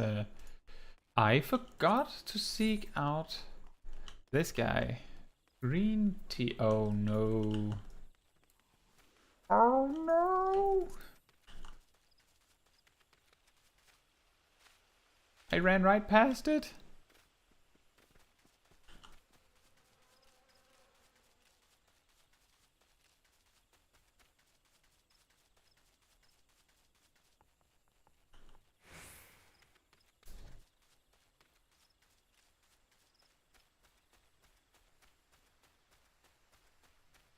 There's a shortcut.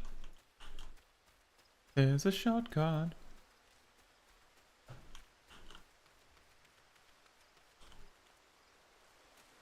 And we discovered that when we finish these dungeons, they don't actually drop us outside of the dungeon because of quest reasons. One day you will wake up, have breakfast, brush your teeth, and go to work. Come back home and see that you're still in the waiting party. Oh man, I hope not. I really hope not. That would be terrible.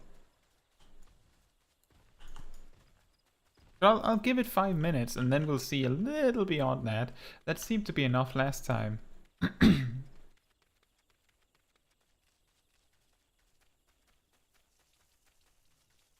I'm not sure where these Hoglet boys are supposed to be.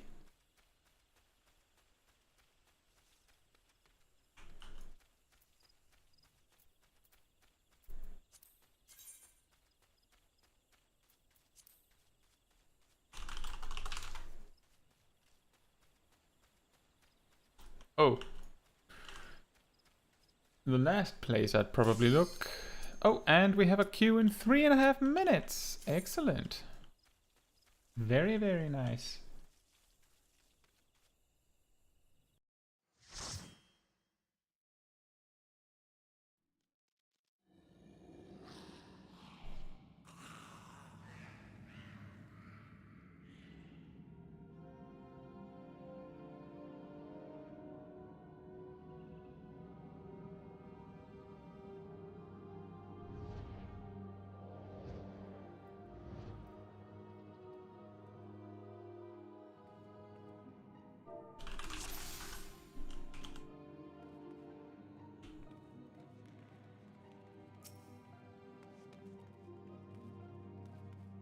Normally all the dungeons the first time you do them leave you out of the dungeon for the quest in question, which is a problem with the Titan trial.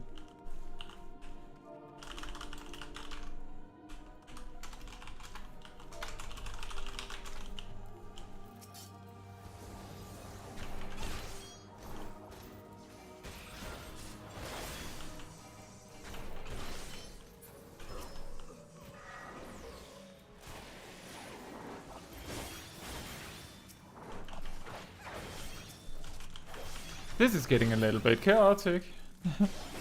Yeah. I think the reasoning is that if the story of the quest somehow requires you to be outside of the dungeon after the fact, then they'll force you to be there. Otherwise, they'll just let you land wherever you happen to be, but most of the higher level quests are like that. But I'm pretty sure what we're supposed to do once this quest finishes is go back to the Adventurers Guild, and that means that wherever we happen to be could be closer to the Adventurers Guild than the dungeon. But story-wise, it doesn't make a lot of sense, honestly. Like, it makes sense that we, in the story, just finished the dungeon, so we're stepping out of the dungeon.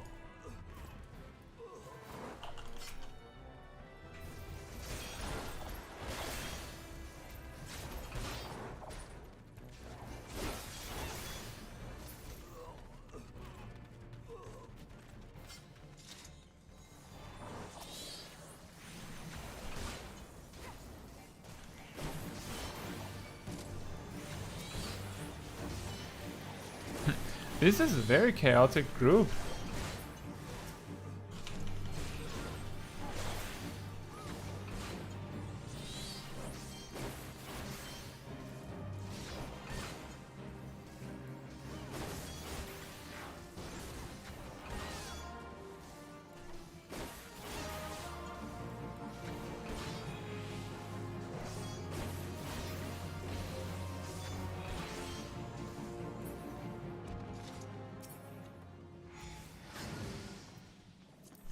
Money!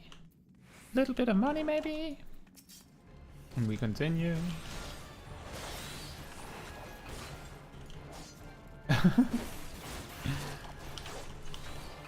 Seems like every time we start a pull, the enemies just run to the back. I've never seen it quite this prevalent before.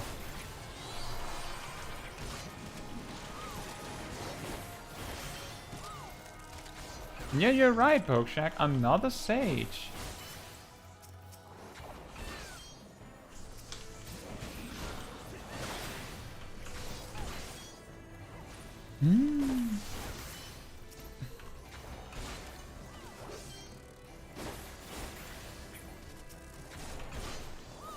I'm guessing it's just because, since it is one of the new jobs, it is one of the most likely ones that a returning player would want to level as they come back to the game. And a major patch like 6.2 is often a time where players return to the game.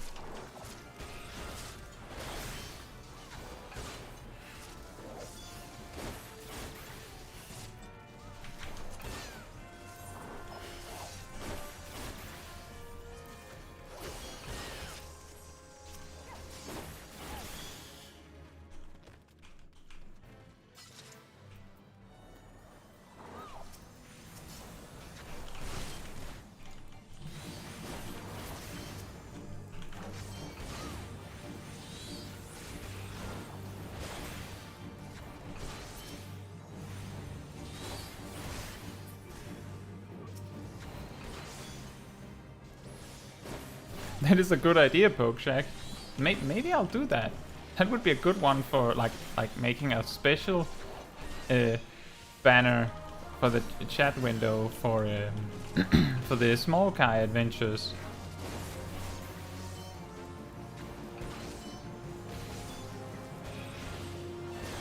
I think that's a great idea.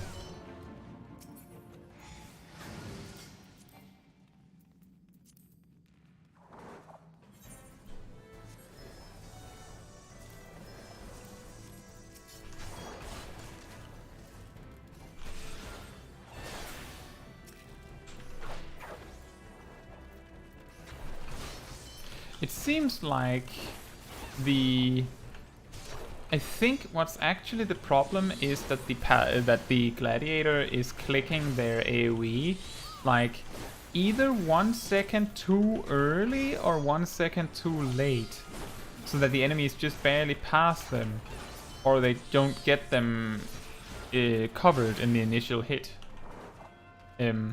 Both options are something that is very normal with new players, because you need to like learn exactly the spacing to get it right. It's really, really hard to explain. I have had friends though I had to explain how it works, and it's really hard to convey precisely how it works.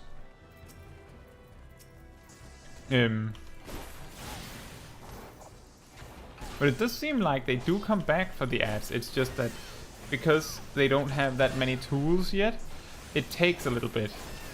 Do they even have taunt by now?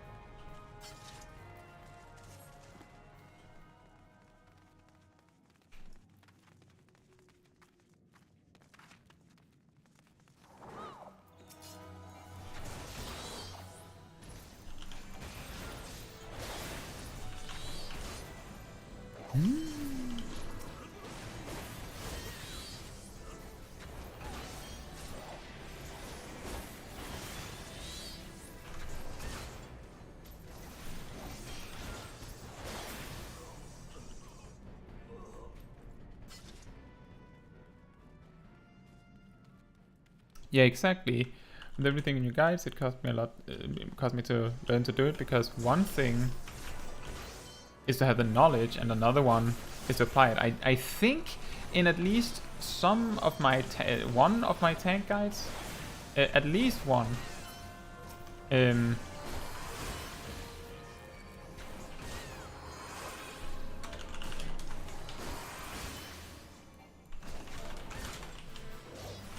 Looks like the tank suddenly went AWOL for a moment. Let's see if we can recover this. Oh, there was a CC on that.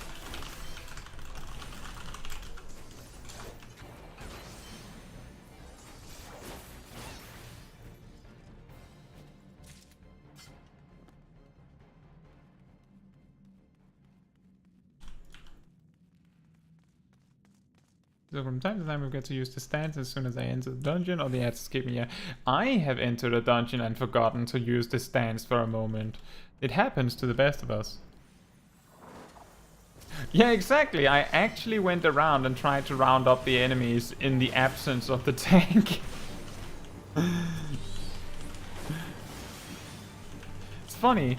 That tip would also be a lot better if it wasn't the tips that you get regardless of what DPS you are.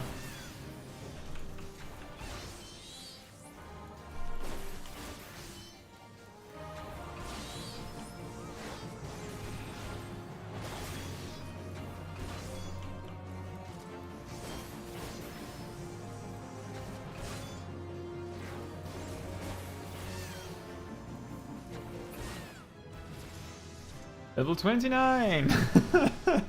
And we're doing the level 16 dungeon. Remember, just as a little reminder, we're in the works of doing the level 16 dungeon and we're level 29. And I'm pretty sure that we're also getting level 30 when this dungeon finishes.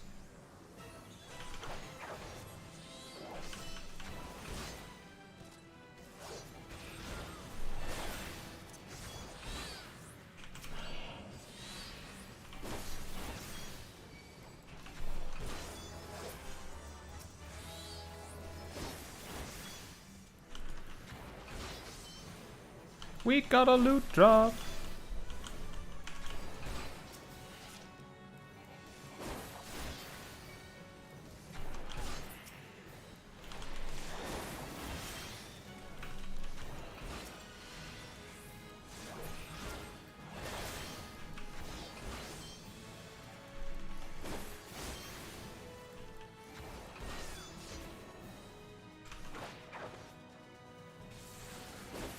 It feel like there's another set of ads? Yeah, there it is.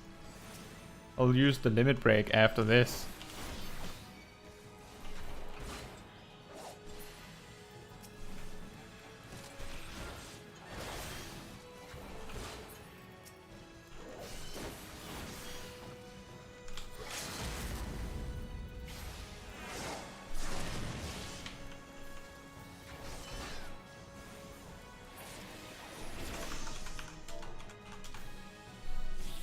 In this level you have 1, 2, 3 combo and 30 double weaving capacity, yeah. Well, actually we have full thrust at level 26, we just can't use it because the dungeons are way behind.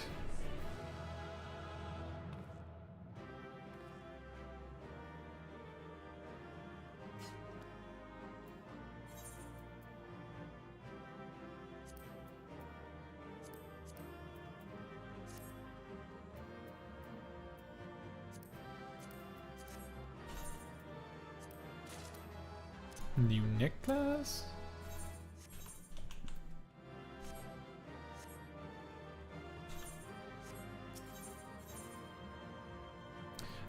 This foe striker gear is a little pointless. It oh,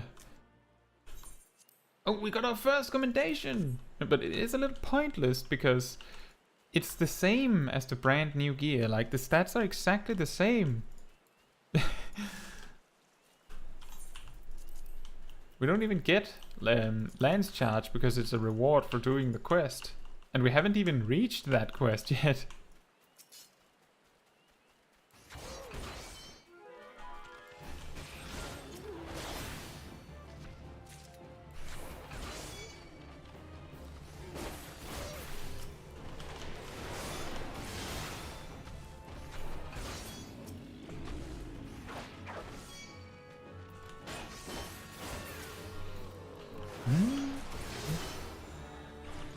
Ooh, difficulty rank unlocked.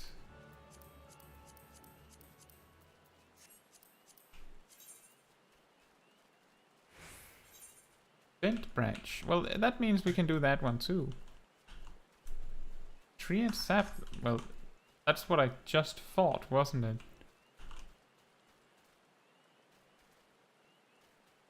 it? That's true. It's the different color though.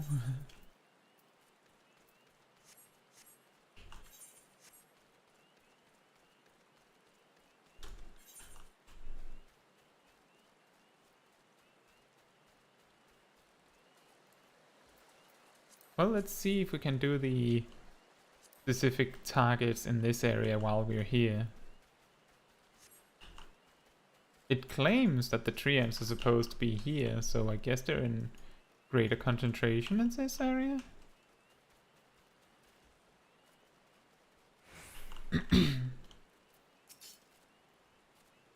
The main problem, Pokeshag, is that neither of them are dyeable. That's where it really boils down to being a problem.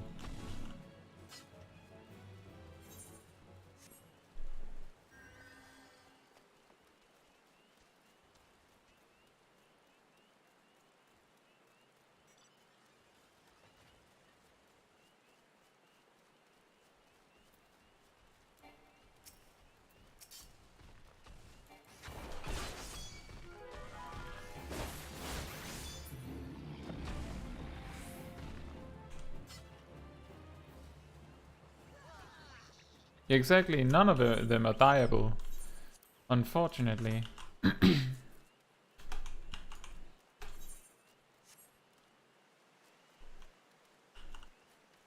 I'll also say that the skirt is way too short. Not a big fan of that.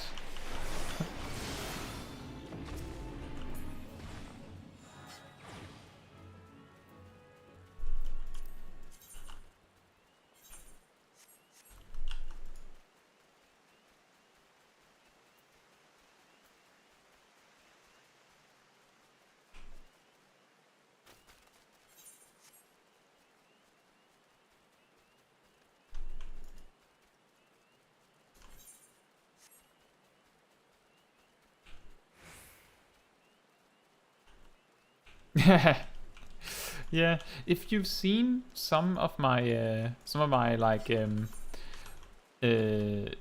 level 1 to 50 guides, specifically for like physical jobs that would use this brand new armor set, in some of them I use a completely different pair of pants because I just deemed that the skirt was on small dragons. It's bordering on inappropriate.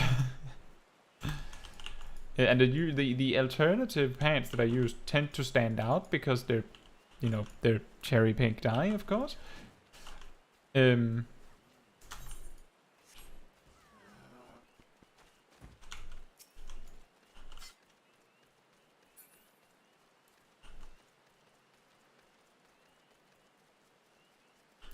Looking for some birds. I feel like I saw birds around here previously.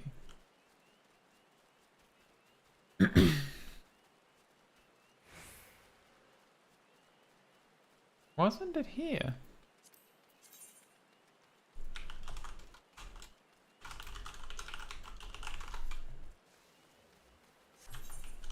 Yeah, it was. It was just further down.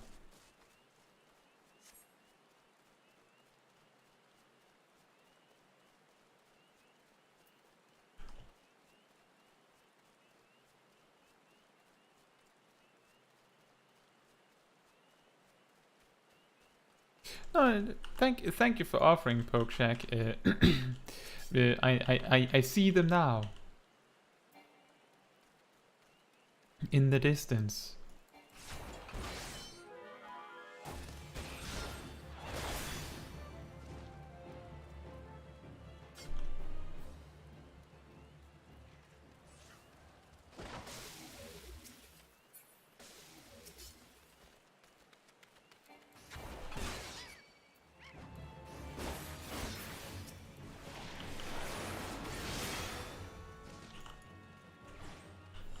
And I think that was everything in this zone. Maybe? Depends on how well it's all. That's a lot of things in the East Shroud. Everything is still in the Shroud, it seems. Let's go back and deliver the main quest. There's no rush to do the job quest until we... What? Broadening Horizons.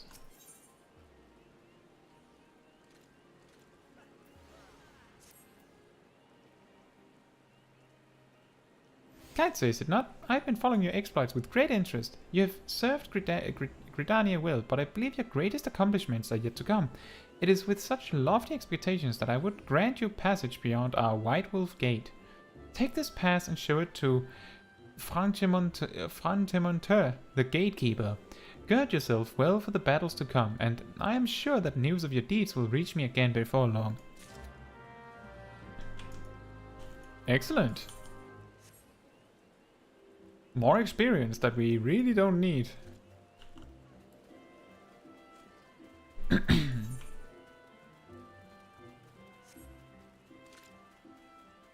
We're closing in on 15 levels ahead. Those birds were the most elusive enemies on my list so far. Yeah, I understand that. They're really like tucked away in a corner, aren't they?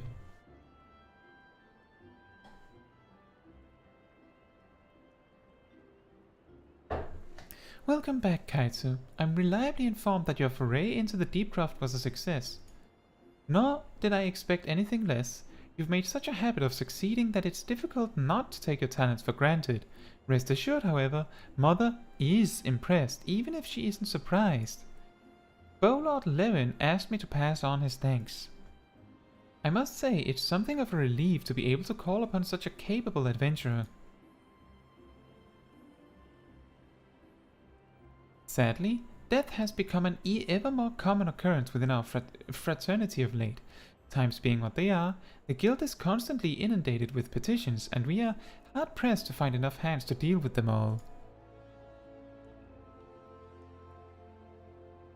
Oh, that's okay, Pokeshack. See you in a bit. Thank you.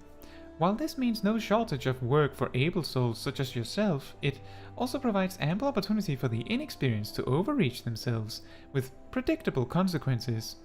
As if to illustrate the point.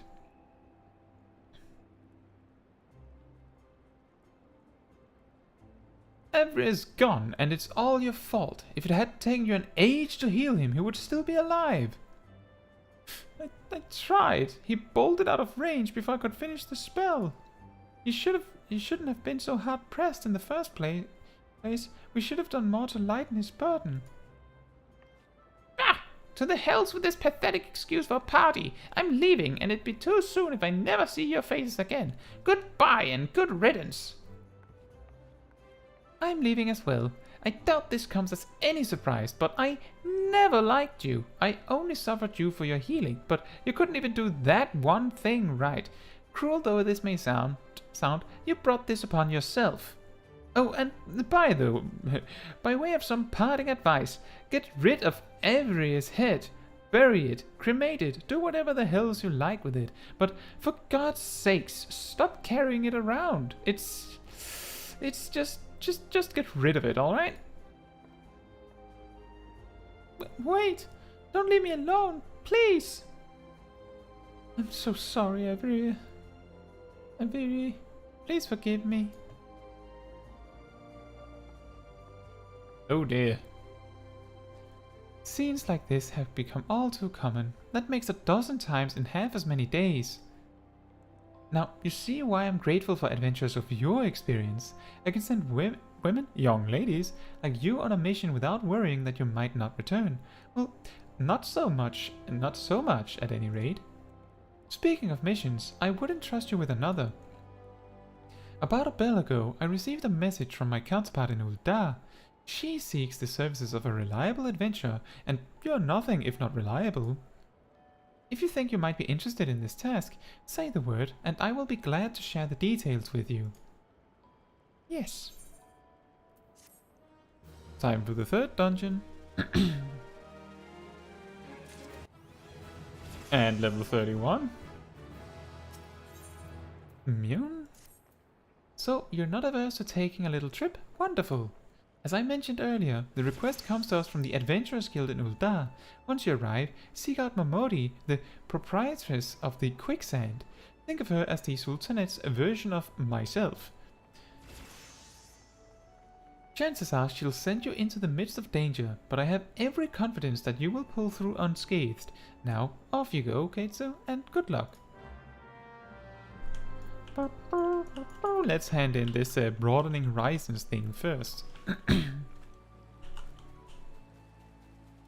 So we don't have a clogged up quest log.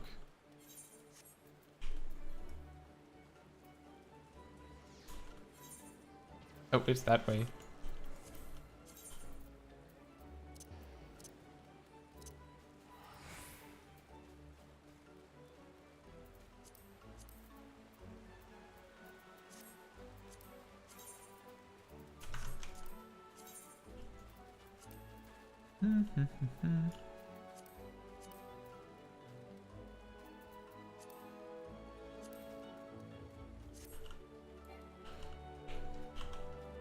I just remembered that health percentage thing I was talking about earlier in Sastasha.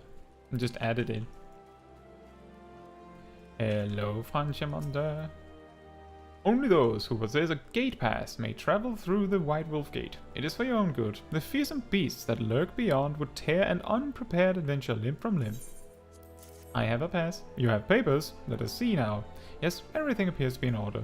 Go in safety, Caetsu. In the future, should you wish to pass, you only need to say the word. Money.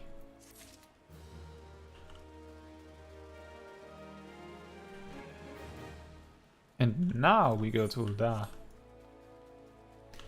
And when we get back to Gridania for story reasons probably, we will probably pass these areas we need to go to for our quests and hunting log. Otherwise, if our main quest actually reaches like level 20, we should do the main quest then.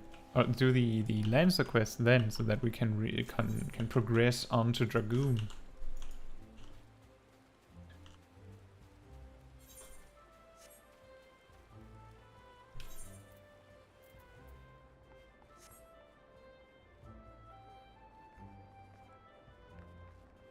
Nope. Invisible wall. An invisible wall. Oh.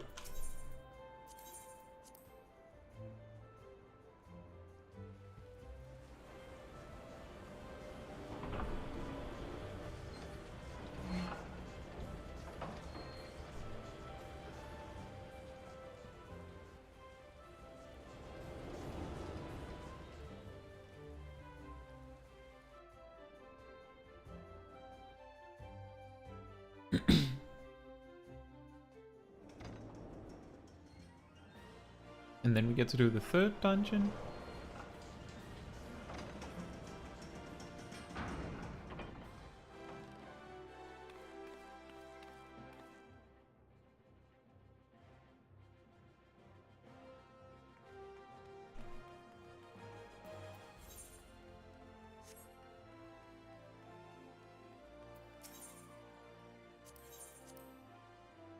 It doesn't really matter which step we go to because I'll use the ether shot anyway.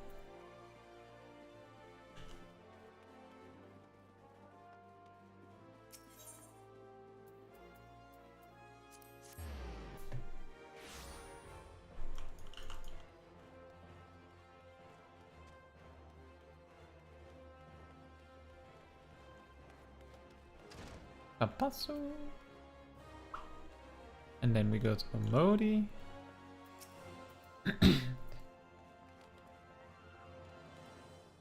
Welcome to the quicksand, friend. I'm a tad busy right now. If you wouldn't mind showing yourself to... Judging by your determined expression, I take it you ain't here for ale. Are you called Caetsu Chaiji by any chance? Muniz sent word that you'd be reporting for duty. She also made a point of calling you the adventurer of the moment. That ain't no small praise coming from her. But you didn't come all the way here to listen to my prattle. Doubtless, you're eager to get started, so let's talk business, shall we? The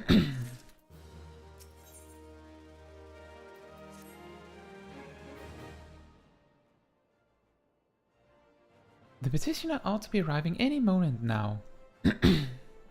Gods almighty, another second under that sun and that... Gods almighty, another second under that sun, and I would have been set afire. A tankard of ale, if you would be so kind. What does it actually look like? Like this. Excellent. Excellent timing, Papa Jean. It just so happens that the adventurer who will be handling your petition is here. So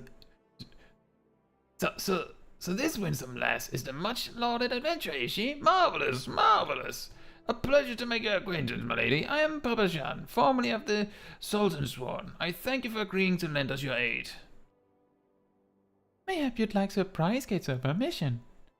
Yes, of course. The petition in question was submitted by an acquaintance of mine at Amagina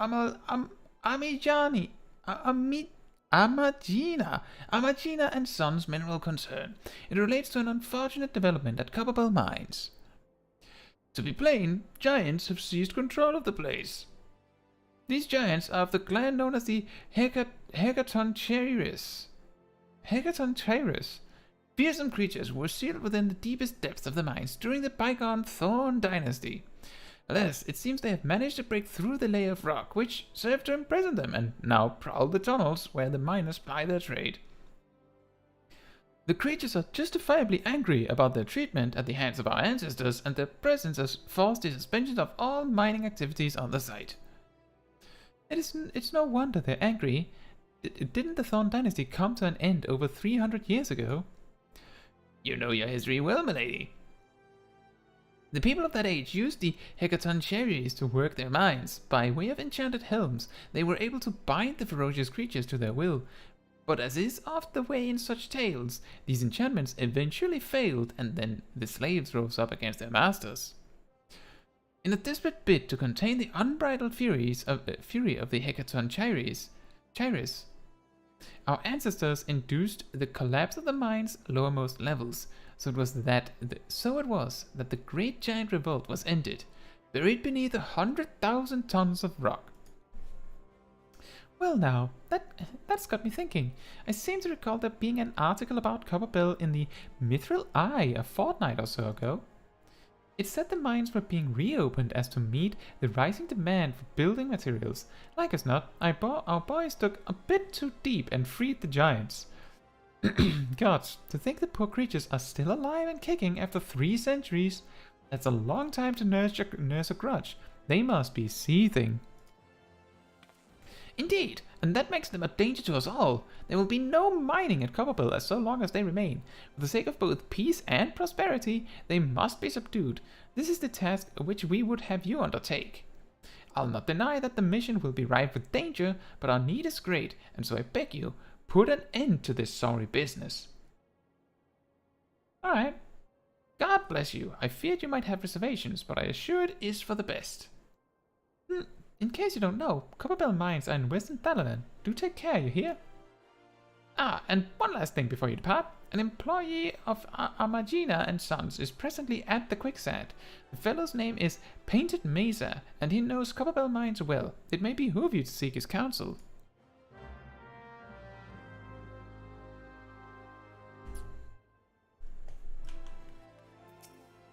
And I'm here, looking for Painted Mesa. You found him.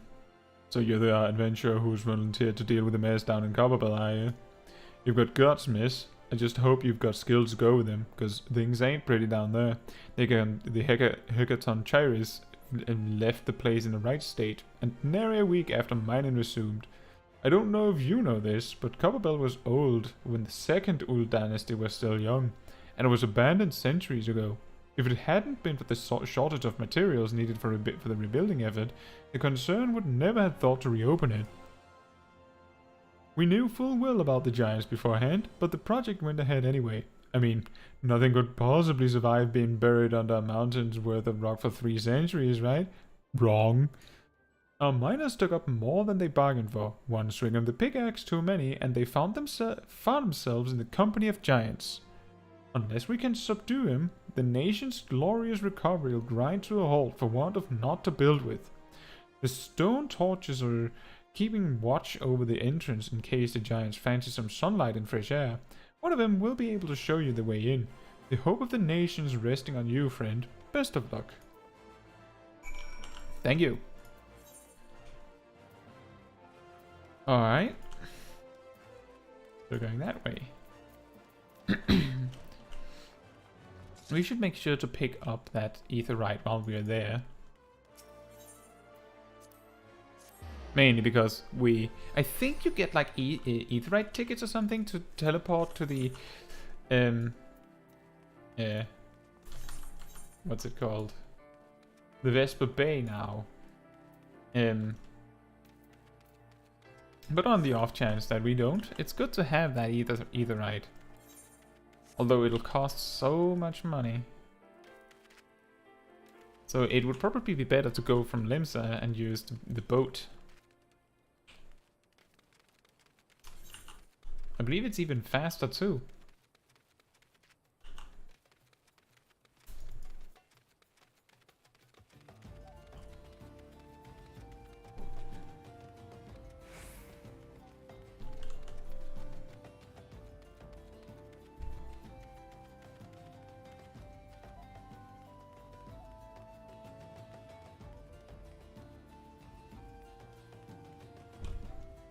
Run in, run in.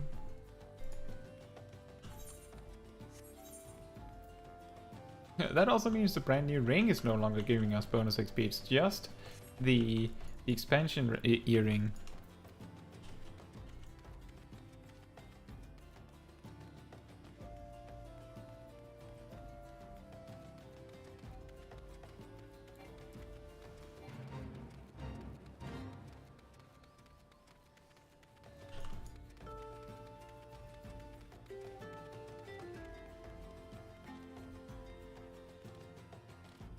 Etherite, etherite.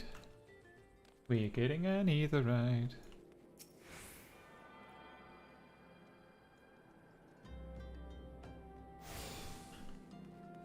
And now for the dungeon. In hindsight, this could probably have done in reverse order while we're in the queue. Oh well.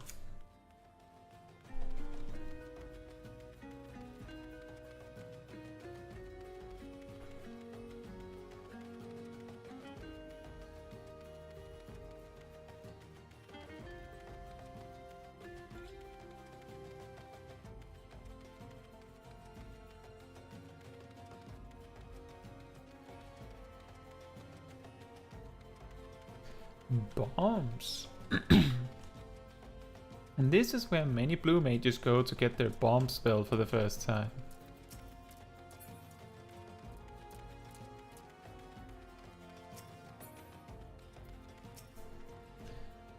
There's been an incident inside Copperbell Mines. We're here to ensure that its effects are contained, but for your own safety, I suggest you stay well away from here.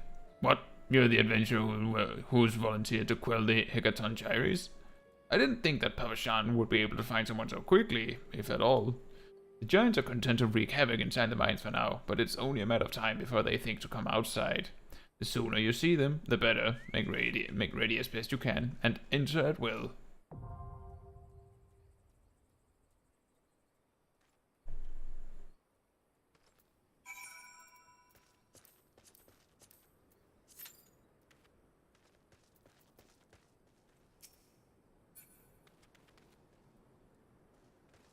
Level 58.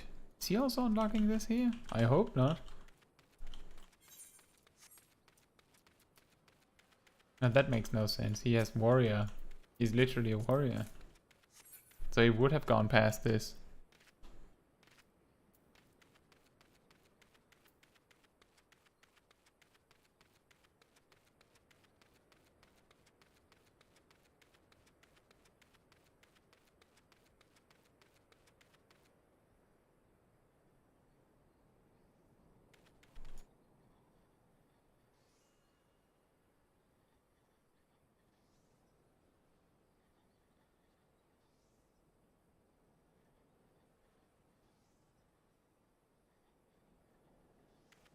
Mm-hmm.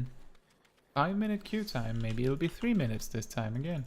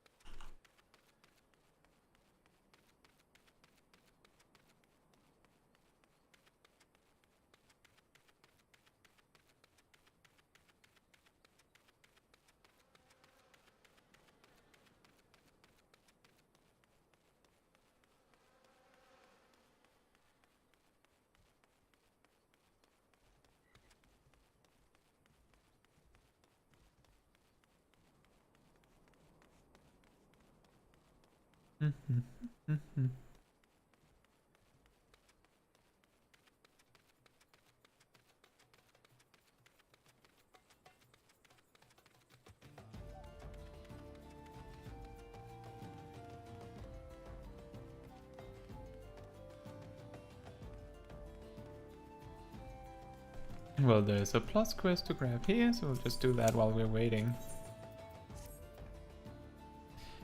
Have you heard the news about the goblet? All that quality land, so desperately coveted, is to be auctioned off to bidders, regardless of their origins. Even adventurers have the right to participate. Just imagine, the entire area could end up owned by wealthy foreign... beg your pardon, miss. It isn't that I dislike adventurers, far from it, but when you consider that Ul'dah is still struggling to accommodate countless refugees, the idea that this land is being sold for profit is not surprising whatsoever, come to think of it. Still, the least they could do is give preferential treatment to hardworking Ul'dahs like me. I've been saving for years, just waiting for an opportunity like this to come along. Say, you wouldn't happen to be curious as well, would you? About the goblet. My hands are full here, but if you have a moment to head that way and look into this auction business on my behalf, I'd be ever so grateful. There's bound to be an Immortal Flames representative by the gates or in the goblet who can explain what's going on. This wouldn't happen without General Ravan's approval, of that much I'm sure.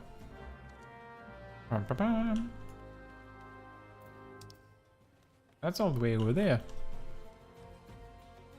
So we go there. And I think we're gonna continue that after the dungeon if possible, so we don't get suddenly interrupted in the middle of a cutscene.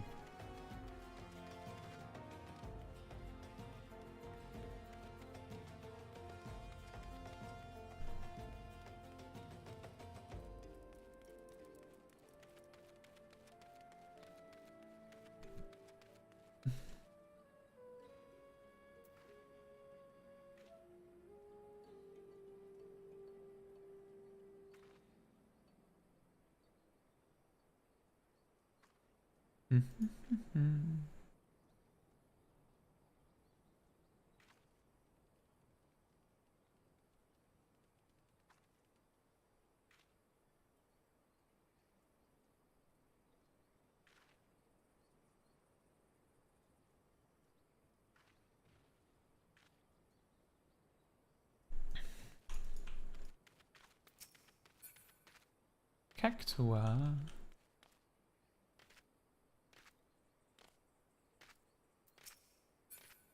It's funny how each of the starting zones has like a random large level 12 mob to make sure that it's not all small monsters.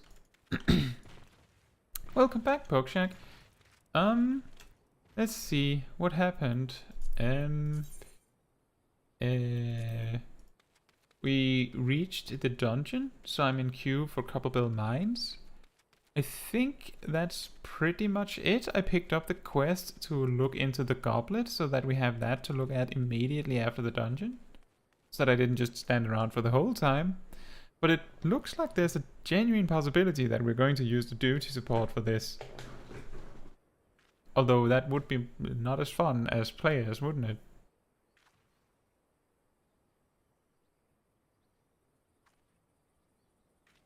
But yeah, we're going to do Copperbell Mines. And then be like level 34, I think. I'm gonna give it until 7 minutes. And if we haven't gotten inside yet by then I think we're doing duty support.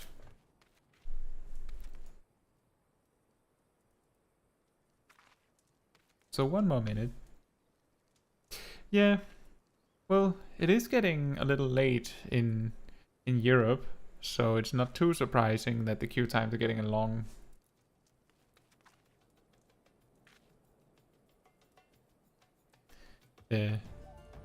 That's just how it goes.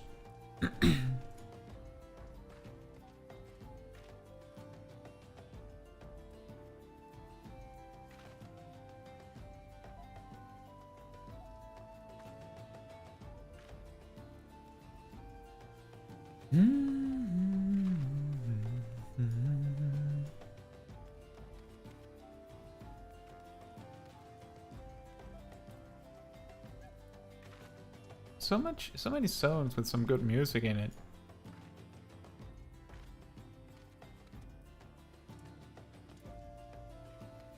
Well, the reason why I didn't go and watch the goblet was because if the queue pops in the middle of a cutscene or something, then that would be kind of a shame. But I guess we can... I think they made it so that if you accept queue while in a cutscene, that just interrupts the cutscene. And you can rewatch it. We could do that. Heard about the auction, have you? You're not the first to approach me this day. Hey, it's true. In an effort to encourage immigration to our great nation, all lands within the goblet are to be set aside for adventurers like yourself. Tragic, some might say. Only adventurers will be permitted to settle within its walls, but such decisions were made by men wiser than I. A beautiful place, the goblet, a man-made oasis, built atop a towering but why bother explaining when you can see it for yourself? Just head through these gates and follow the road. If you wish to know more about the goblet, speak with the recruit station just past the entrance. He'll be happy to assist you.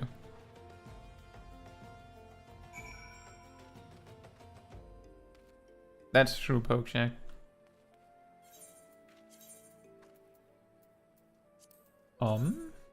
Let's just go to the first ward. It's not super important.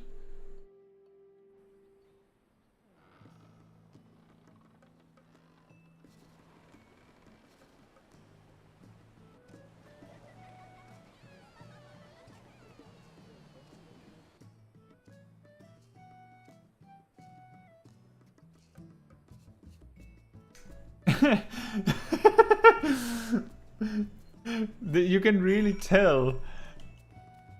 It feels like that it's a new server because there was just empty plots all over the place. Greetings, adventurer, and welcome to the goblet. Beg your pardon, an Ul'dah woman asked you to learn more about the auctions. Oh dear, as you may have heard, these plots are reserved exclusively for adventurers. Since your friend is an Ul'dah citizen, she is ineligible to participate. Should you yourself have a mind to purchase a plot, please speak with the resident caretaker. He can guide you through the process. Excellent. And that was that.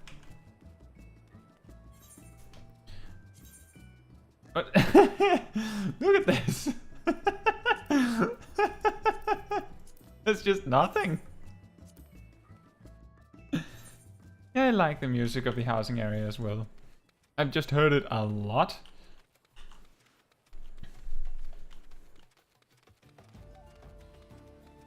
Just by virtue of being in the housing area, of course.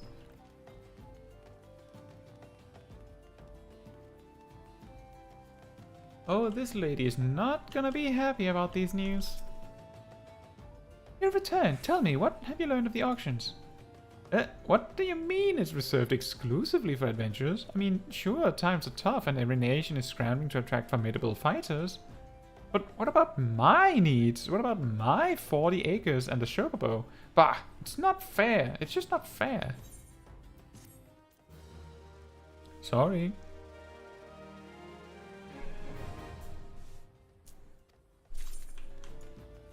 Bom bom. Well, I think we've reached the point where the only way I can be even like I can find more things to do while waiting is by going literally to the Adventurers Guild so that we can immediately hand in when we're done. What is your favorite song of Final Fantasy XIV songs?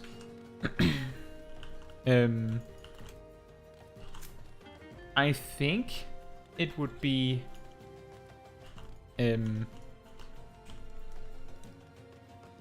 it's like pretty evenly matched between Flow, Close in the Distance, and To the Edge. But all three of those are, like, one of them is in super late Shadowbringers and two of them are in Endwalker, so it would probably be super spoilers for you to check them out. Oh, we got the queue!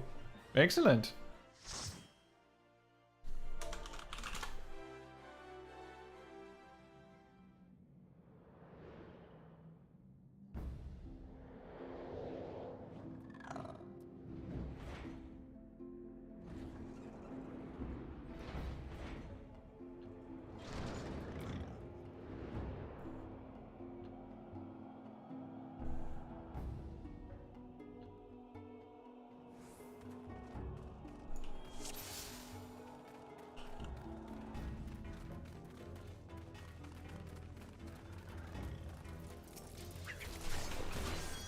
And we still don't have full thrust or anything.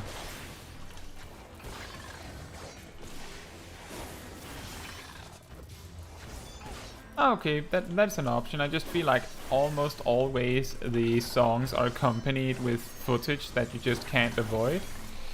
I think also that all three songs might bear a lot more meaning in context, so if you don't feel like they resonate that heavily, then maybe you will get it better when you reach the point where they're introduced. I really like all three songs.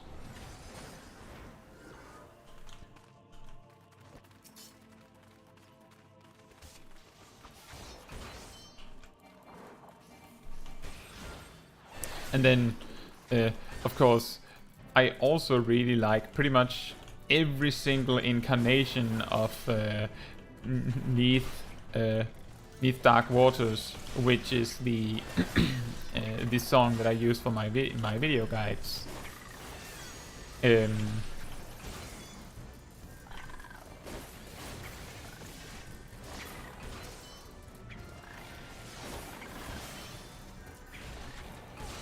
And I can also say that To the Edge happens to be one of the incarnations of Neath Dark Waters.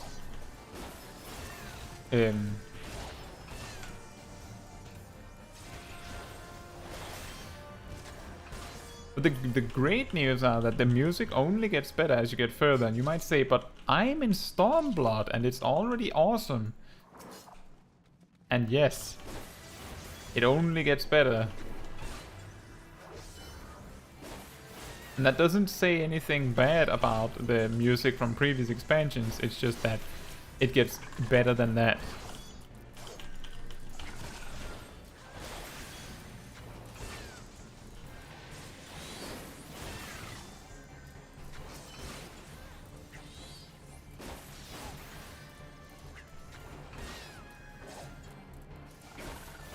Also, I think your English is fine, Pokeshack. Although I can understand that it can be really difficult to hear exactly what lyrics are in music just in general.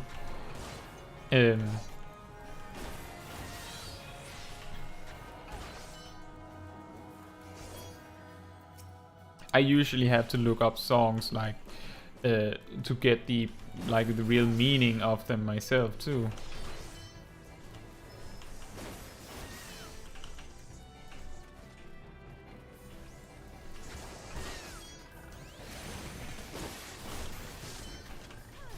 Yeah, pretty much. It always gets even better.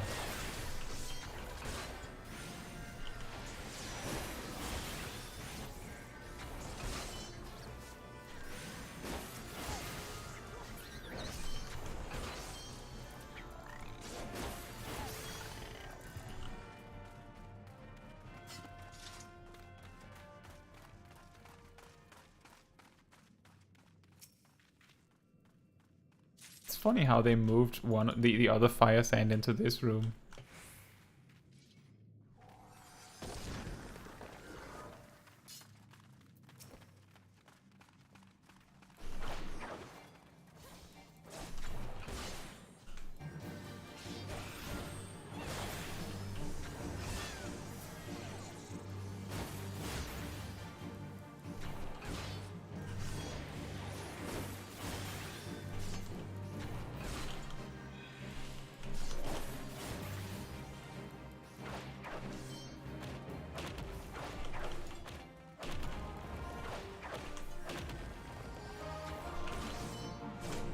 For example, the Song of Titan and Leviathan, I didn't even know it had lyrics as well. They were murmurs or background noises. Well, the majority of the lyrics of Leviathan's theme is Leviathan, Leviathan, Leviathan, Leviathan. And the majority of the Titan theme lyrics are, I think it's mostly just nonsense. I'm pretty sure it's like just Titan, and then just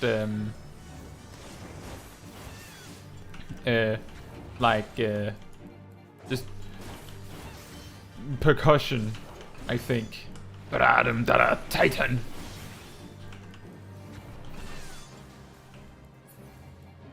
Or maybe that's Bow down, Overdweller. Is that the percussion that I always hear? Bow down, Overdweller. Bow down, Overdweller. Bow down, Overdweller. Titan. That makes no sense. No, it makes no sense, but I get it. That could be what it is.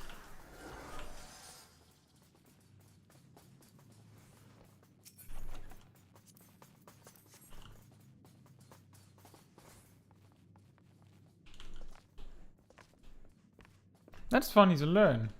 Didn't even know that.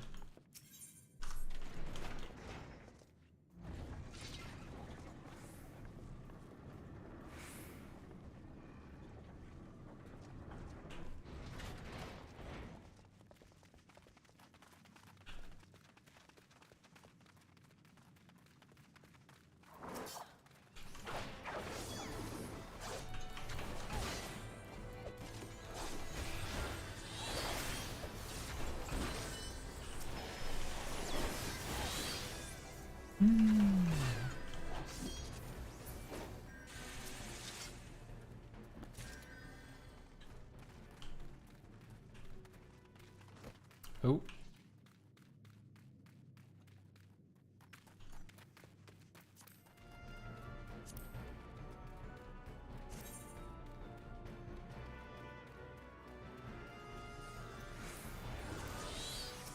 They're close enough to the same.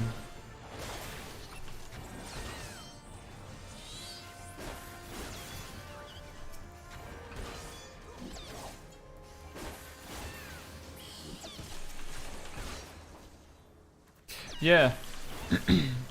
The Alexander raids are like, I believe multiple of those songs are actually part of the repertoire of the Primals whenever they have like a concert for some reason. The Primals being, you know, the in-house band that plays Final Fantasy XIV music, like both Titan's theme and like I think it's called Locus. The first theme of the Alexander raids, and Alexander raids is of course the Heavensward raids.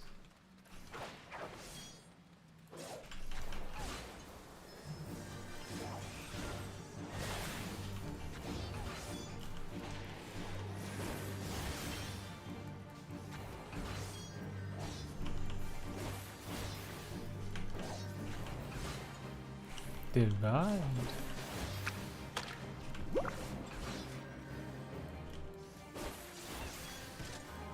They've got the drip.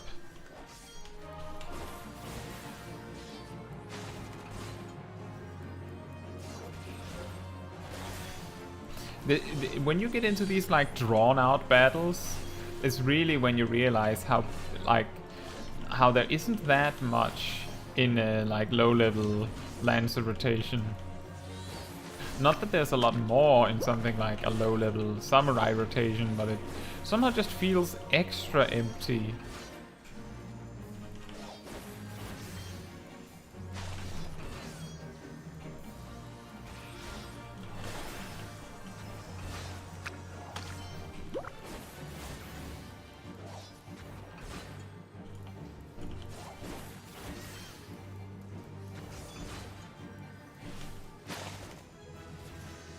And level 32, we have arm's length.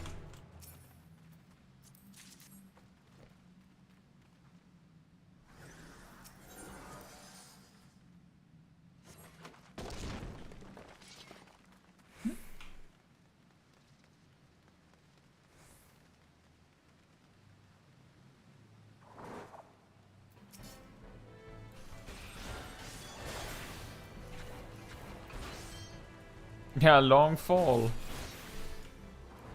Yeah, exactly. I can use arm's length right now. I don't need to. I don't think there's any knockbacks in this dungeon, and as long as I'm not the one being attacked, then... Oh, boy. You know what? I did actually manage to find a use for it, but it seems like the paladin decided to use their own arm's length in the exact same moment. How did we pull all this?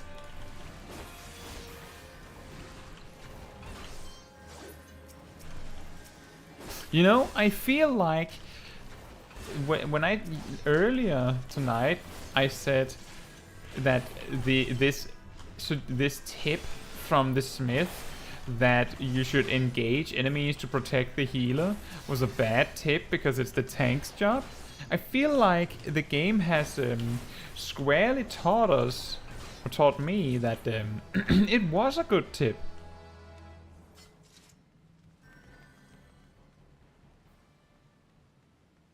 Although, I guess it wasn't the healer that we saved, but the DPS, but the point still stands.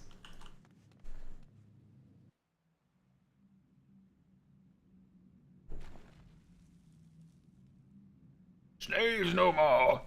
Free! Free! Wonk.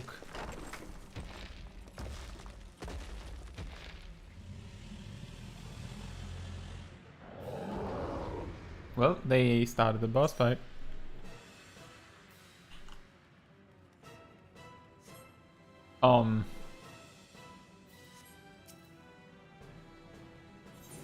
I would have been able to make it if you didn't start with a donut AoE of all things.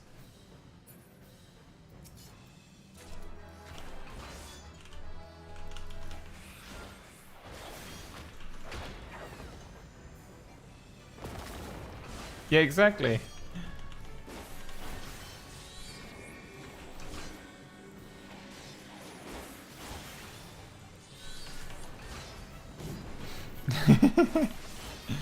The game just feels it. Like, I think you just said that my advice was bad. I'll show you why it's good advice.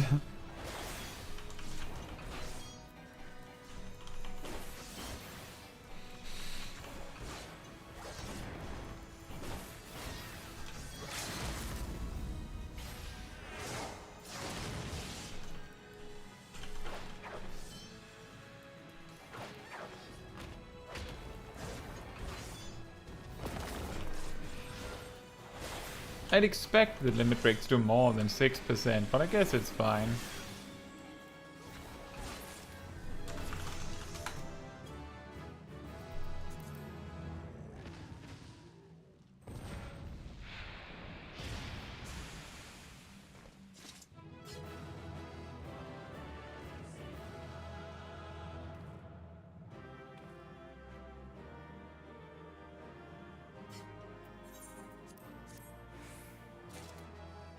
Okay, just give me all the things, thanks, I guess. We have 2 commendations now! And we have to talk with Painted Mesa, as expected.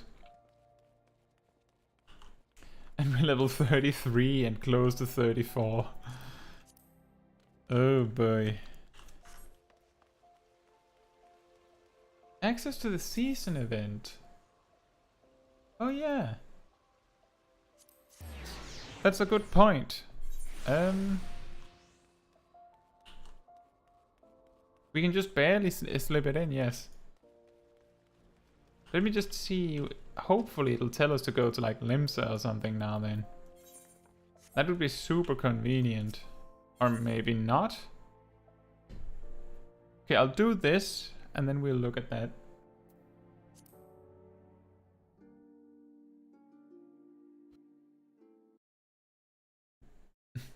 Oh, the Conqueror of Copperbell returns. Thanks to you, our mining operation can resume, and Ul'dah will have the materials she needs to rebuild. The entire nation's in your debt, friend. I'll share the good tidings with Papa Shan the next time I see him. As for you, you'll want to report to Momodi. It'll do the woman well to see you alive and in one piece.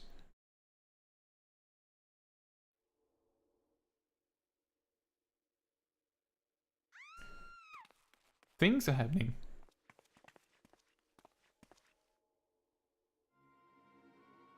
Shut your mouth, you thieving little swine. You stole from me, don't even think to deny it. Please, sir, I didn't steal nothing. I bought this, paid for it with my own coin. What rot. You refugees are all the same. Couldn't afford maggoty mole meat, much less a choice cut of dodo.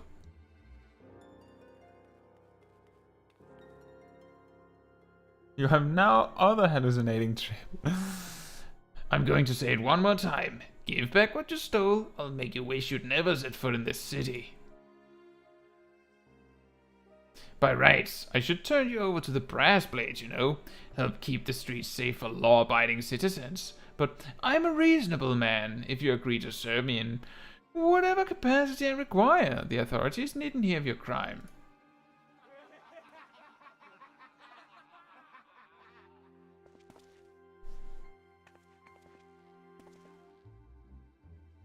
But I ain't done nothing wrong. 12 as me witness. Everyone just goes, no. I'll save you. Please, adventurer, help me, I beg of you. I swear on my mother's grave, I didn't steal nothing. I bought this with the coin I'd saved. I only wanted to treat my children to a decent meal.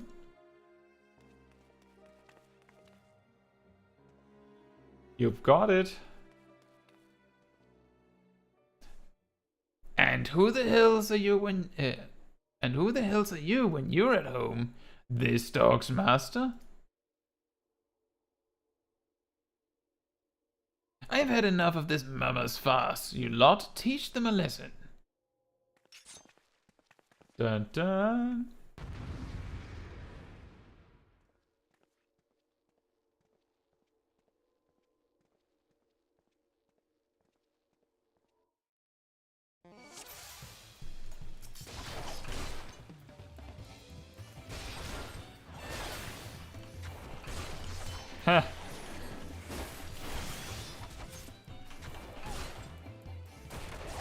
Well, at least the conversation explains why the other ones are just hanging back.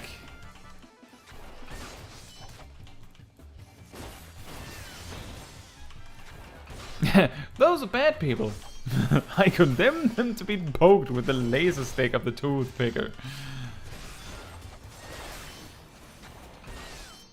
Oh, I've got some bad news for you guys. If you don't have a healer, then this guy's dead.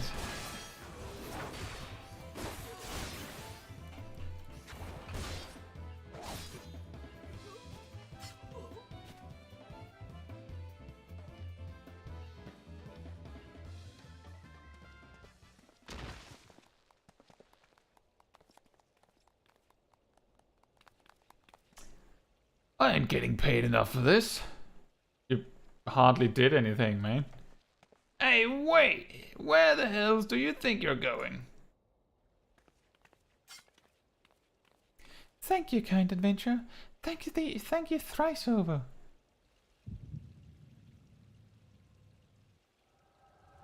Hallucination time.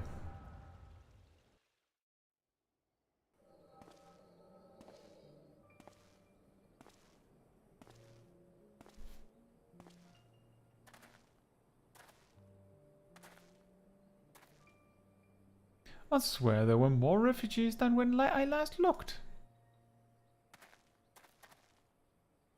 And you wouldn't be mistaken. But it's been 5 years since the calamity. Why are they only coming here now? It's simple, really. While a number of hamlets survived the immediate aftermath of the calamity, many were no longer able to support their communities. Residents found their lands had either been rendered barren or cut off from trade routes, and problems like those aren't easily solved. Though they tried to make the best of it, it was only a matter of time before they were forced to abandon their homes and seek a new life in the city. I see. But the calamity affected the whole realm, didn't it? Is the same thing happening in the other cities? If the talk is true, yes. Though perhaps our situation is more pronounced. Ul'dah has a reputation for being prosperous, so it's natural that the refugees would try their luck here first. My heart goes out to them, it truly does, but I would be lying if I said that I wasn't apprehensive. I hope their presence doesn't foment lawlessness in the city. Well, if things do take a turn for the worse, we always have the immortal flames. I dare say the brass blades would welcome their help. The heroes who fought the Guardian Empire patrolling the streets for riffraff? It may well come to that. Impoverished and desperate as they are, you may be sure that some of the refugees will turn to crime. You know what this place is like. If you've no coin, you've no hope. What will become of our city? Not all refugees are bad, mind you. Some are able to find employment and lead honest lives. And there she is. Dodo tenderloins! Get your dodo tenderloins! Guaranteed cheapest in Thanalan. Thank you for your custom, ma'am. Please come again. Looking around, you'd think that Ul'dah was well on its way to recovery. But peer through the veil of prosperity and you'll see no end to the misery and suffering.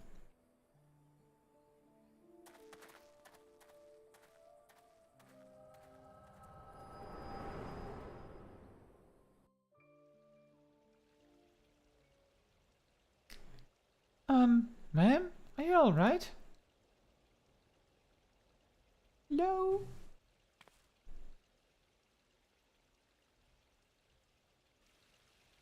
What now? You mean to threaten a defenseless citizen? Yes. What? Saw her buy that meat, you say? That's absurd! Aye, as did I. Leave the poor woman alone, you damnable vulture. Who said that? Doesn't matter.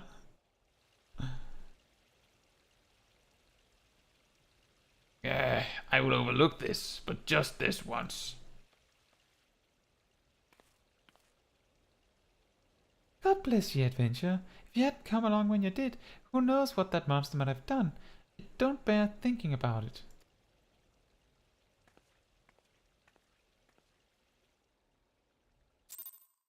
What a random side thing.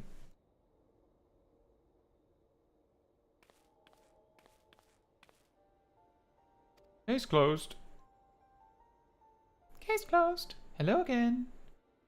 We've been keeping a close eye on you ever since you left Gridania. You discharged your duty as envoy impeccably, and never once faltered in the face of myriad dangers. But more importantly, you were always ready to help those in need, even if you didn't stand to earn a guild by doing so. You are possessed of all the qualities we seek in an adventurer. Of this we are convinced.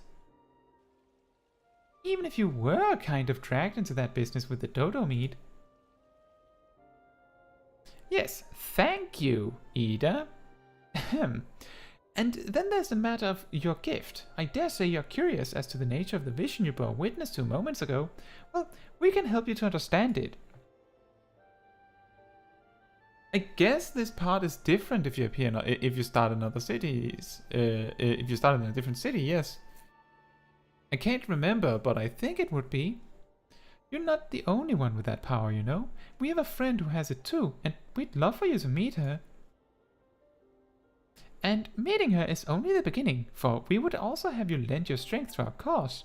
In return, we should be glad to assist your adventuring endeavors in whatever way we are able. Should you decide to take us up on our offer, and I sincerely hope you will, pray speak with Momodi. The proprietress of the Quicksand is a good friend of ours. She will tell you where to find us. Bye!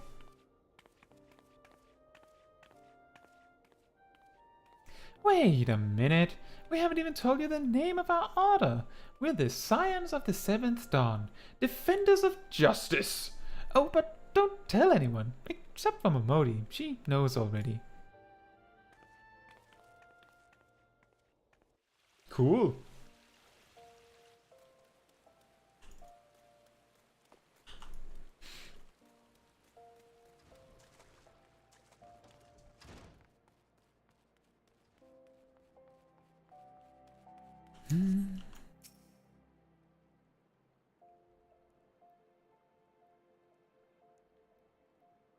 Yeah, that's a lie. You help them, but who helps you with the clams or buying a house? Seems like that are becoming ever more common, I'm afraid. Don't worry though, if you work hard, you'll probably be alright. Saying that, if you ever find yourself in a spot of bother, come and see me. Just don't go pestering me every time you graze your knee, eh? 'Cause I do enjoy hearing tell of a gentleman's woes when the women fall from time to time.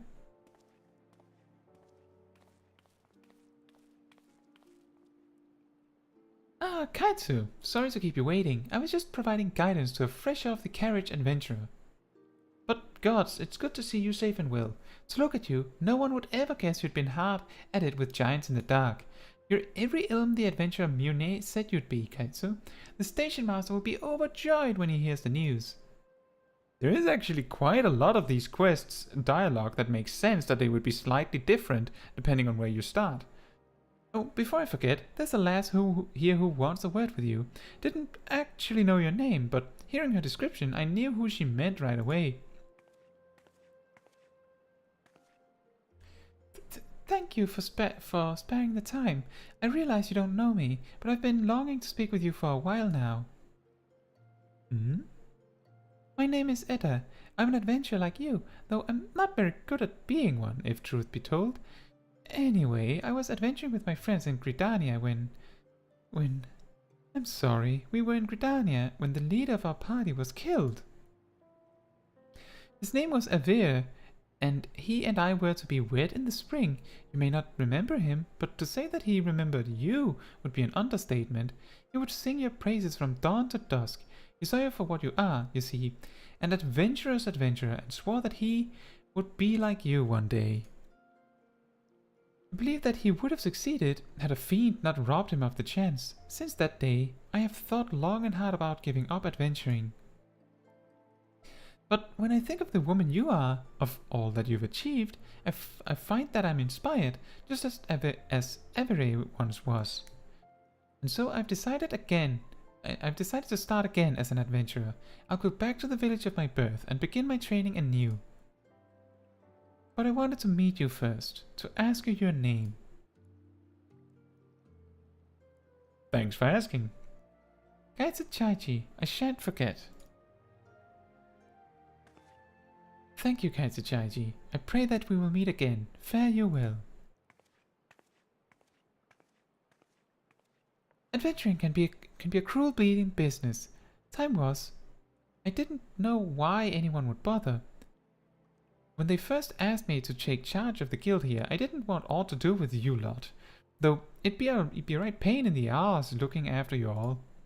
But against my better judgment, I decided to accept the post, and I'm full glad I did. I feel privileged to be part of your lives. And that goes double for yours, Caetsu. Oh, really? Eh? What did you say? You want to know about the Scions of the Seventh Dawn? They're beginning to move in earnest then. Listen, Caetsu, the Scions ain't no ordinary folk, and the work they do ain't no ordinary work. I know full well how capable you are, but even you would think twice about attempting some of the stuff they do.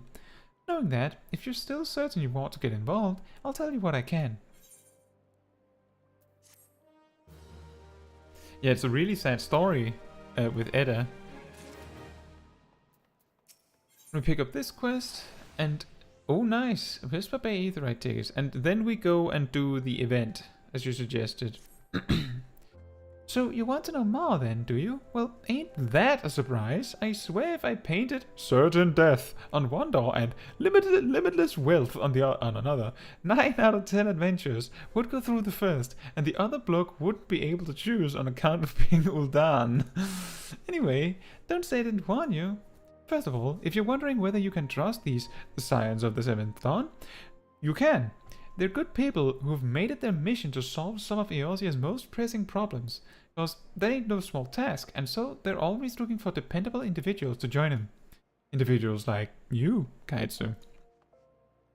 Now, I've been given leave to tell you where to find the Scions, but you must promise to keep this information to yourself. As you can probably imagine, it's something Eorzea's enemies would very much like to know. The Scions are headquartered in Vesper Bay, out in western Thanalan. The place you're looking for is called the Waken Sands. Give your name to whoever's at the entrance and you'll be let in. You're a young lady in demand, Caetsu, and the days ahead promise to be busy, but I hope you won't forget about them as helped make you into the adventurer you are.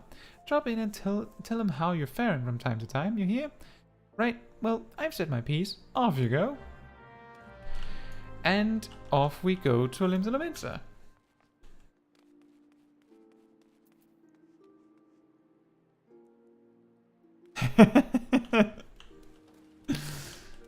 Certain death.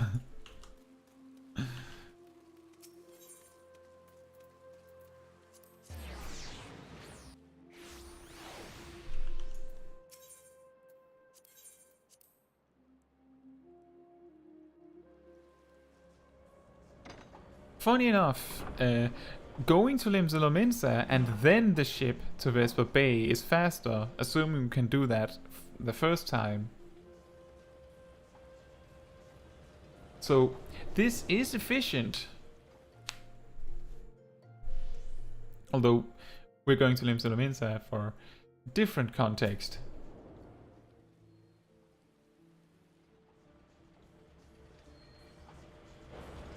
We should also swing by the Aetheryte to set it as our home, because that will make it the fastest and cheapest way to return after we've gotten the event items. I think I chose the wrong option there.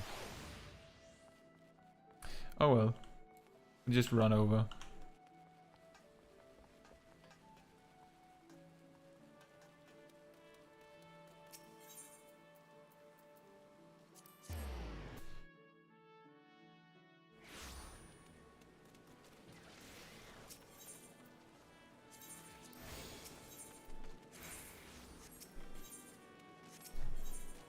I should have said that's my free destination.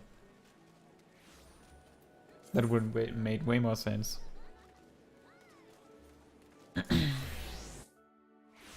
Yeah. I learned long after finishing it that it's more efficient to take to Vesper Bay from Lominsa than from Ul'dah. Hello there! You look to me like an adventurer who can enjoy a good festival when they see one. And if I may say so myself, the Moonfire Faire is the finest of them all finest of them in all of Eorzea. The fair has served to promote the Adventurers Guild in recent years, and I expect plenty of folks will join the fun this summer. No one will want to miss the exciting show we're putting on. That's right. Due to popular demand and the wishes of Master Gegaruju himself, we've brought back the challenge. Intrigued, aren't you? Set your curiosity by speaking with Herr Maga in Costa del Sol. Excellent. Let's see. Where are we? We are here. So the fastest way to Costa del Sol is Lower Lominsa and then Eastern Lominsa. Which means right this way.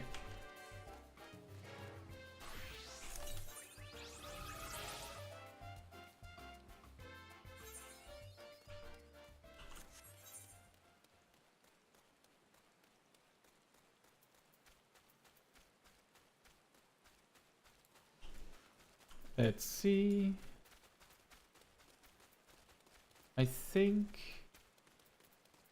we'll go with that one. Mainly because I believe that one means that we don't have to take like a weird like turn to avoid cliffs and stuff. I believe this one has the road that leads directly to Costa del Sol more efficiently.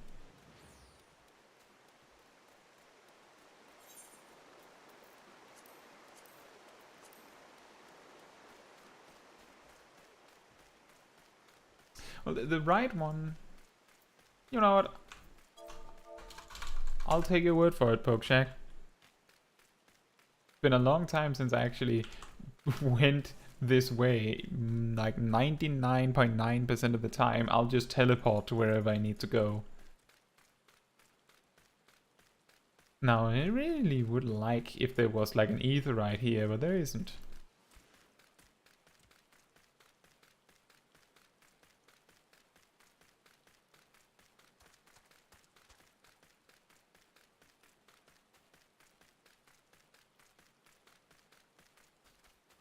Mossless? I'm pretty sure there's moss on that Garbu, but okay.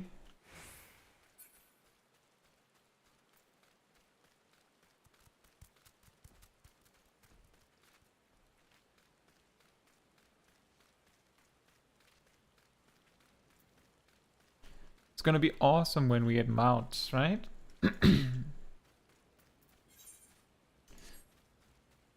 We're almost double the level that we should be compared to the main quest.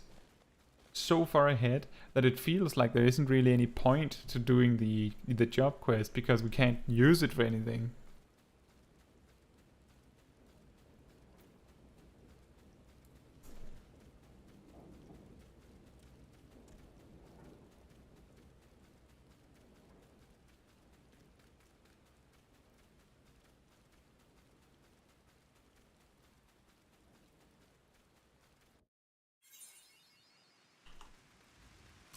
Yep, you're absolutely right. That would have been a huge mistake to go on the left side. For some reason I pictured it like there was like a spot here and here.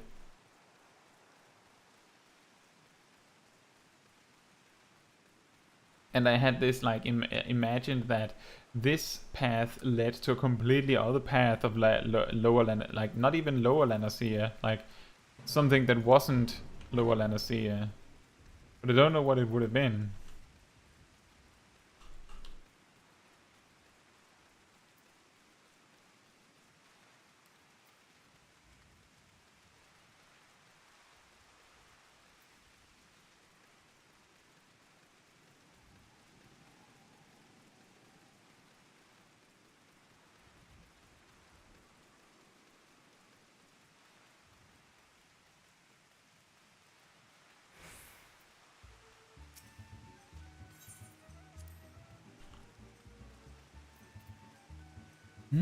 Etherite.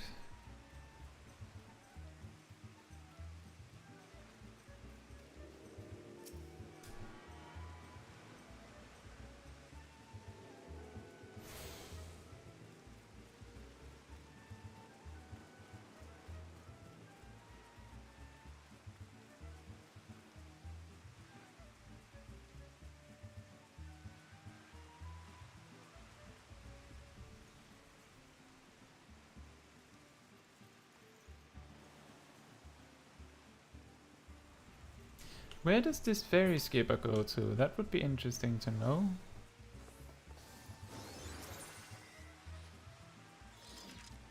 To Limsa Lominsa, so that means that we could have taken a boat to here. And I figured that out now.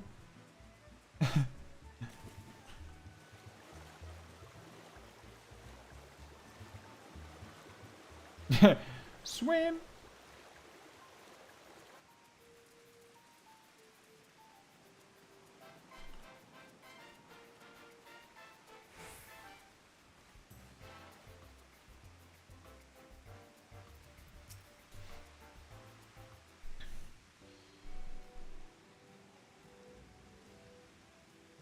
Welcome to the Moonfire Faire, adventurer. You're here to give the challenge a whirl, aren't you? That hulking monstrosity erected upon the shore?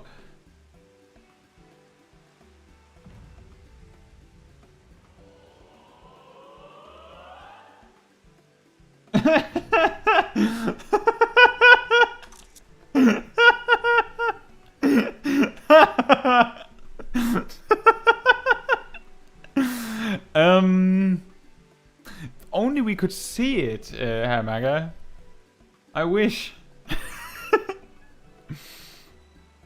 The imposing fortress that turns grown men into weeping babes. The crucible which forges the fiercest of warriors or spits out their mangled remains. Aye, the ocean nimble warrior course. We had some issues here and there, which prevented us from constructing the course anew for a time, but we've made it work this year to satisfy the fierce demand from our patrons. It hasn't merely returned, however. Oh no, it's been updated and refined with a new circuit. I dare say it's a course reborn. While the new circuit isn't physically demanding, it's no less a spectacle. We recruited the finest gold saucer technicians and a certain bomb expert to craft so many bombs into the new attraction, it feels like a damn volcano's erupting when they go off. Aye, it's a trial that tests the resolve of fledgling and experienced adventurers alike, as all are forced to not only calculate the timing of the impending explosions, but avoid the shockwaves that follow them too. If you think you're up to the task, then by all means, show everyone how it's done.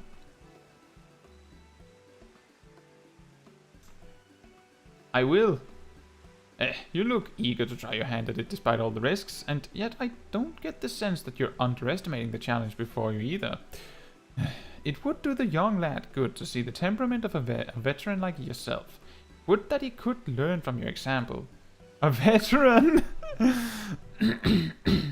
Ah, it's nothing. Just let's talk about the course in all its newfound glory, brought to mind a certain worrisome adventure.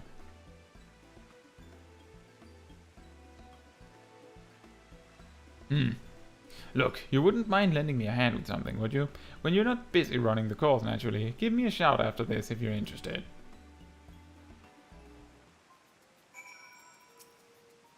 Lend a hand then? You have my gratitude. The matter in question is in regards to a certain new...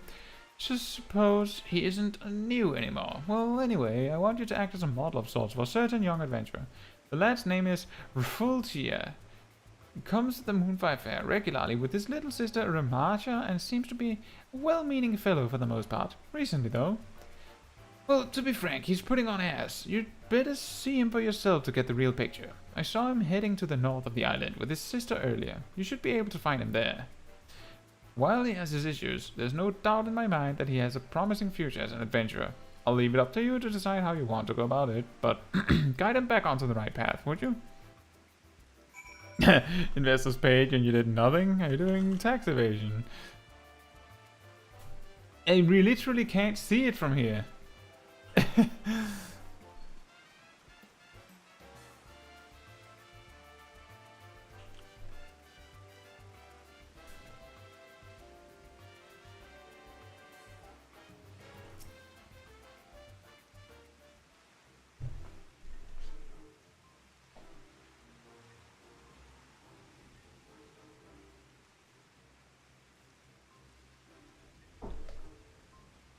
Ah, might you be Caetsu? It's an honor to finally meet you. Ho ho! And this right here is my little sister.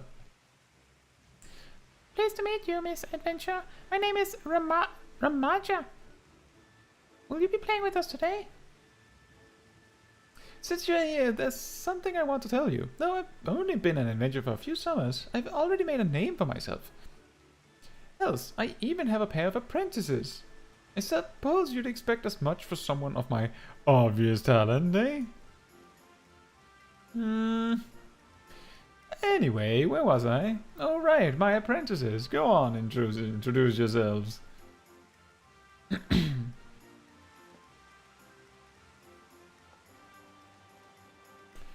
Hello there, friend. The pair of us are just your average friendly old novice adventurers who wound up taking up an apprenticeship under our mentor here after I've saved us from a sticky situation. He's a big fan of yours, by the way.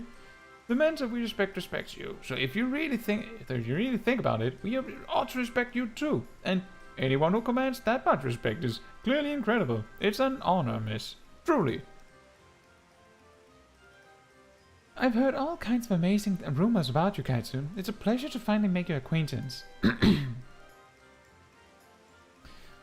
So, I take it you also heard about the challenge and decided to join in the festivities. I won't lie, I'm itching to give the course a go myself. I hear they've even added a new bombastic circuit to it, though for prodigy like me who completed as a novice. The real challenge will be not to fall asleep from boredom. A rising star like me has nowhere to go but up after all.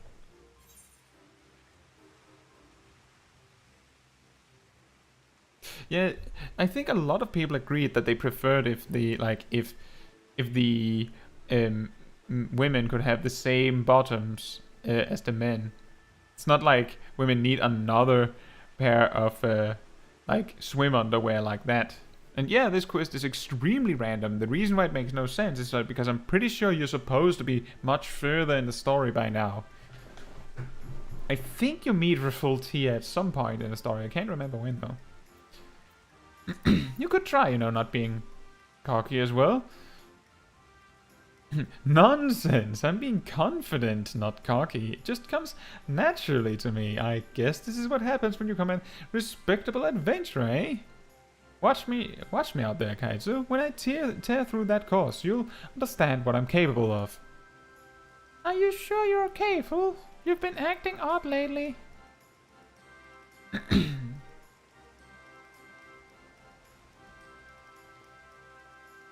Am I okay? Ha!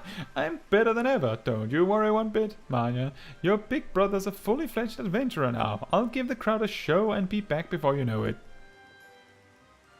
From the moment I became an adventurer, I've always looked up to you. There's no one I want witnessing my finest achievement more than you. So if you can spare a moment to watch, please wait for me on the beach.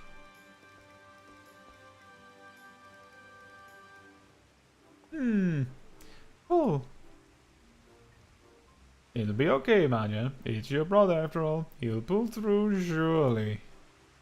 Yeah, I'm sure you have nothing to worry about, my dear. You'll come too, won't you? I'll feel better if you're there. Yes, I'll watch your brother fail miserably.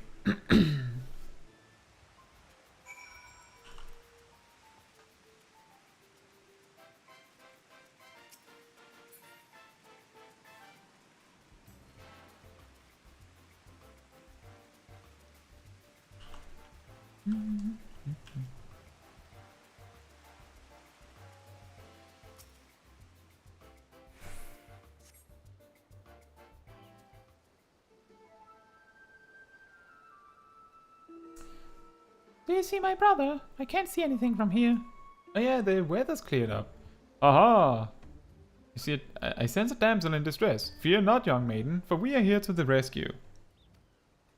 Hey, it's true, but you shouldn't tell the girl. You're right.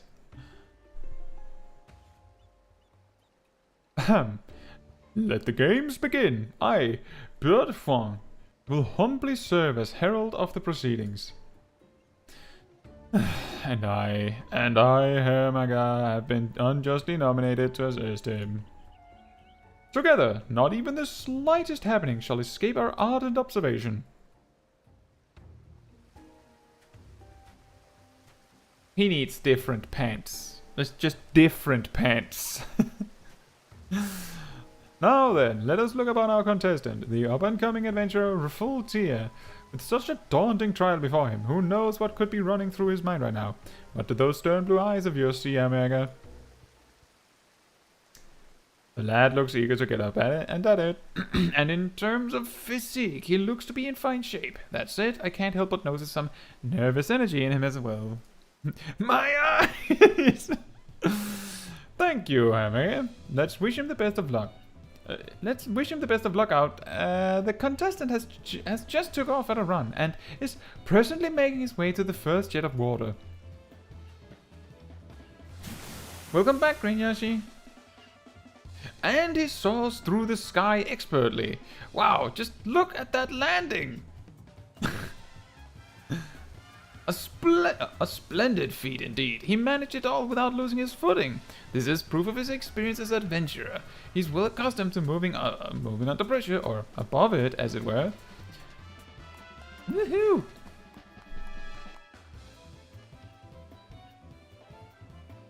And now he's faced with a decision that will change the course of his fate. Does he take the tried and true path, or try his luck at the new circuit? Which route do you think our sprightly contender will take, Omega? The new circuit requires a contestant to be calm and collected in the face of a looming barrage of bombs. Unfortunately, I sense much fear in this one. If I were in his shoes, I would pick the old circuit without a second thought.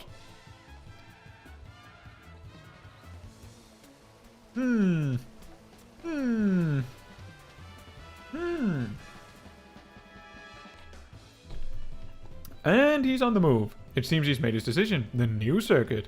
The timing of his movements leave much to be desired, however.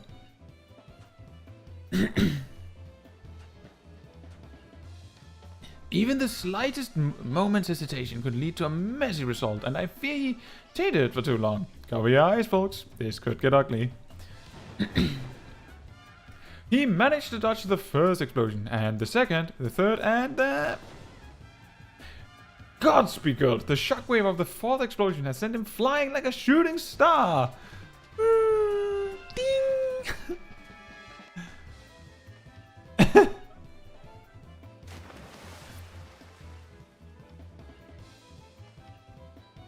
Oh, I'm glad to hear that, Greenbliss. I'm glad you found some tricks that you didn't know before. That's the most important bit, that you learned something new.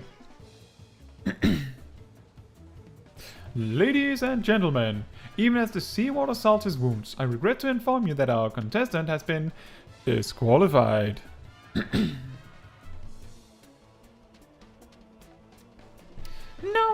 No, this is bad. This is really, really bad. He's just dead in the water.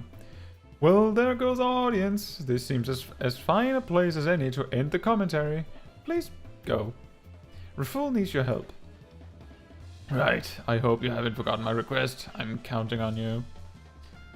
Yay! We are doing a jumping puzzle.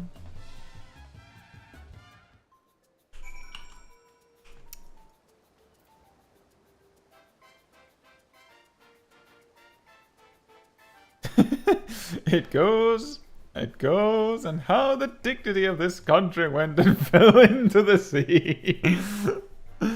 Oh.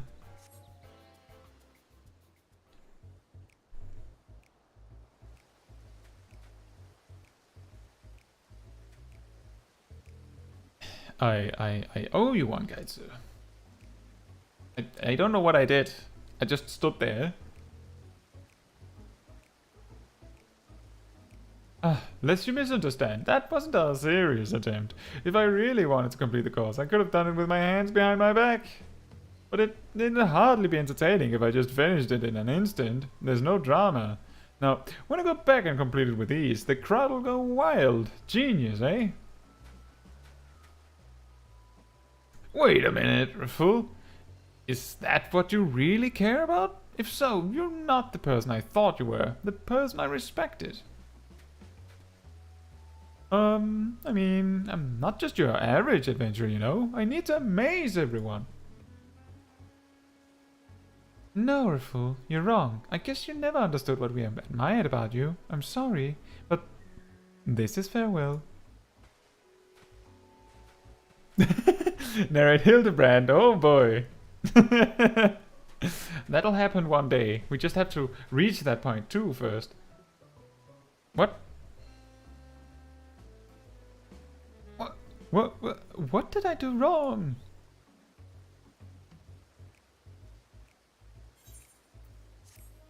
$3,000 experience that we don't need.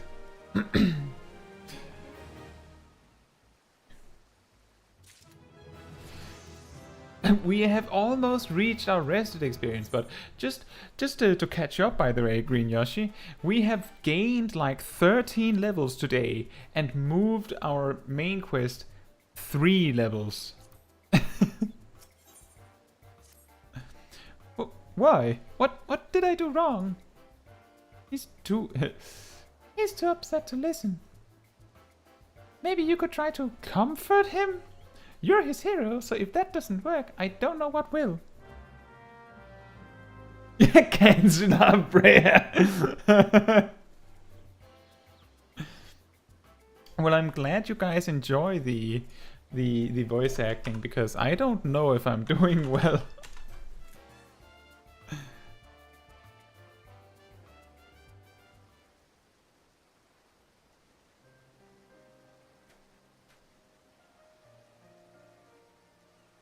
Thank you for showing me such kindness, Caetsu. I'm still trying to wrap my head around why those two left. Is it because I failed the cause? Because I looked pathetic? No, silly, that's not it at all. Really? It's not because I looked pathetic? it does look a little pathetic. So, Caetsu, do you have any idea why? You tried to hide from your mistakes. That makes me really happy to hear, Pokeshack. Hide from a mistake? I don't quite understand, but it sounds wise. You didn't look like you were taking it seriously, fool. I wasn't taking it seriously? So what? Even if I had, I would have failed all the same. I thought if I did it on purpose, then maybe. Ugh, who would admire someone who gives up before they've even started? The brother I look up to always does his best, no matter how he looks or what others think of him. If you can't understand that, maybe I'll try the course myself and show you what I mean. That is some remarkable gumption you have there, little miss. Alas, I am afraid children may not, under absolutely any circumstances, participate in the competition.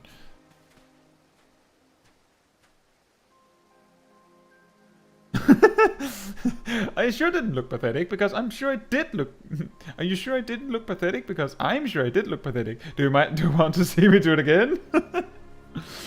I hope you don't mind, but I overheard your conversation. My opinion? You're a pathetic excuse for an adventurer, fool. Just awful. You're right.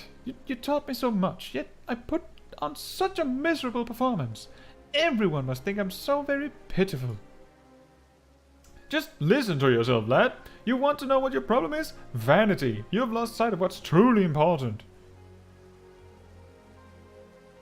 Think back. Try to recall what Hamaga and I taught you. What it was that you admired about Caetsu in the first place. Yes, what you admired about me. I've never met you before in my life. But sure. I think I finally understand. I was so confused on trying to impress my... I was so focused on trying to impress my apprentices that I didn't fully commit myself to overcoming the challenge, and stopped being an adventurer in so doing. I became a coward instead. I betrayed their trust, and now they've seen me for what I truly am. There's no way I could make it up to them.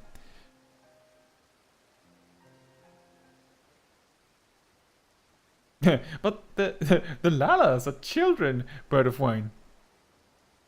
What if you tried the cause again, but took it seriously this time? I bet those two would watch. That's a good point, Pokeshack. again, but I've never actually succeeded. If I were to fail once more, I'd lose their respect forever. Haven't you already done that? It doesn't matter if you fail or succeed. What matters is that you try. Pokeshak, I think that the story with Refugee, like my best guess is that maybe he was present in a previous Moonfire Faire. That's my best guess, if you've never met him. Caetsu, thank you. I nearly made the same mistake all over again. This time, I promise you, I will do my best. I'm sorry to ask more of you when you've already done so much, but can I ask you to serve as my inspiration once more? If possible, I would like you to go through the course ahead of me. Seeing you test your mettle would rekindle my aspirations of becoming a great adventurer. Please, help me to reclaim that dream. Let me follow in your footsteps. Now, that is something that can be done.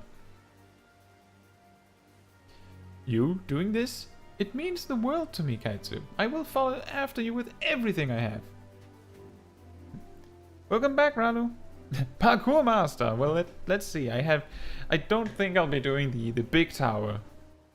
But we will certainly be doing the course and get the outfit. I appreciate you looking out for a fool like this. If you're ready to go, the jet of water yonder is roaring in anticipation of your arrival.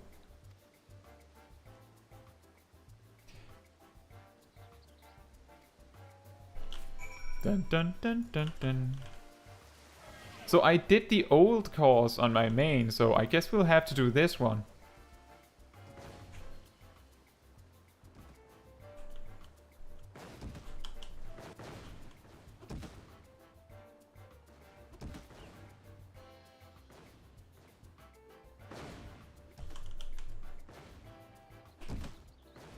Run!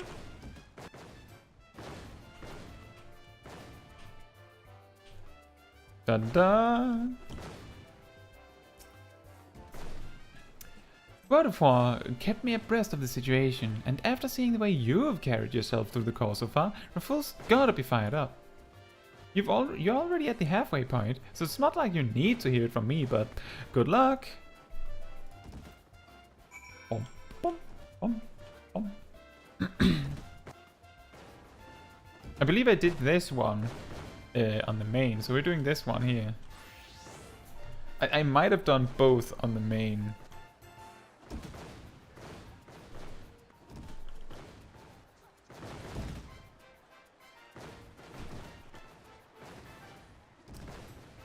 Actually, now that I think about it, I don't think I've done this one on the main.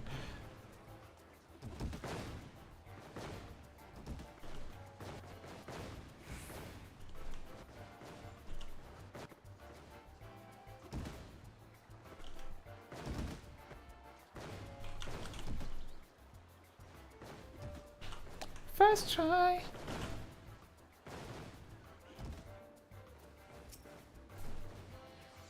Congratulations on making it to the end. I should mention that I've heard about the situation with Raful. He pursued you the entire time, never giving up despite the fear in his eyes. Even now, hey, look behind you.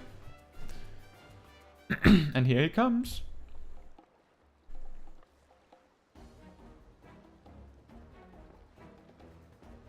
What? If you begin to fish, the explosion don't affect you. That's a really, really funny fun fact, actually. I like it. Do not waver. You can do this.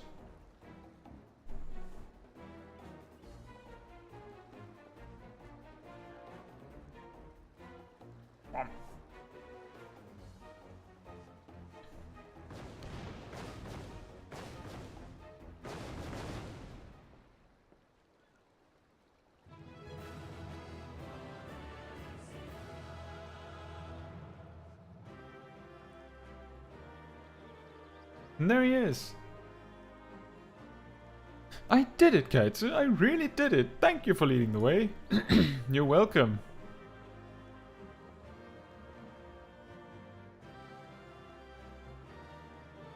Ha, now that I've made it to the end, I suddenly feel lightheaded.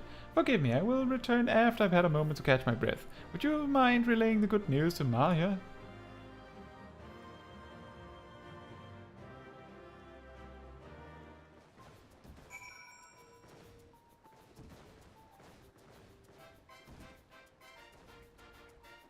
A sound effect for the punch hit?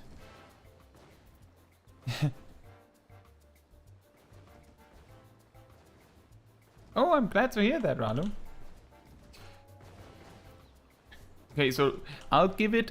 I'll try, but it's not gonna be much. Because that's how quickly it ended.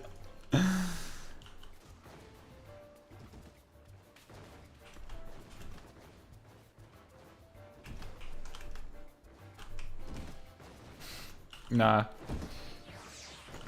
I'm just not ready for a big jumping puzzle right now. I have climbed the Kugane Tower before.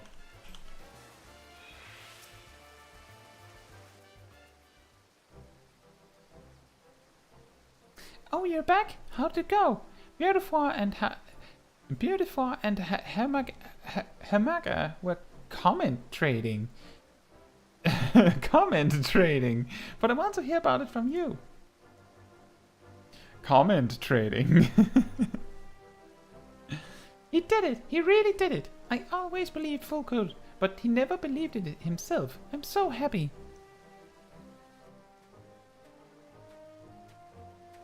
The big thing to learn about platforming in Final Fantasy XIV, Pokeshack, is that the first second of running actually is like like you accelerate up to your max speed. So you can control more precisely where you land after a jump by paying attention to that, which means that sometimes you need to like go a step back to be sure that you can run up enough to get the jump that you want. Full, Kaito told me everything! Everything! I also told about Heidelin and the Scions of the Seventh Dawn. Oops, I shouldn't have told about that, should I? Everything. I'm so proud of you. Oh, I didn't do much, just followed after her, really. Still, it felt good to try and finally succeed at something. Your fan group is back. Please excuse us for interrupting, Raful. Do you have a moment? We judged you too quickly and too harshly. It was only when we saw you making your way through the cause that it dawned on us how wrong we'd been.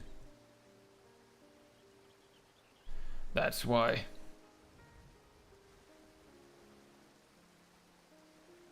You don't have to finish that sentence. I'm the one in the wrong here, after all.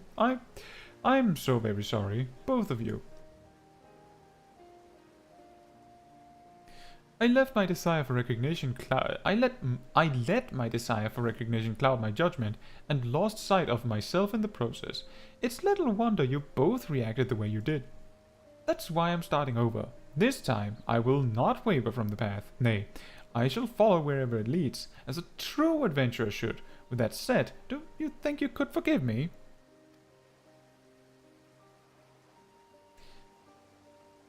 I'll be honest, you were a dismal sight up there at first, looking as if you might collapse at any moment, but you didn't. You pushed through like a true champion, and now we're keen to see how far you'll go, just like when we first met you. Aye, that's why we want you to forgive us, for losing faith instead of believing in you like we should have. Given the circumstances, I understand if you say no, but would you consent to being our mentor once again? Like you even have to ask. I couldn't be happier to have you both at my side.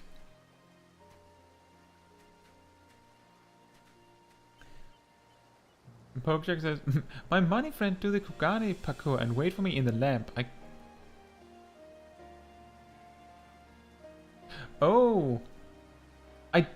I don't think there is another one at the top. I'm pretty sure that there's not another vista at the top of the tower. There's just the one at the lamp.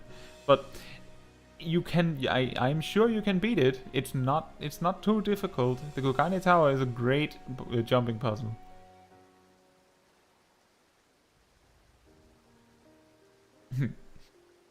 Yeah, now Ramaija is also a Scion. Because she knows. Thank you for bringing Full back to his senses, Kaetsu. If you hadn't, these three never would have made up, and I would still be really sad. So, thank you so much. I think we'll be okay now, so maybe you can do that report thing that Full always talks about. I don't really get it, but it seems important, and don't you worry about Full. I'll be watching him carefully. Excellent.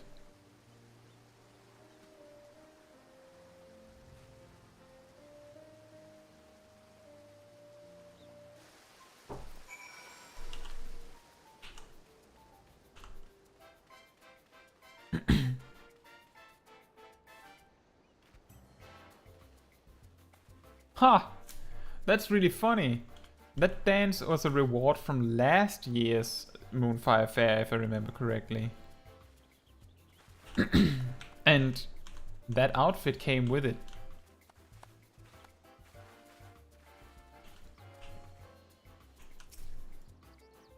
I could roughly see what happened from here, but I'd appreciate it if you filled in the blanks. Everyone's friends again, mate. So the lad finally came to his senses in the end, eh? And he made up with those greenhorns while he was at it too. You did well, Kaetsu. I was right to count on you.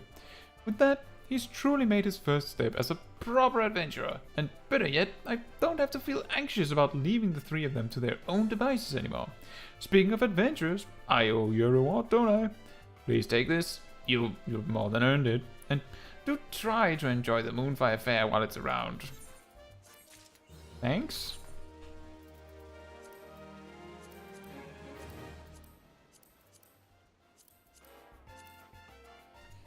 And that was that. Now we return to Limsa Lominsa.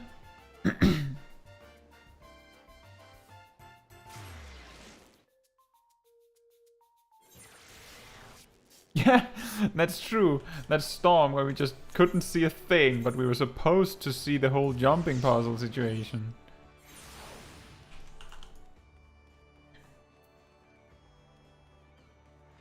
Hello. Yes, please. This is the shortcut to the Vesper Bay.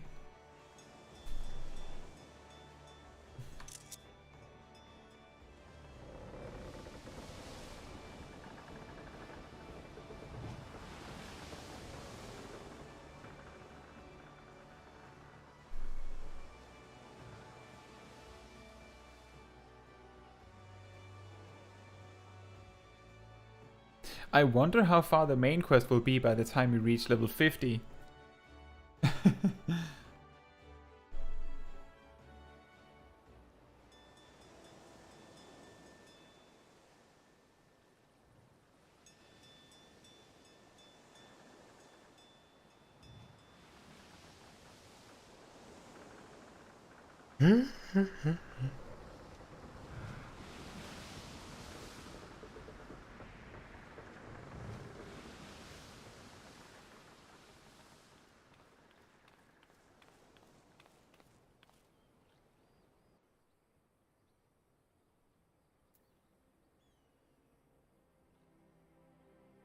Yeah, exactly. I'm also taking pictures to get like a decent thumbnail for next time. I'll leave those plus quests for now. And what's this for? No idea. And now we meet Tataru. Deep in the desert of my heart, a lonely flower blooms, yearning for the heavens above to quench my thirst for you. Troll.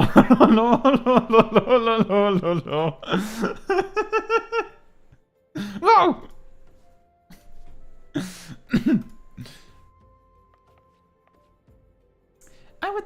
I would thank you not to sneak up on me like that. Now, Please be advised that this is private property. Unless you have pertinent business here, I must ask you to... Yo. Here at the behest of Ul'dah and Papalima?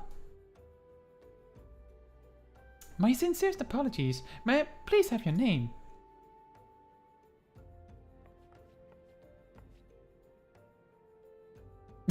There it says on the completely pixelated book, it says your name.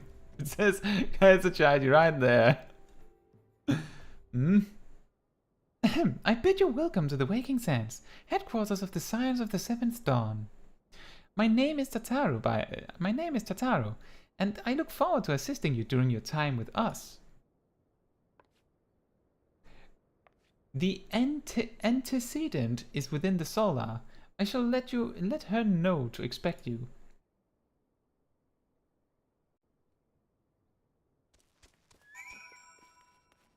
Bum, bum, bum, bum, bum. Yeah, exactly. The glamour quest is here too.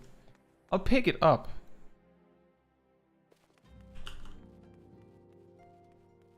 But it should come as no surprise that I'm looking for a decent place to call it.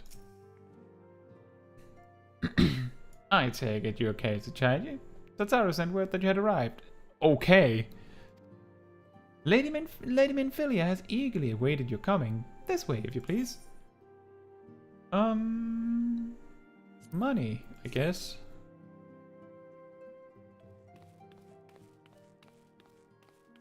So you're the adventurer of whom I've heard so much. This is a good picture. Well met, friend. My name is Minfilia, and I lead the Scions of the Seventh Dawn. I have awaited your coming.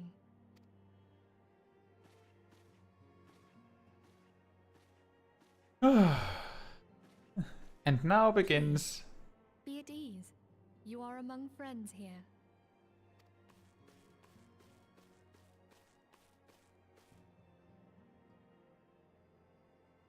No doubt you are ripe to burst with questions.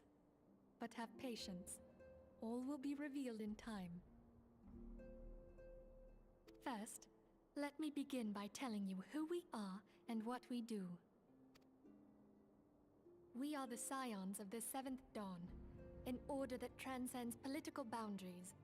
Our single objective is the preservation of the future of Eorzea. Among our gravest concerns are the godlike beings known as the Primals. Their existence is a bane upon Eorzea, nay, the world at large, and we have striven to find a lasting solution to the threat they pose.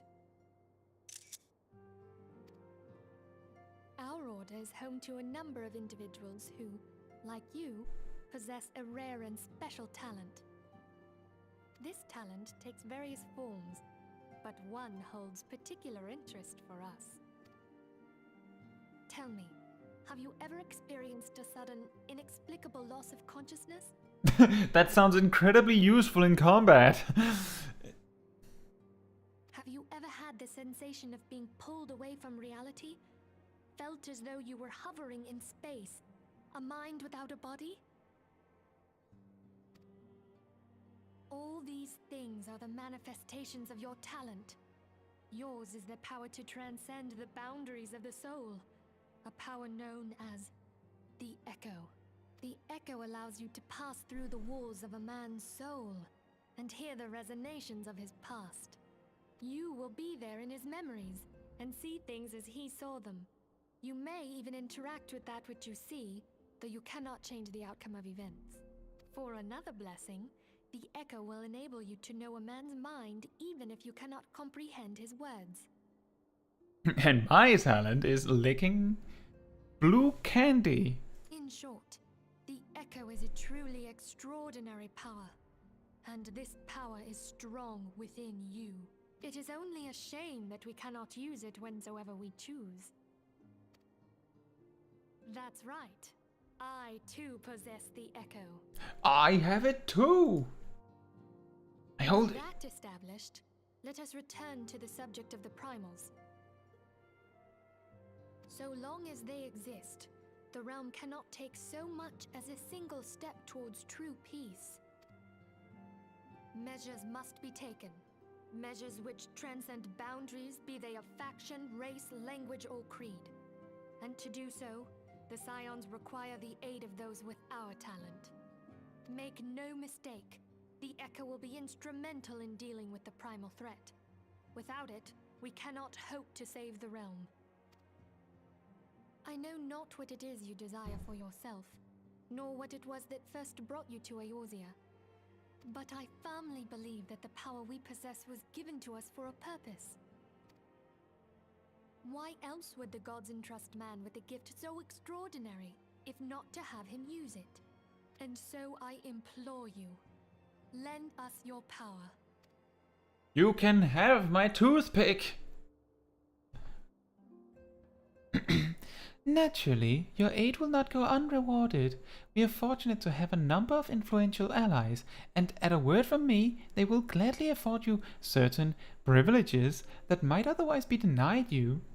The right to employ retainers, for example. Are you familiar with them? They are individuals who may be relied upon to manage your assets and belongings on your behalf.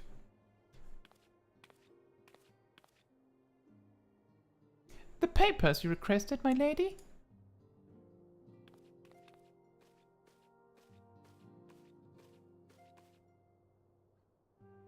Look, they are so tiny. I have them in the back pocket. My candy. Thank you, Tataru. The pleasure is mine, my lady.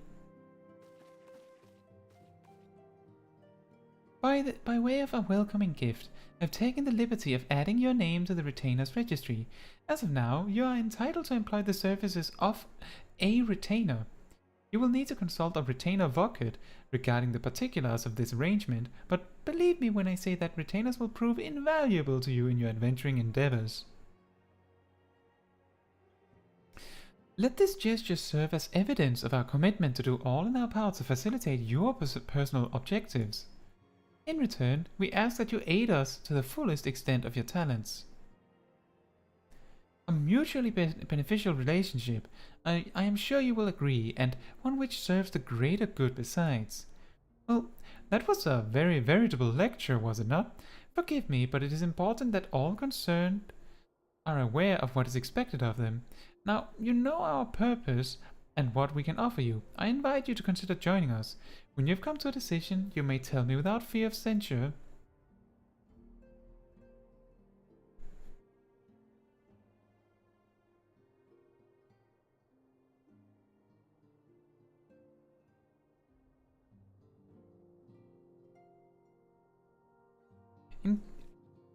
In good faith, I shall entrust you with our order's password, which our members use to reach one another when afield. 1, 2, 3, 4, 5. It is Wild Rose. Pray keep it safe, and know the O is not a 0, and the I is not a 1. It's just easier if it's 2 words.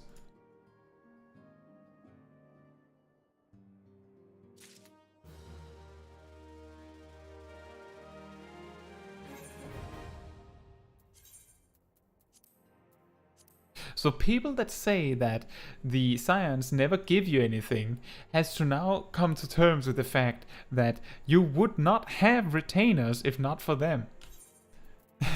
Is that good or bad? We Scions have but one objective, to safeguard the future of Eorzea. Among our gravest concerns are the godlike beings known as the Primals. Long have we striven to find a lasting solution to the threat they pose. I know not what it is you desire for yourself, not what it was that first brought you to Eorzea, but isn't this exactly what she just said? But I firmly believe that the power we possess was given to us for a purpose. Pray consider this when you give me your answer.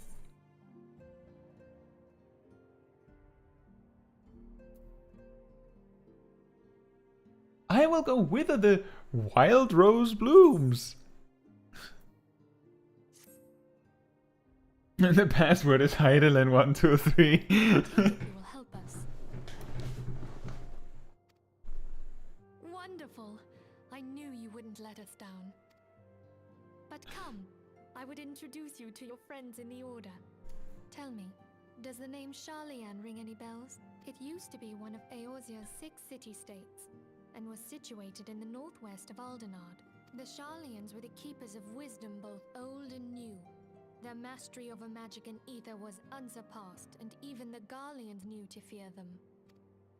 Among their number, there were a noble few who devoted their lives to safeguarding the future of Eorzea.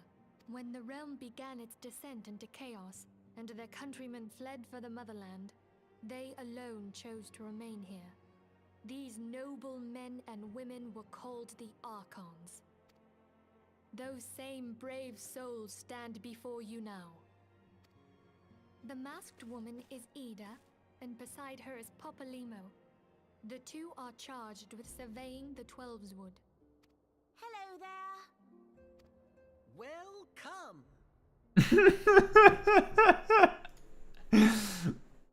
I had every confidence that you would agree to help us. Me too.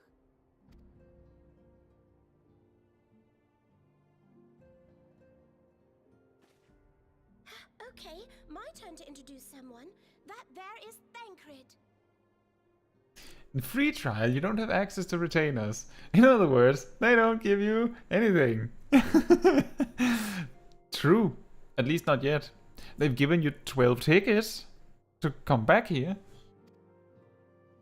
He is our man here in Ul'dah, Jewel of the Desert.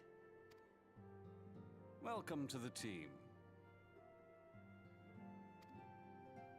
If I may, the lovely maiden beside me is named Y'shtola. Limsa Lominsa has the pleasure of being under her care. It's a very different voice. Greetings.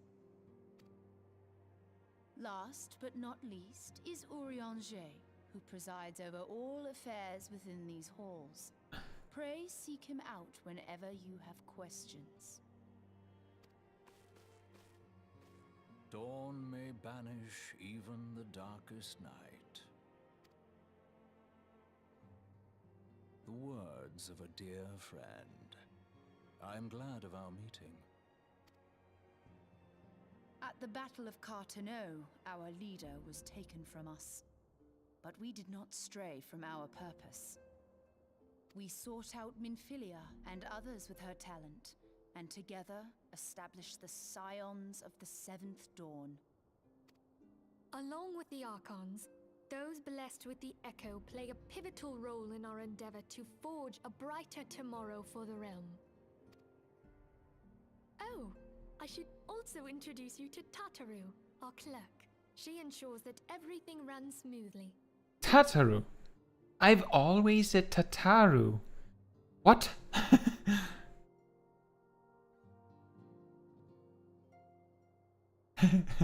Those are some funny words you say, Urianger. Pleased to make your acquaintance.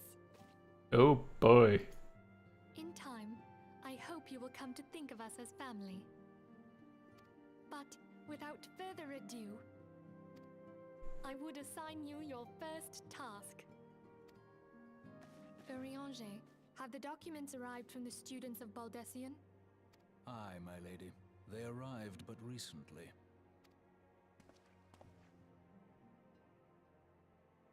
We have received a request for aid from the Immortal Flames.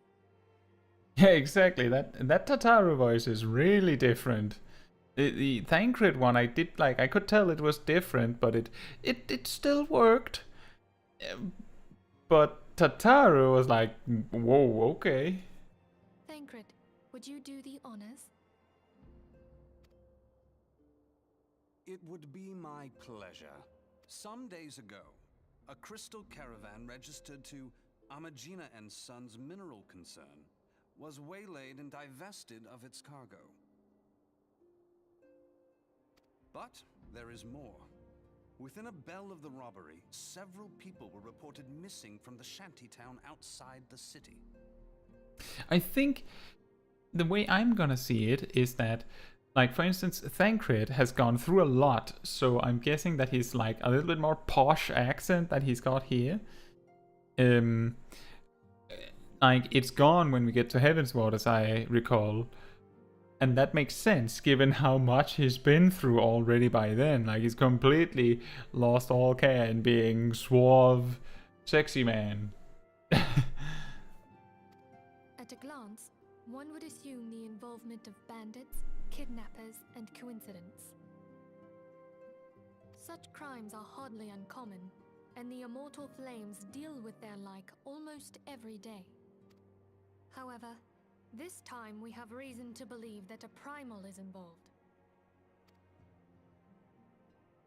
Aye, the evidence left behind implicates the Emolja, who are known worshippers of Ifrit. If we then consider the objects that were taken, there is no room left for doubt. The crimes were committed in the name of a primal. That you may better understand the nature of our struggle with the primals, I would have you play the leading role in this investigation. You have my thanks. If there is aught you wish to know, I recommend you speak with Thancred. He is well versed in the affairs of Ul'dah. Ever at your service, fair lady. Works for me.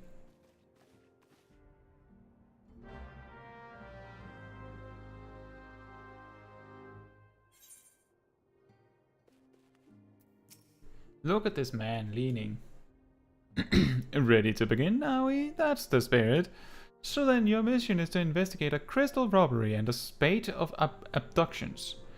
Crimes which we believe to be connected. Assuming we are correct, it is like that any discoveries we make in relation to one will further our understanding of the other. Now, since the attack on the caravan, our friends at Amagina and Sons Mineral Concern have doubled security over all their shipments. In light of this, it is my judgment that the abduction should be our priority. According to our preliminary findings, the majority of the missing were last seen in the vicinity of Camp Drybone, but that seemed like a fine place to begin. A fellow by the name of Isimbad serves at as the camp's de facto leader. Pay him a visit and see that he gives us his full cooperation.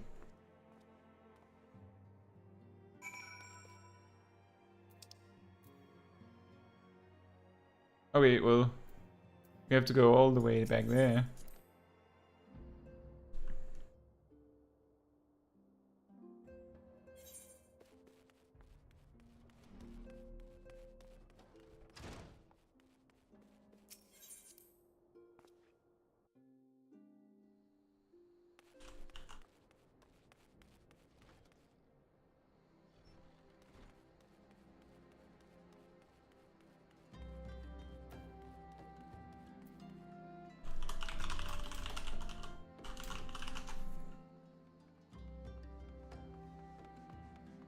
Ah, braving new depths is some contempt of Khan. I actually thought that was a main quest thing.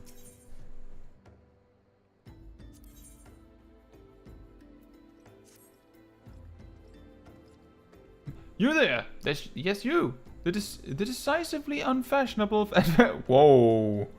Gods be good, never in my life have I seen such unapologetic focus on function at the extreme cost to form.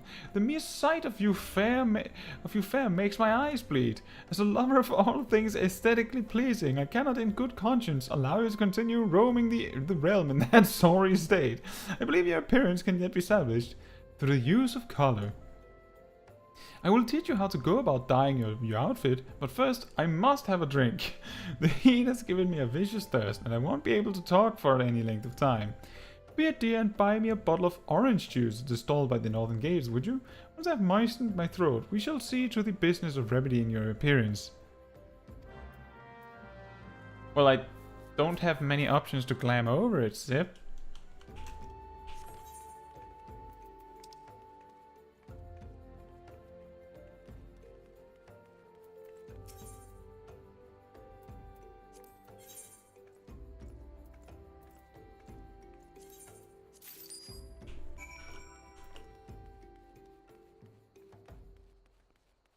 My eyes! Give me juice and never come back!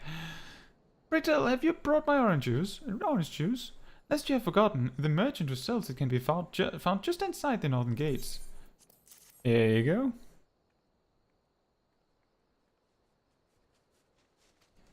Whoops, that was an accidental click. Ooh, that's a relief. Finally, I can teach you how to bring color into your life. Listen well. There are handy items called colorants, which allow folk to dye their outfits a veritable rainbow of colors. These colorants are so simple to use. Adventurers have no excuse to be fashion unconscious. I mean, most of my outfit is actually fitting in color, on account of it being the same outfit. Zip, if you give me one, then I'll see if I can use it.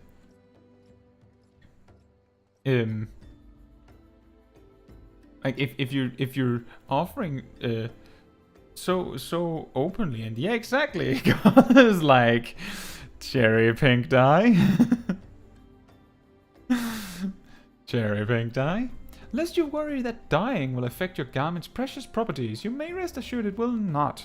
The practicality you adventurers love so much will not suffer for the change in appearance, a change for the better.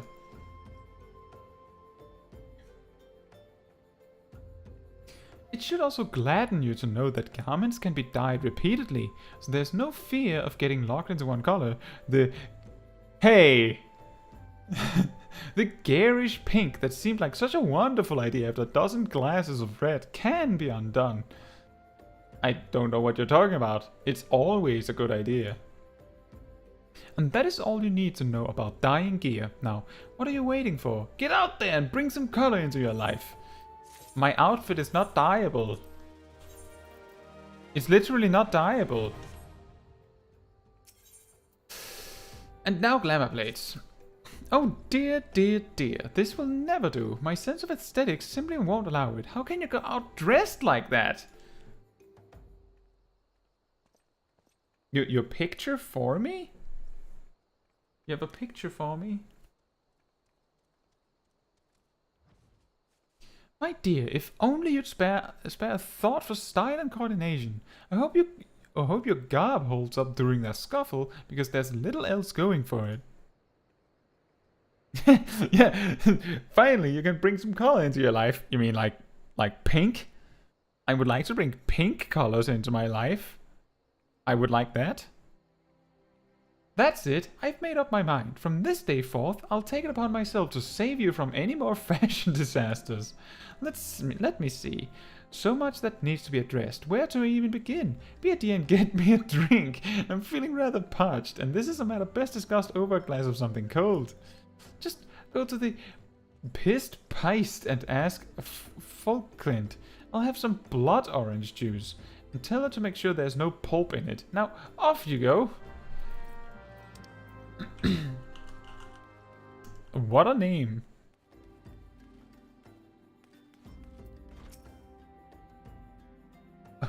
Oh, Sregame sent you, did she? That woman. I've never known anyone so lazy. Would it kill her to come and get it herself? Here you are. You shouldn't let her push you around, you know. Give her an ilm and she'll take 'em on. Ilm on.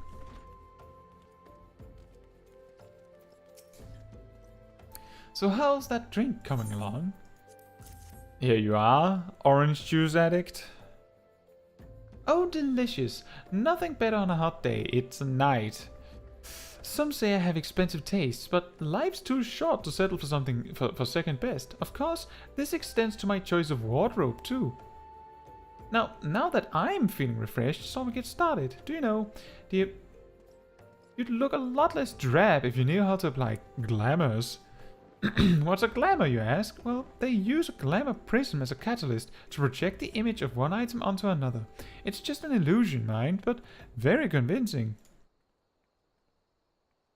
This means the original object stays essentially the same. It just takes on a new appearance. That's all. Remember, if you fancy a change, you don't have to stick with the same glamour. Just apply another one on top, or use a glamour dispeller to return the object to normal. Why sacrifice style for such humdrum trifles as durability or protection from bodily harm? Limitless possibilities for self-expression are just a couple of glamours away.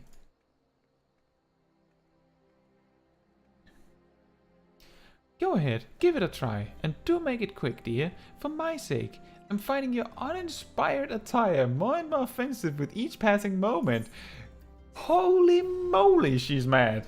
She really hates me.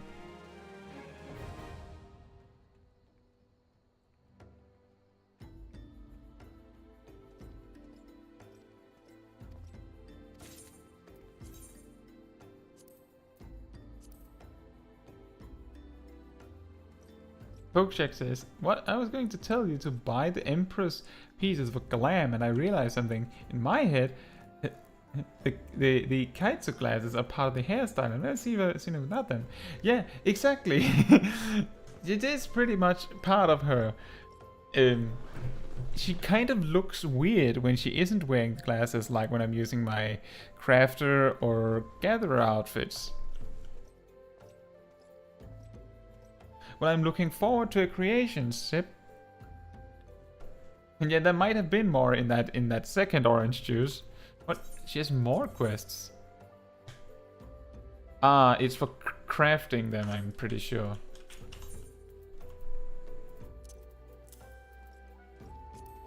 A green beret. Should we use this? We could use this.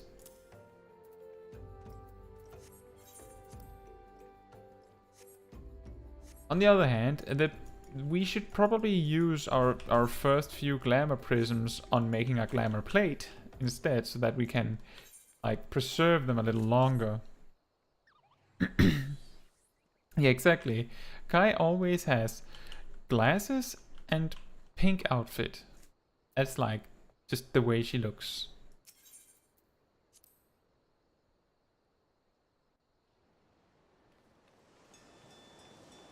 Now you might be thinking, this is a weird choice, but I'm going to be taking the ship back to Lominsa, and then I'm going to take... Actually, now that I think about it, that's not cheaper. Well, I already took this ship.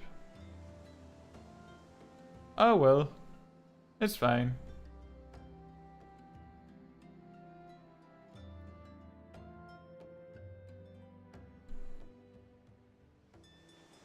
Yeah, exactly, Pokeshak. I could have used return. I forgot. I forgot.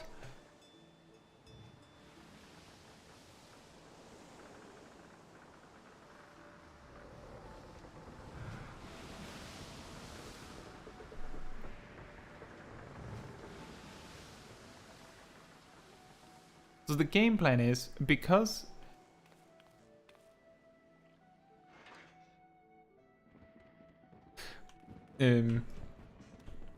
because the next quest, well, because our next quest is in Camp Drybone, what I'm going to do is I'm going to go to Ul'dah and then look for an inn.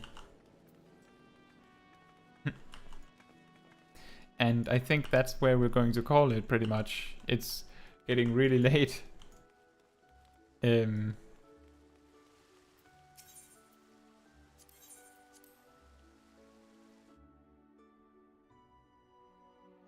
So I'm guessing that the firmament is... That the firmament is congested just because there's a lot of stuff to do. There's a lot of people, new characters that need to level their crafters. I'll probably do that, Pokeshak. Then we also have those inventory slots. But I don't know how much I feel about using it. I've never really I don't feel like the swimsuit situation is super immersive when doing the main story. But I'll get it.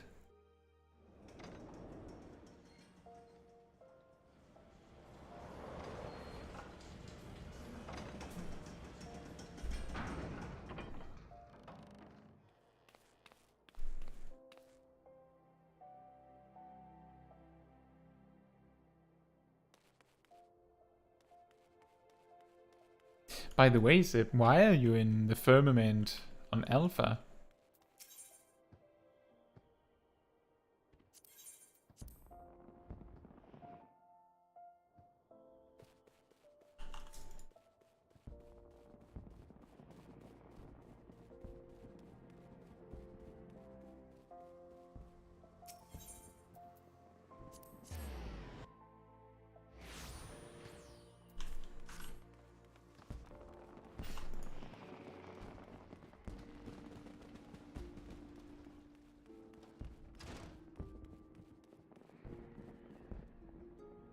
Yeah, a good immersive outfit for the toothpicker.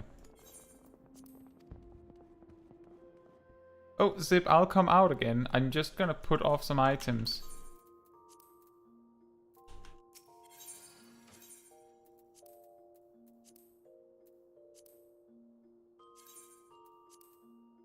Oh, right.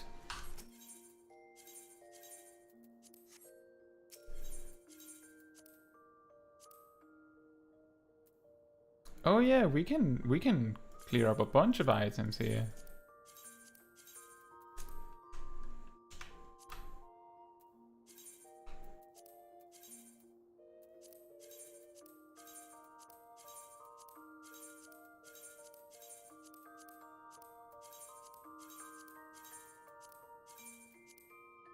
Sip, if you are over here and waiting for me, you just let me know when you are here, then I'll come back out.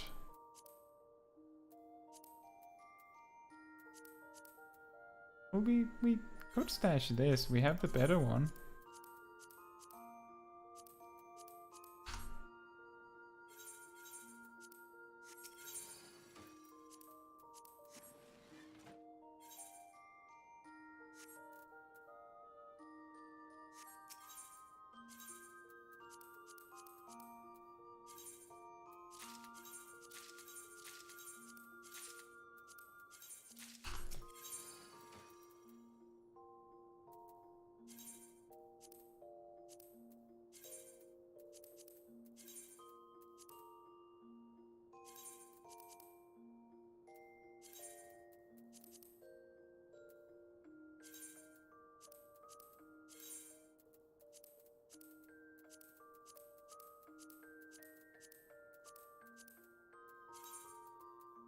There we go.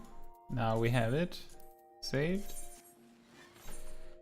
And I have a feeling that someone might be waiting for me or something.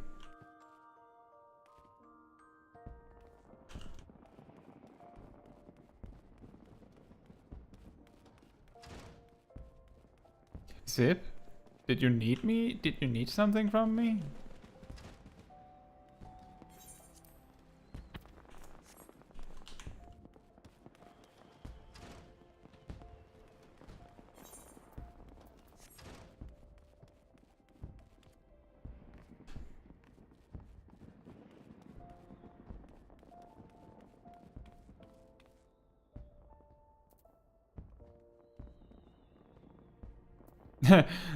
Not that in!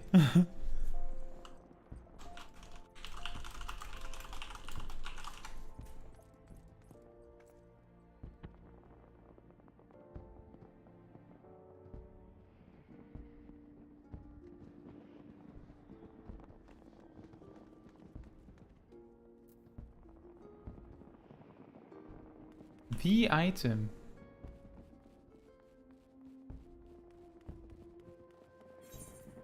Oh, so does that mean that if I go to the market, I'd find you?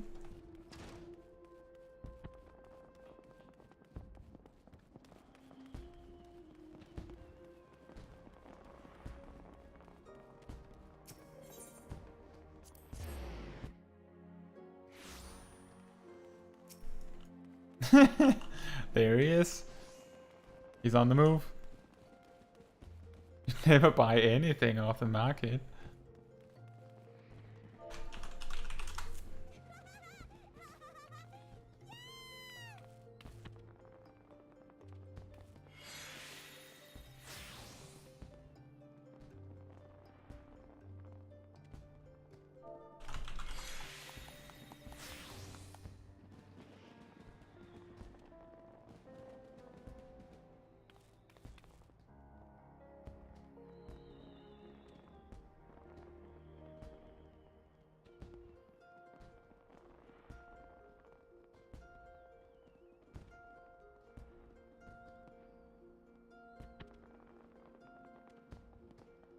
Yeah, Sip is our friendly neighborhood Lalafell in the Free Company. I believe he's the only Lalafell in the Free Company.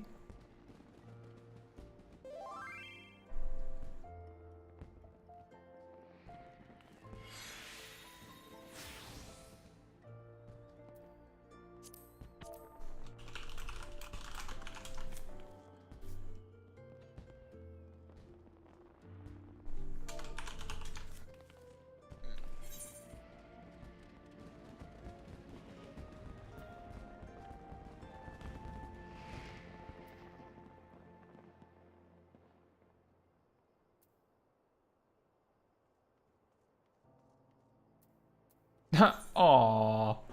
You got me glasses.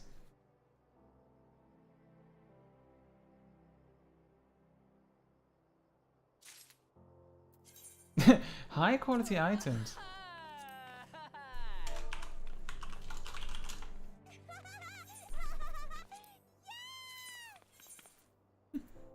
Wait, there's more. Thank you. We have cherry pick dye.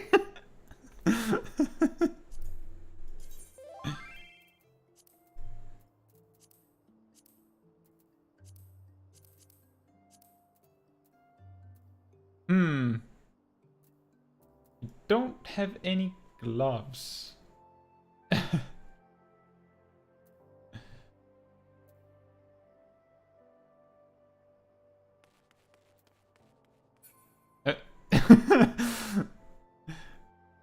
We don't have any gloves. What is a Lalafell to do?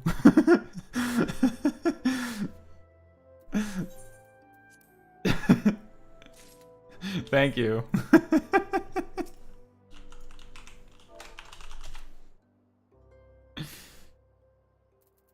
We could have used the Moonfire gloves, I guess, but I think this works better instead of just using something that is almost not gloves.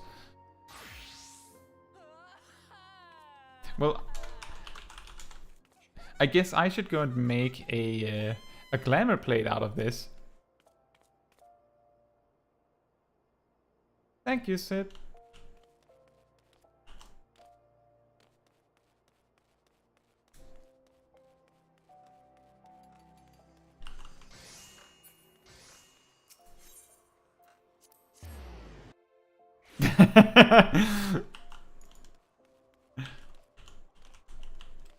I wasn't even bothered by whether he was buying anything on the market. I was just asking whether I could find him there, because then I would just go and find him there.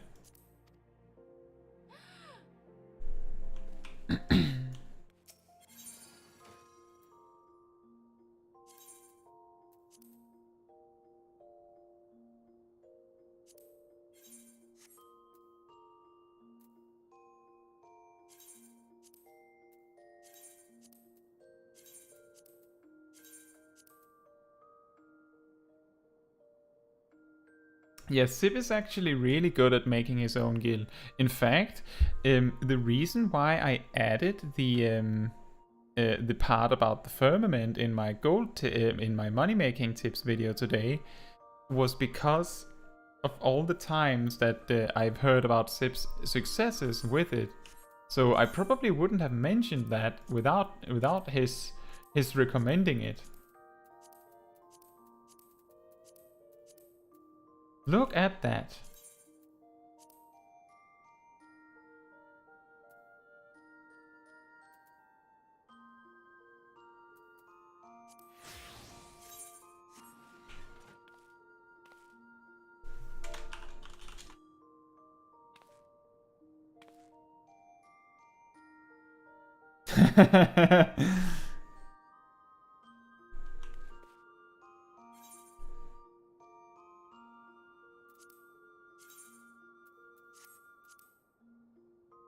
How does that look in pink, actually?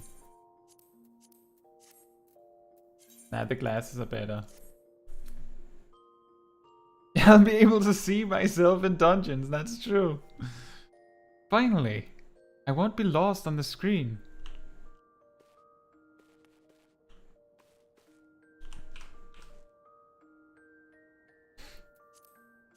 I wonder what emotes we actually have. There's so many emotes that... Oh, that's a good one. It's way, way better on Lalafels.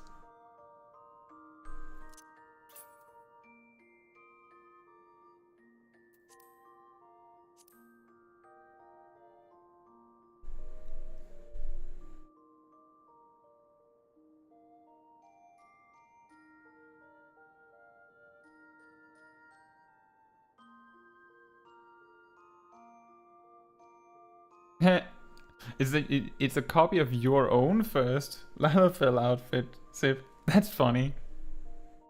I mean, it works. It's good.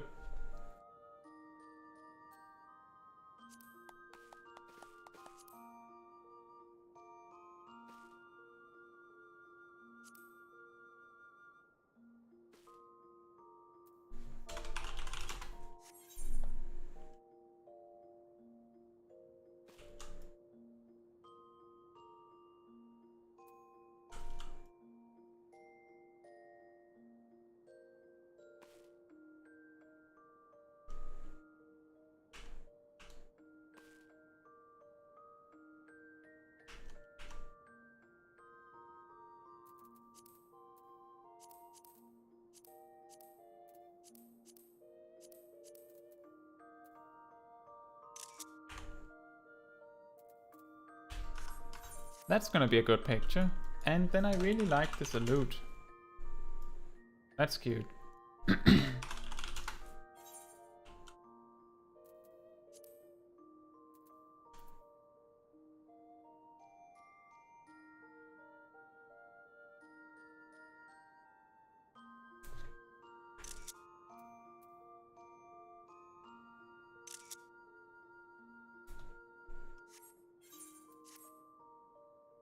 Yeah, probably get the Emperor's accessories later.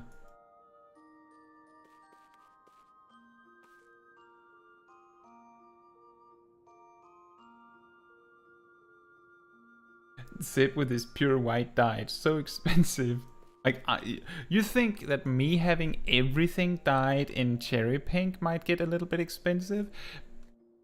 Like, one person with the full outfit of pure white dye, that outfit is probably more expensive than most of my entire array of glamour plates on my main.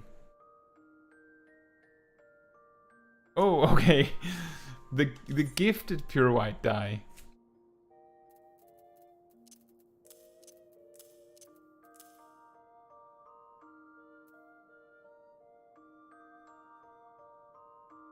Well, this means that next time we can start on this Science of the Seventh Dawn shenanigans. And then hopefully, we will actually be able to become a Dragoon by the time we're level like 40 and we're supposed to have Doomspike by then. And then we'll continue the main quest, pretty much. Like, just doing the job quest as they come in. But other than that, I don't think I have anything else. We've been going for 7 hours. I generally plan these to go for 6 at most. So, oops.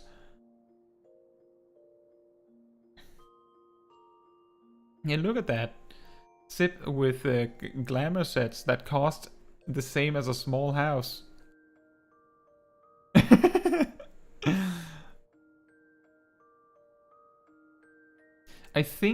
I'm pretty sure my cheap, like my most expensive outfit is less than 1 million. I'm pretty sure. Not completely sure, but pretty sure. Anyway, if there's any like last things you guys would like to talk about before we round off the stream, then this is your chance. Because next thing happening in the story of Smol Kai is that she goes to bed in her new gifted pink outfit. Thank you so much, Zip.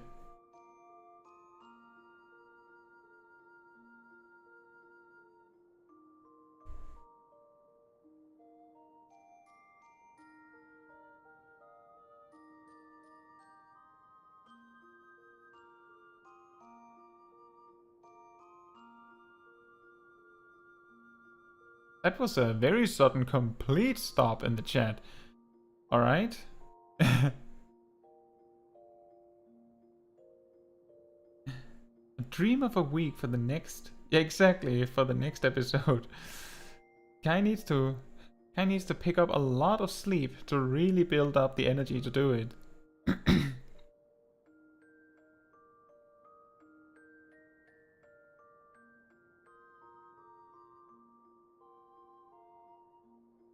Yeah, most of your outfits, Sip, they are like pure white with black details usually, right?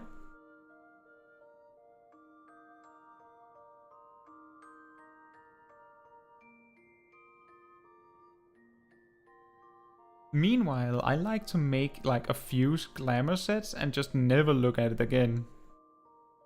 I still need to figure out like a little bit better ninja outfit. I'm not too satisfied with the one that I have.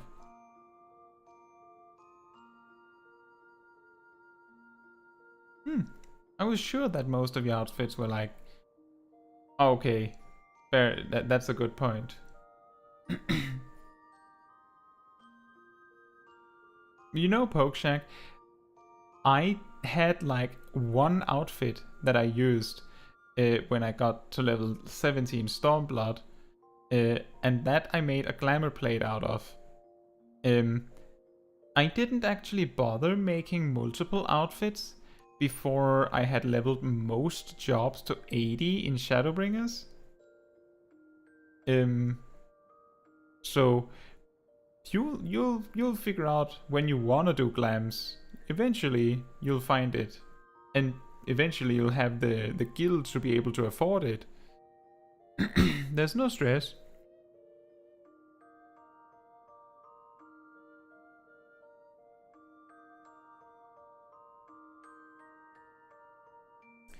Alright. Oh, and we were also lucky enough to get the event outfit before it was too late. Just in time. And we still have about 3/4 of our inventory. Yeah, your warrior outfit is cherry pink, isn't it? I believe that's the one that's cherry pink.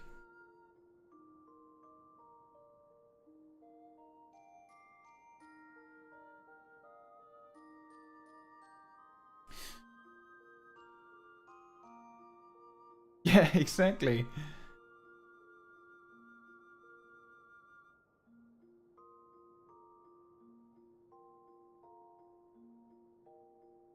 Now, I think that's all I have.